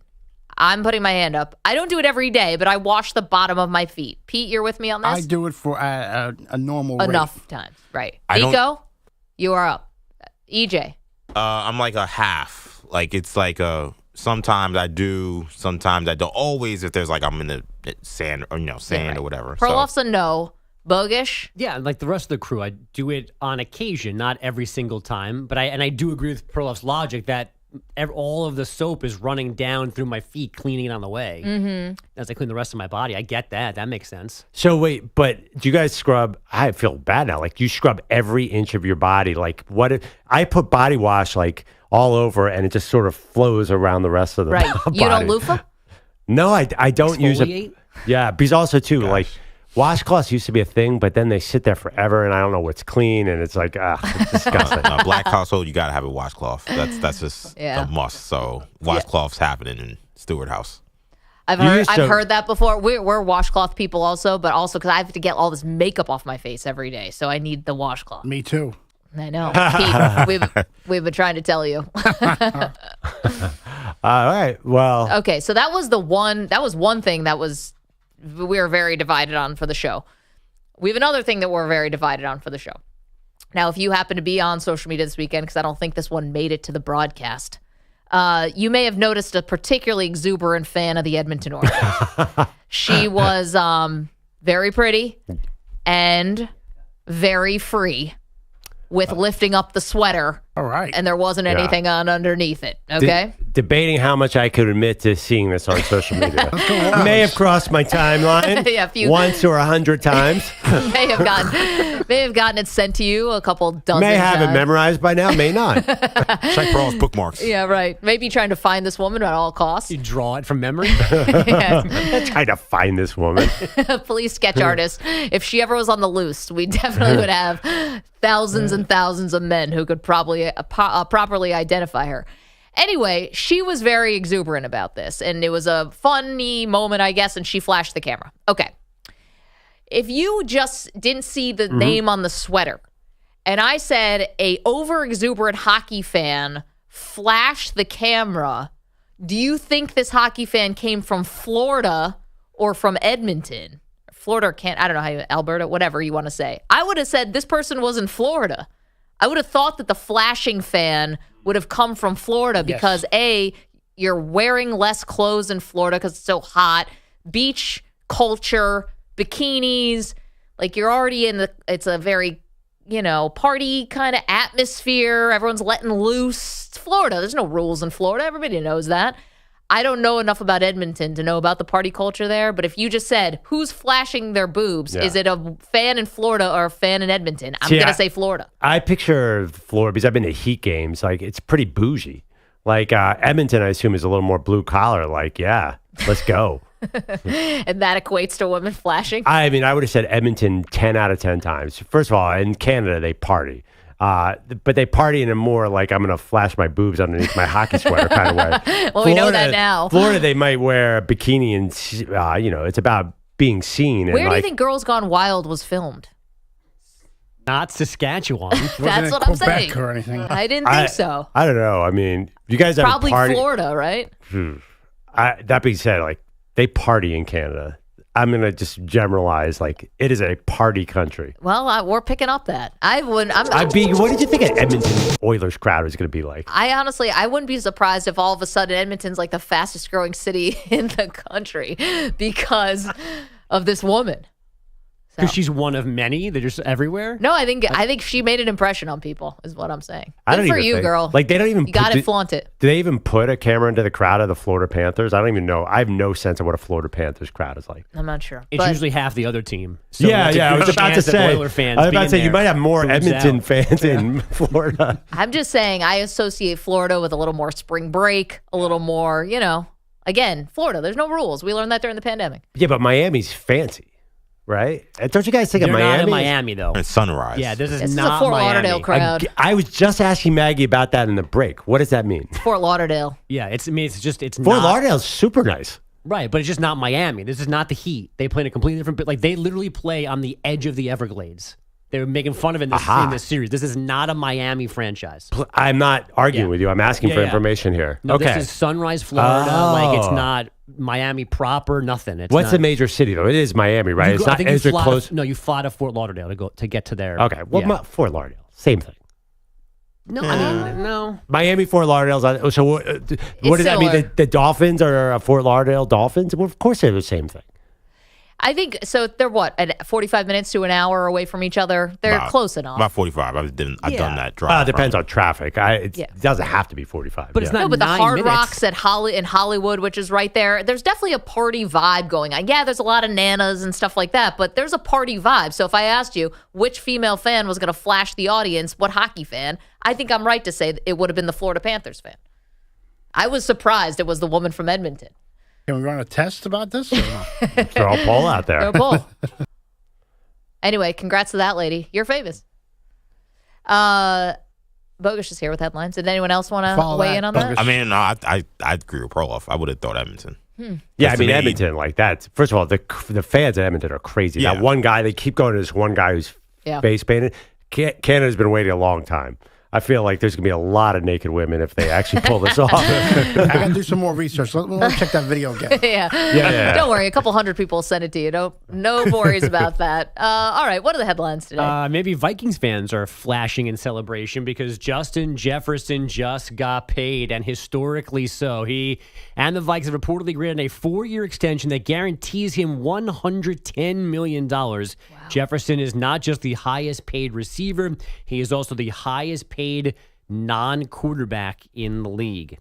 Now, we have spent most of the morning talking about what happened to Caitlin Clark on Saturday. She and the Fever back on the floor yesterday, taking a 104-68 beating from the Liberty in Brooklyn. Clark had just 3 points and 5 assists before leaving in the fourth with a left ear issue. Greece's men's basketball coach said Giannis will participate in the Olympic qualifying tournament in early July. We have not seen Giannis on the floor since early April because of that calf injury. Anthony Edwards' season is over, courtesy of the Mavericks. Ant and Adidas already working on next year. Yo, Ant, Carmelo said, are you committed to really going out there and being the face of the league? Because they throwing that term around too loosely. Okay. Cameron said, to me, he's an all-star, but not a superstar yet.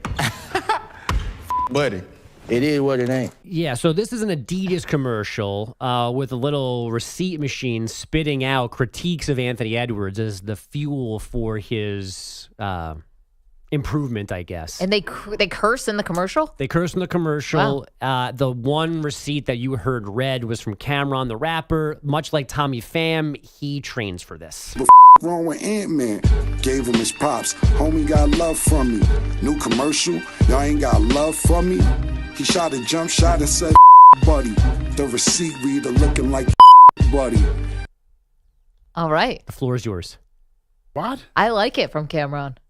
I mean, this was like my high school, by the way. I'll take horse and carriage over that, but still. Wait, what? Your high school had rap battles? No, but Cameron was really, his songs were popular in that era of my life. That's how you guys settled disputes with rhyming at each Yeah, other. in Binghamton. Yes. Does Anthony Edwards does he either have to rap to respond, or does he need to get another rapper to respond to Cameron? Because I don't think he can let this go. He's got to continue this. Man, these rap beefs are getting out of control here. First it was Drake and Lamar, now Kendrick Lamar, now it's Anthony Edwards and Cameron. It feels like the undercard. Was anyone else a little surprised that Adidas used actual famous people's critiques of Anthony Edwards? Like Carmelo Anthony and Cameron are not nobody. Everybody knows who they are. I think it adds to it. Oh, I'm more surprised by the F word being in the official Adidas commercial. I was a little surprised by that. Yeah. I don't know if it's played on television yet. It's a TV ad, so maybe it. I mean, I've seen people say TV ad, but I have not seen it on television. So I don't know if it's just a social media. It would ad. make more sense to just social media. That wouldn't bother me so much. It's way better for them to actually use the famous people, because if you're just saying Twitter handle XYZ, right? Pete the Body. But about the NBA. There are a lot of like ads though that will put up fake tweets of like people showing hate that aren't actually real. Here they will like, not only we're gonna like pull up these comments, we're gonna actually like read them. Well, Anthony Edwards has already got his catchphrase. He's just got to Bring your ass. Oh, yeah. Well, now F-Buddy is one of them, too, now. Yeah. So, wait, do they have to pay Cameron for that? Like, does Adidas have to pay to use his tweet? I have no idea. Well, I think it was a comment he said on a show. They quoted him. Oh, yeah. So that's open for a commercial? Yeah, you should be able to just say whatever you want, I think, in that regard. Yeah. Like, they could have used Skip Bayless or whatever. And not pay him? Yeah, I I feel think like for a commercial, like, you should kind of compensate that. Whatever. It is interesting. Yeah. Well, they're not going to pay Carmelo Anthony because he's a Nike guy and Jordan brand. So I think using him probably was on purpose. Is there like a famous Minnesota rapper who can respond here for Edwards, or maybe someone from Georgia? I don't know. Atlanta's a little. Atlanta, he then has, you take he your has pick. the pick of the litter. Right. He can pick anybody. Wait, which who is was why the guy I think he who needs to get was somebody. sitting with Snoop Dogg? A famous producer. Oh, who was that? That they were making a big deal. A-Rod. No. Snoop Dogg was sitting next to like a run producer. Bogus. Quincy Jones. I thought you guys. No, I know he was sitting next to him, but I forgot who. Yeah, it I was. was a huge T-Wolves fan. I'm like, who? Anyway, I'm sure. Anyway, yeah, it feels like, so you could say you and I rip somebody. Yeah. We could be in an AT&T ad tomorrow and they wouldn't pay us for that? Anyway. I mean, we That's what Paul's definitely. been thinking about this whole time. He's like, wait a minute, am I going to be in a commercial soon and I'm going to get no bread for it? We've been in hype videos that teams have put out. Yeah, I mean, Idiot Morash was in a Tom Brady one. He didn't get $1 from Was he TB12. really? Mm-hmm. Yeah. Sean Morash was in a Tom Brady commercial? The headline from, I think, CBSSportsRadio.com of a column, air quotes, Sean wrote, more air quotes, was in like a montage of the Tom Brady hate. Yeah, that's happened too with like That's awesome. like radio hosts ripping people and then they turn it around for a hype video. I think that happened with Edwin Diaz and everyone at WFAN got in on it. Yeah. By the way, that Minnesota music producer that was sitting next to Snoop Dogg was Jimmy Jam. Yes. That's he's super famous, right? Made a lot of money. That's what they said on this. That's what you were told. So what we're saying is Anthony Edwards should get Jimmy Jam to produce a song and get Quavo to rap it. There you so go. you have Minnesota and Atlanta represented. We've got more White Sox baseball. Impossible. Back-to-back hours. It's about time. Exactly. Despite Tommy Pham's best efforts, the White Sox stink. They've got bad players, they have injured players, and apparently too many nerds, according to OZZIE Guillen and their former manager, who is now on their pre- and post-game TV coverage. Analytic guys, I don't care what I say, they're a bunch of nerds with a bunch of computers telling people what to do, what to say. Yeah. Okay, those guys never play the game. Right. Is they that good? Put that computer down, go downstairs and be a coach and manage it. OZZIE then turned his attention to manager Pedro GRIFOL, who said he had to check the tape and the numbers after his pitchers allowed 18 singles, 23 total hits to the Brewers on Friday night. That's a losers, people, the way they talk and they pretend like we got to watch the video. You think I want to watch a video on 0 for 20? Or watch a video when you do wrong, I'm 0 for 20. I watch a video when I do good. So, okay, that's what I'm going to do. I said, watch a video. The last thing I want to watch, the game I lost, they give up 23 hits. And OZZIE wasn't done. You don't have to watch a video. You've seen it right there. You don't have anything up here like what happened in the game. Then who they going to call? Hey, guys, the data guys, you guys screwed up this game. No, the game got screwed up by the guy from the bullpen. Now, if you watch the video of the beginning of this update, you heard me say that Justin Jefferson signed with the Vikings. Maggie responded to it. And then Perloff, during the first OZZIE Guillen clip, said, "Did you guys hear about Justin Jefferson?" Thank you, as always, for paying attention, best friend. I didn't hear you say it. I'm Yeah, sorry. no, it's okay. I was At the very reading about it. I beginning. said, make sure we tease Justin Jefferson, not did you hear about Justin Jefferson. That's Because not- Maggie? I wasn't sure. I was like, yeah, he said it. No. Oh, well, whatever. You guys never listen to me, so what's the difference? Maggie does when he gets so annoyed. Yeah, I know. That's It's why we're always the arguing. millennial army against me 4-on-1 every day. Believe me. Is Bogus millennial? I don't know. I'm older than Maggie. I thought you were Gen X.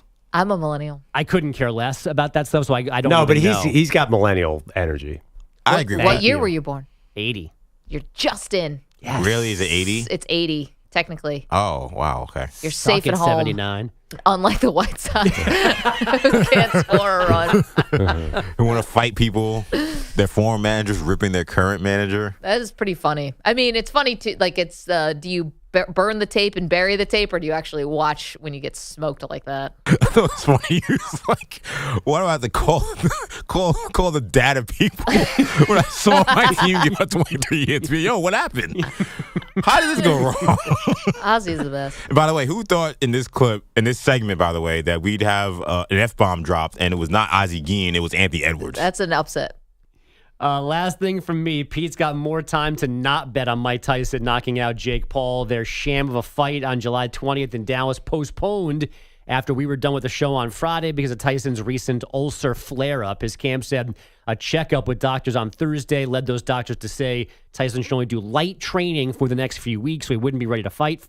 We should get a new date for the bout by the end of this week. All right. Yeah. All right, what? We're not getting a new date. He's got an ulcer. He's 58 years old. What's wrong with that? Maggie There's a called this number one of things. from the get-go. From the get-go. She said this fight was not happening. I feel bad. It's Maggie's definitely happening. right. It's happening, and It's happening. Paul- It's not happening. It's happening, and Jake Paul's getting knocked out. Simple. But you won't bet $1 on it. I'm not betting $1 on No, it. He just wants to be entertained. But if you buy it, then you're also contributing. Well, it's on Netflix for free, right? Oh, is it on Netflix? It is. It's not a pay-per-view. Yeah, so I'm not buying. I'm buying Netflix for other stuff, so I get it for free. Yeah, that's a good point. But you don't. Well, it's whatever you pay for Netflix a month. Right. You don't get it for free because it's never happening. It's happening, and he's knocking him out. It's Simple. possible. Would you even bet $1 that it happens with us? I bet a lot of money that it would happen. Okay. I don't know about this one, guys. We're going to be limping to the finish line on this one. You got a vibe on this one, Maggie. Is this fight happening? Well, I think the ulcer just might be the first of many. You know, we'll get a couple more promotional press conferences so Tyson could wear more branded T-shirts that will help whatever sponsor, and he'll make good on some of that. But I don't know if we're getting to this fight. Osteoporosis comes quick at 58. Okay, we will dive. Thank you, Bogus. We'll dive more into the Justin Jefferson signing this massive deal. 4 years, 140 with 110 I guaranteed. told you to do that, tease. How's it going to feel now when J.J. McCarthy's handing the ball off 30 times? Back in a minute. You're in a 5-minute break.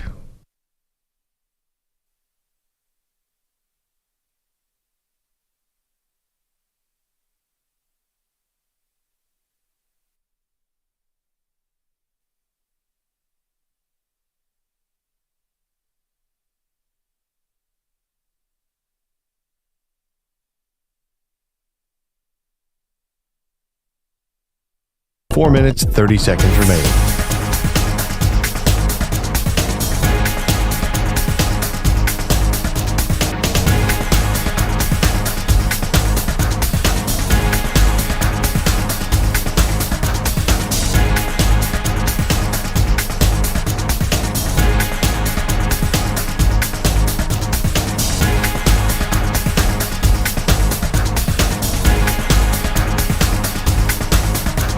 Four minutes remaining.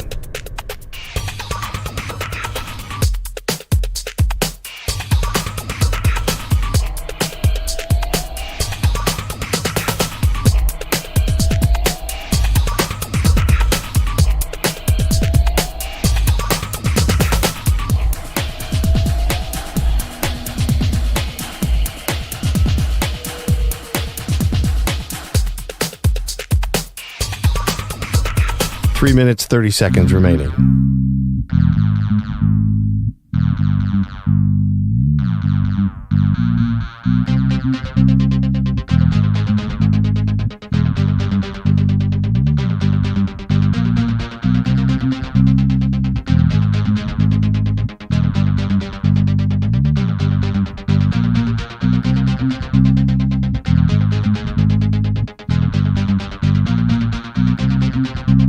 Three minutes remaining.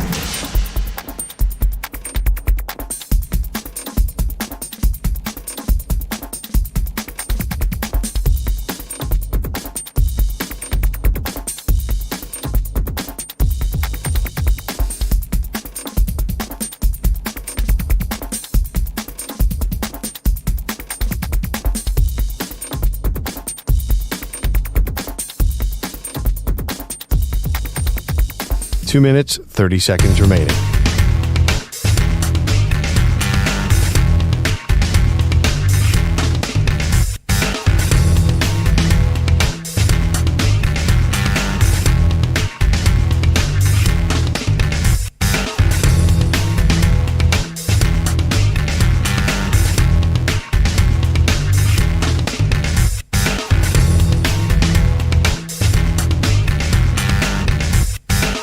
2 minutes remaining.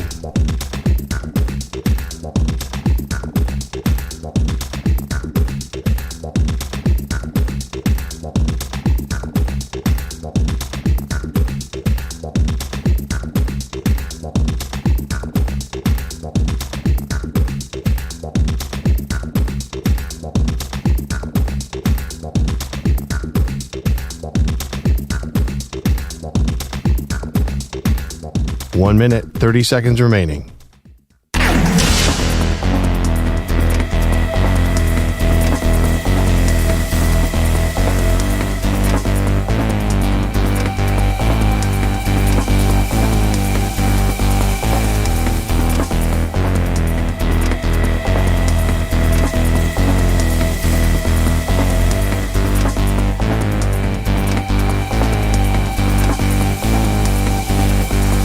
One minute remaining.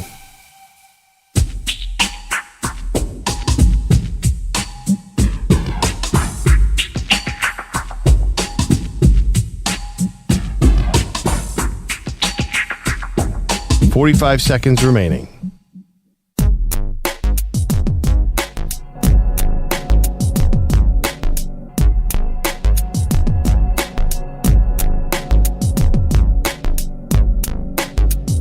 $30 seconds remaining.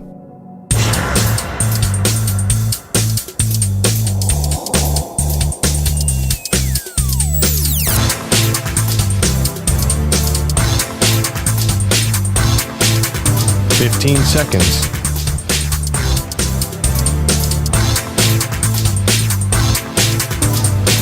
Break ends in 5 seconds.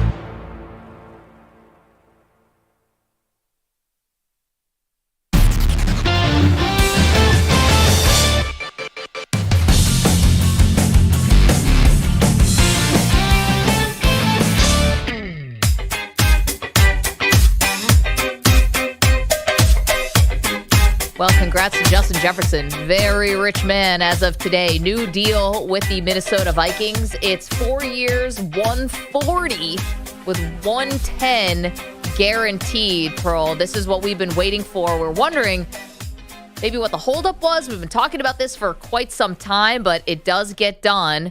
And listen, this is a big one. This is a big deal. Yeah. It doesn't smash the record in terms of average salary, where Devontae Adams makes about $28 million a year. So this would be, it really kind of does, actually. Well, I've seen a list where Amon-Ra St. Brown got 30. I'm sorry. So now Justin Jefferson, I had the wrong tab up. Yeah. This is why. 35 for him, average salary. The next is A.J. Brown at 32. Then Amon-Ra St. Brown and Tyreek Hill both at 30. Right. It's actually... This kind of actually seems perfect. Seems like the right contract from both sides. Like Jefferson got to be the highest paid receiver. He didn't get quarterback money, which had been thrown out there, but he gets whatever, like 5% higher than the last guy. He deserves it. I think he's arguably the best receiver, and it's not killing the Vikings. It's not going to kill the Vikings. This is fine. They have a rookie quarterback. That money is not a problem. Well, I guess you can do this because you have a rookie quarterback, but I know you're not in favor of paying wide receivers just as a general philosophy. You told me last week they're the new running back and that you don't need to pay somebody $35 million. Well, it's funny. I think that there was this report out there, which has been since sort of debunked, maybe officially or not officially debunked, that the Vikings were happy to trade Justin Jefferson and draft Malik Neighbors. So maybe they thought, let's go cheaper.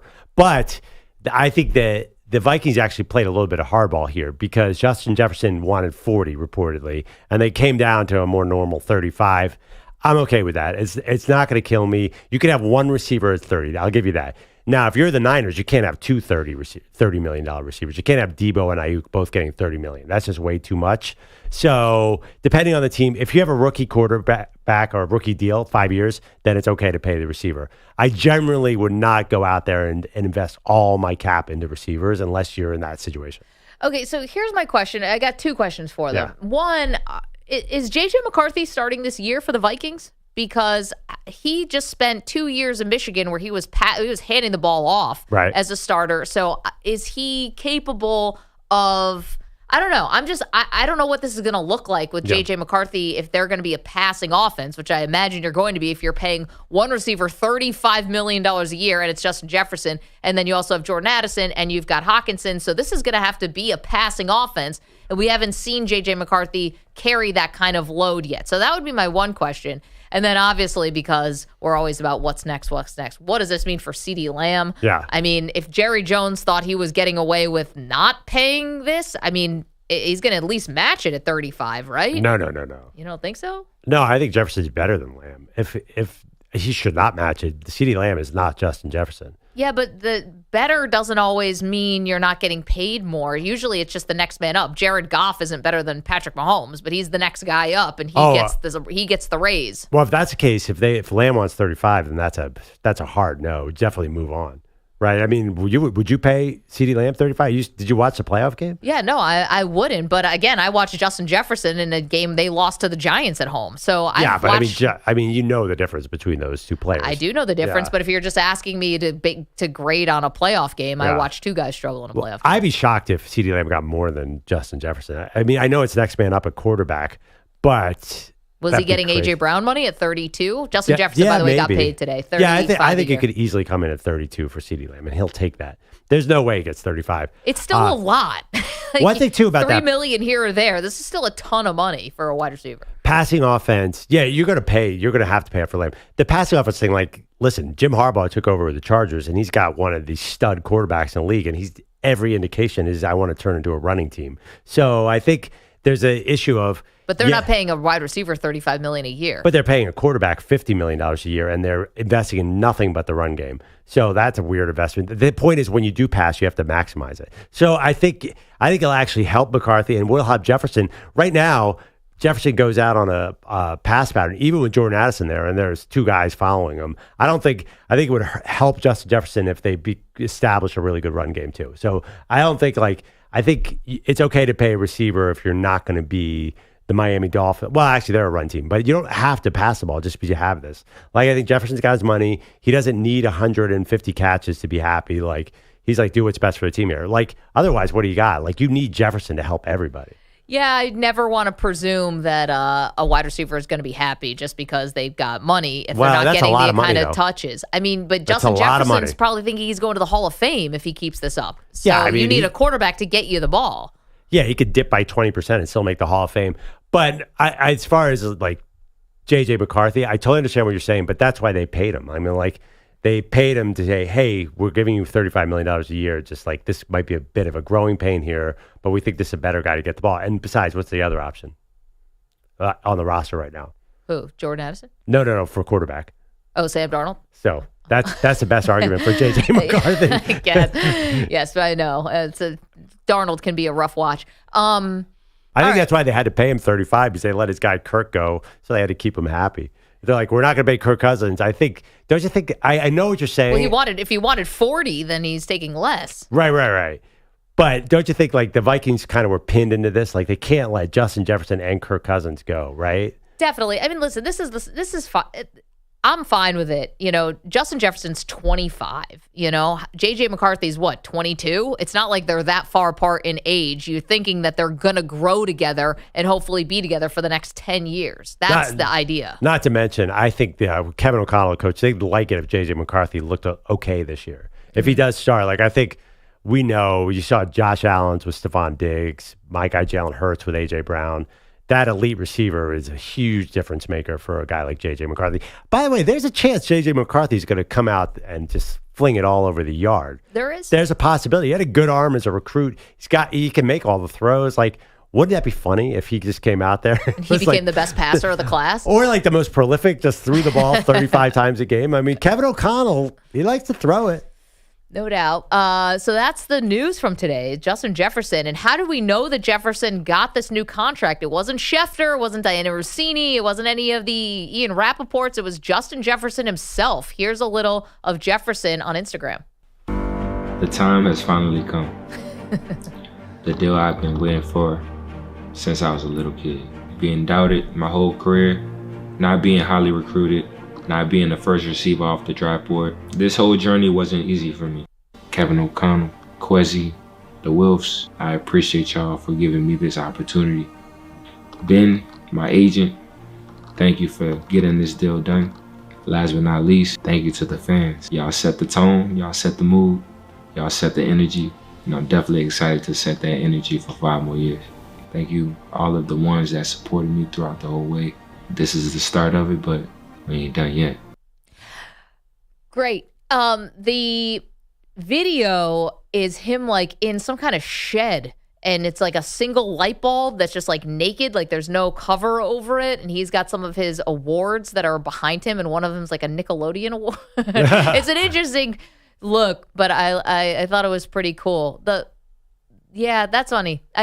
I always love the guys like everyone doubted me. It's like you were maybe on the greatest college team of all time. And I know Jalen Reagor got drafted over you. That's just because the Eagles messed up.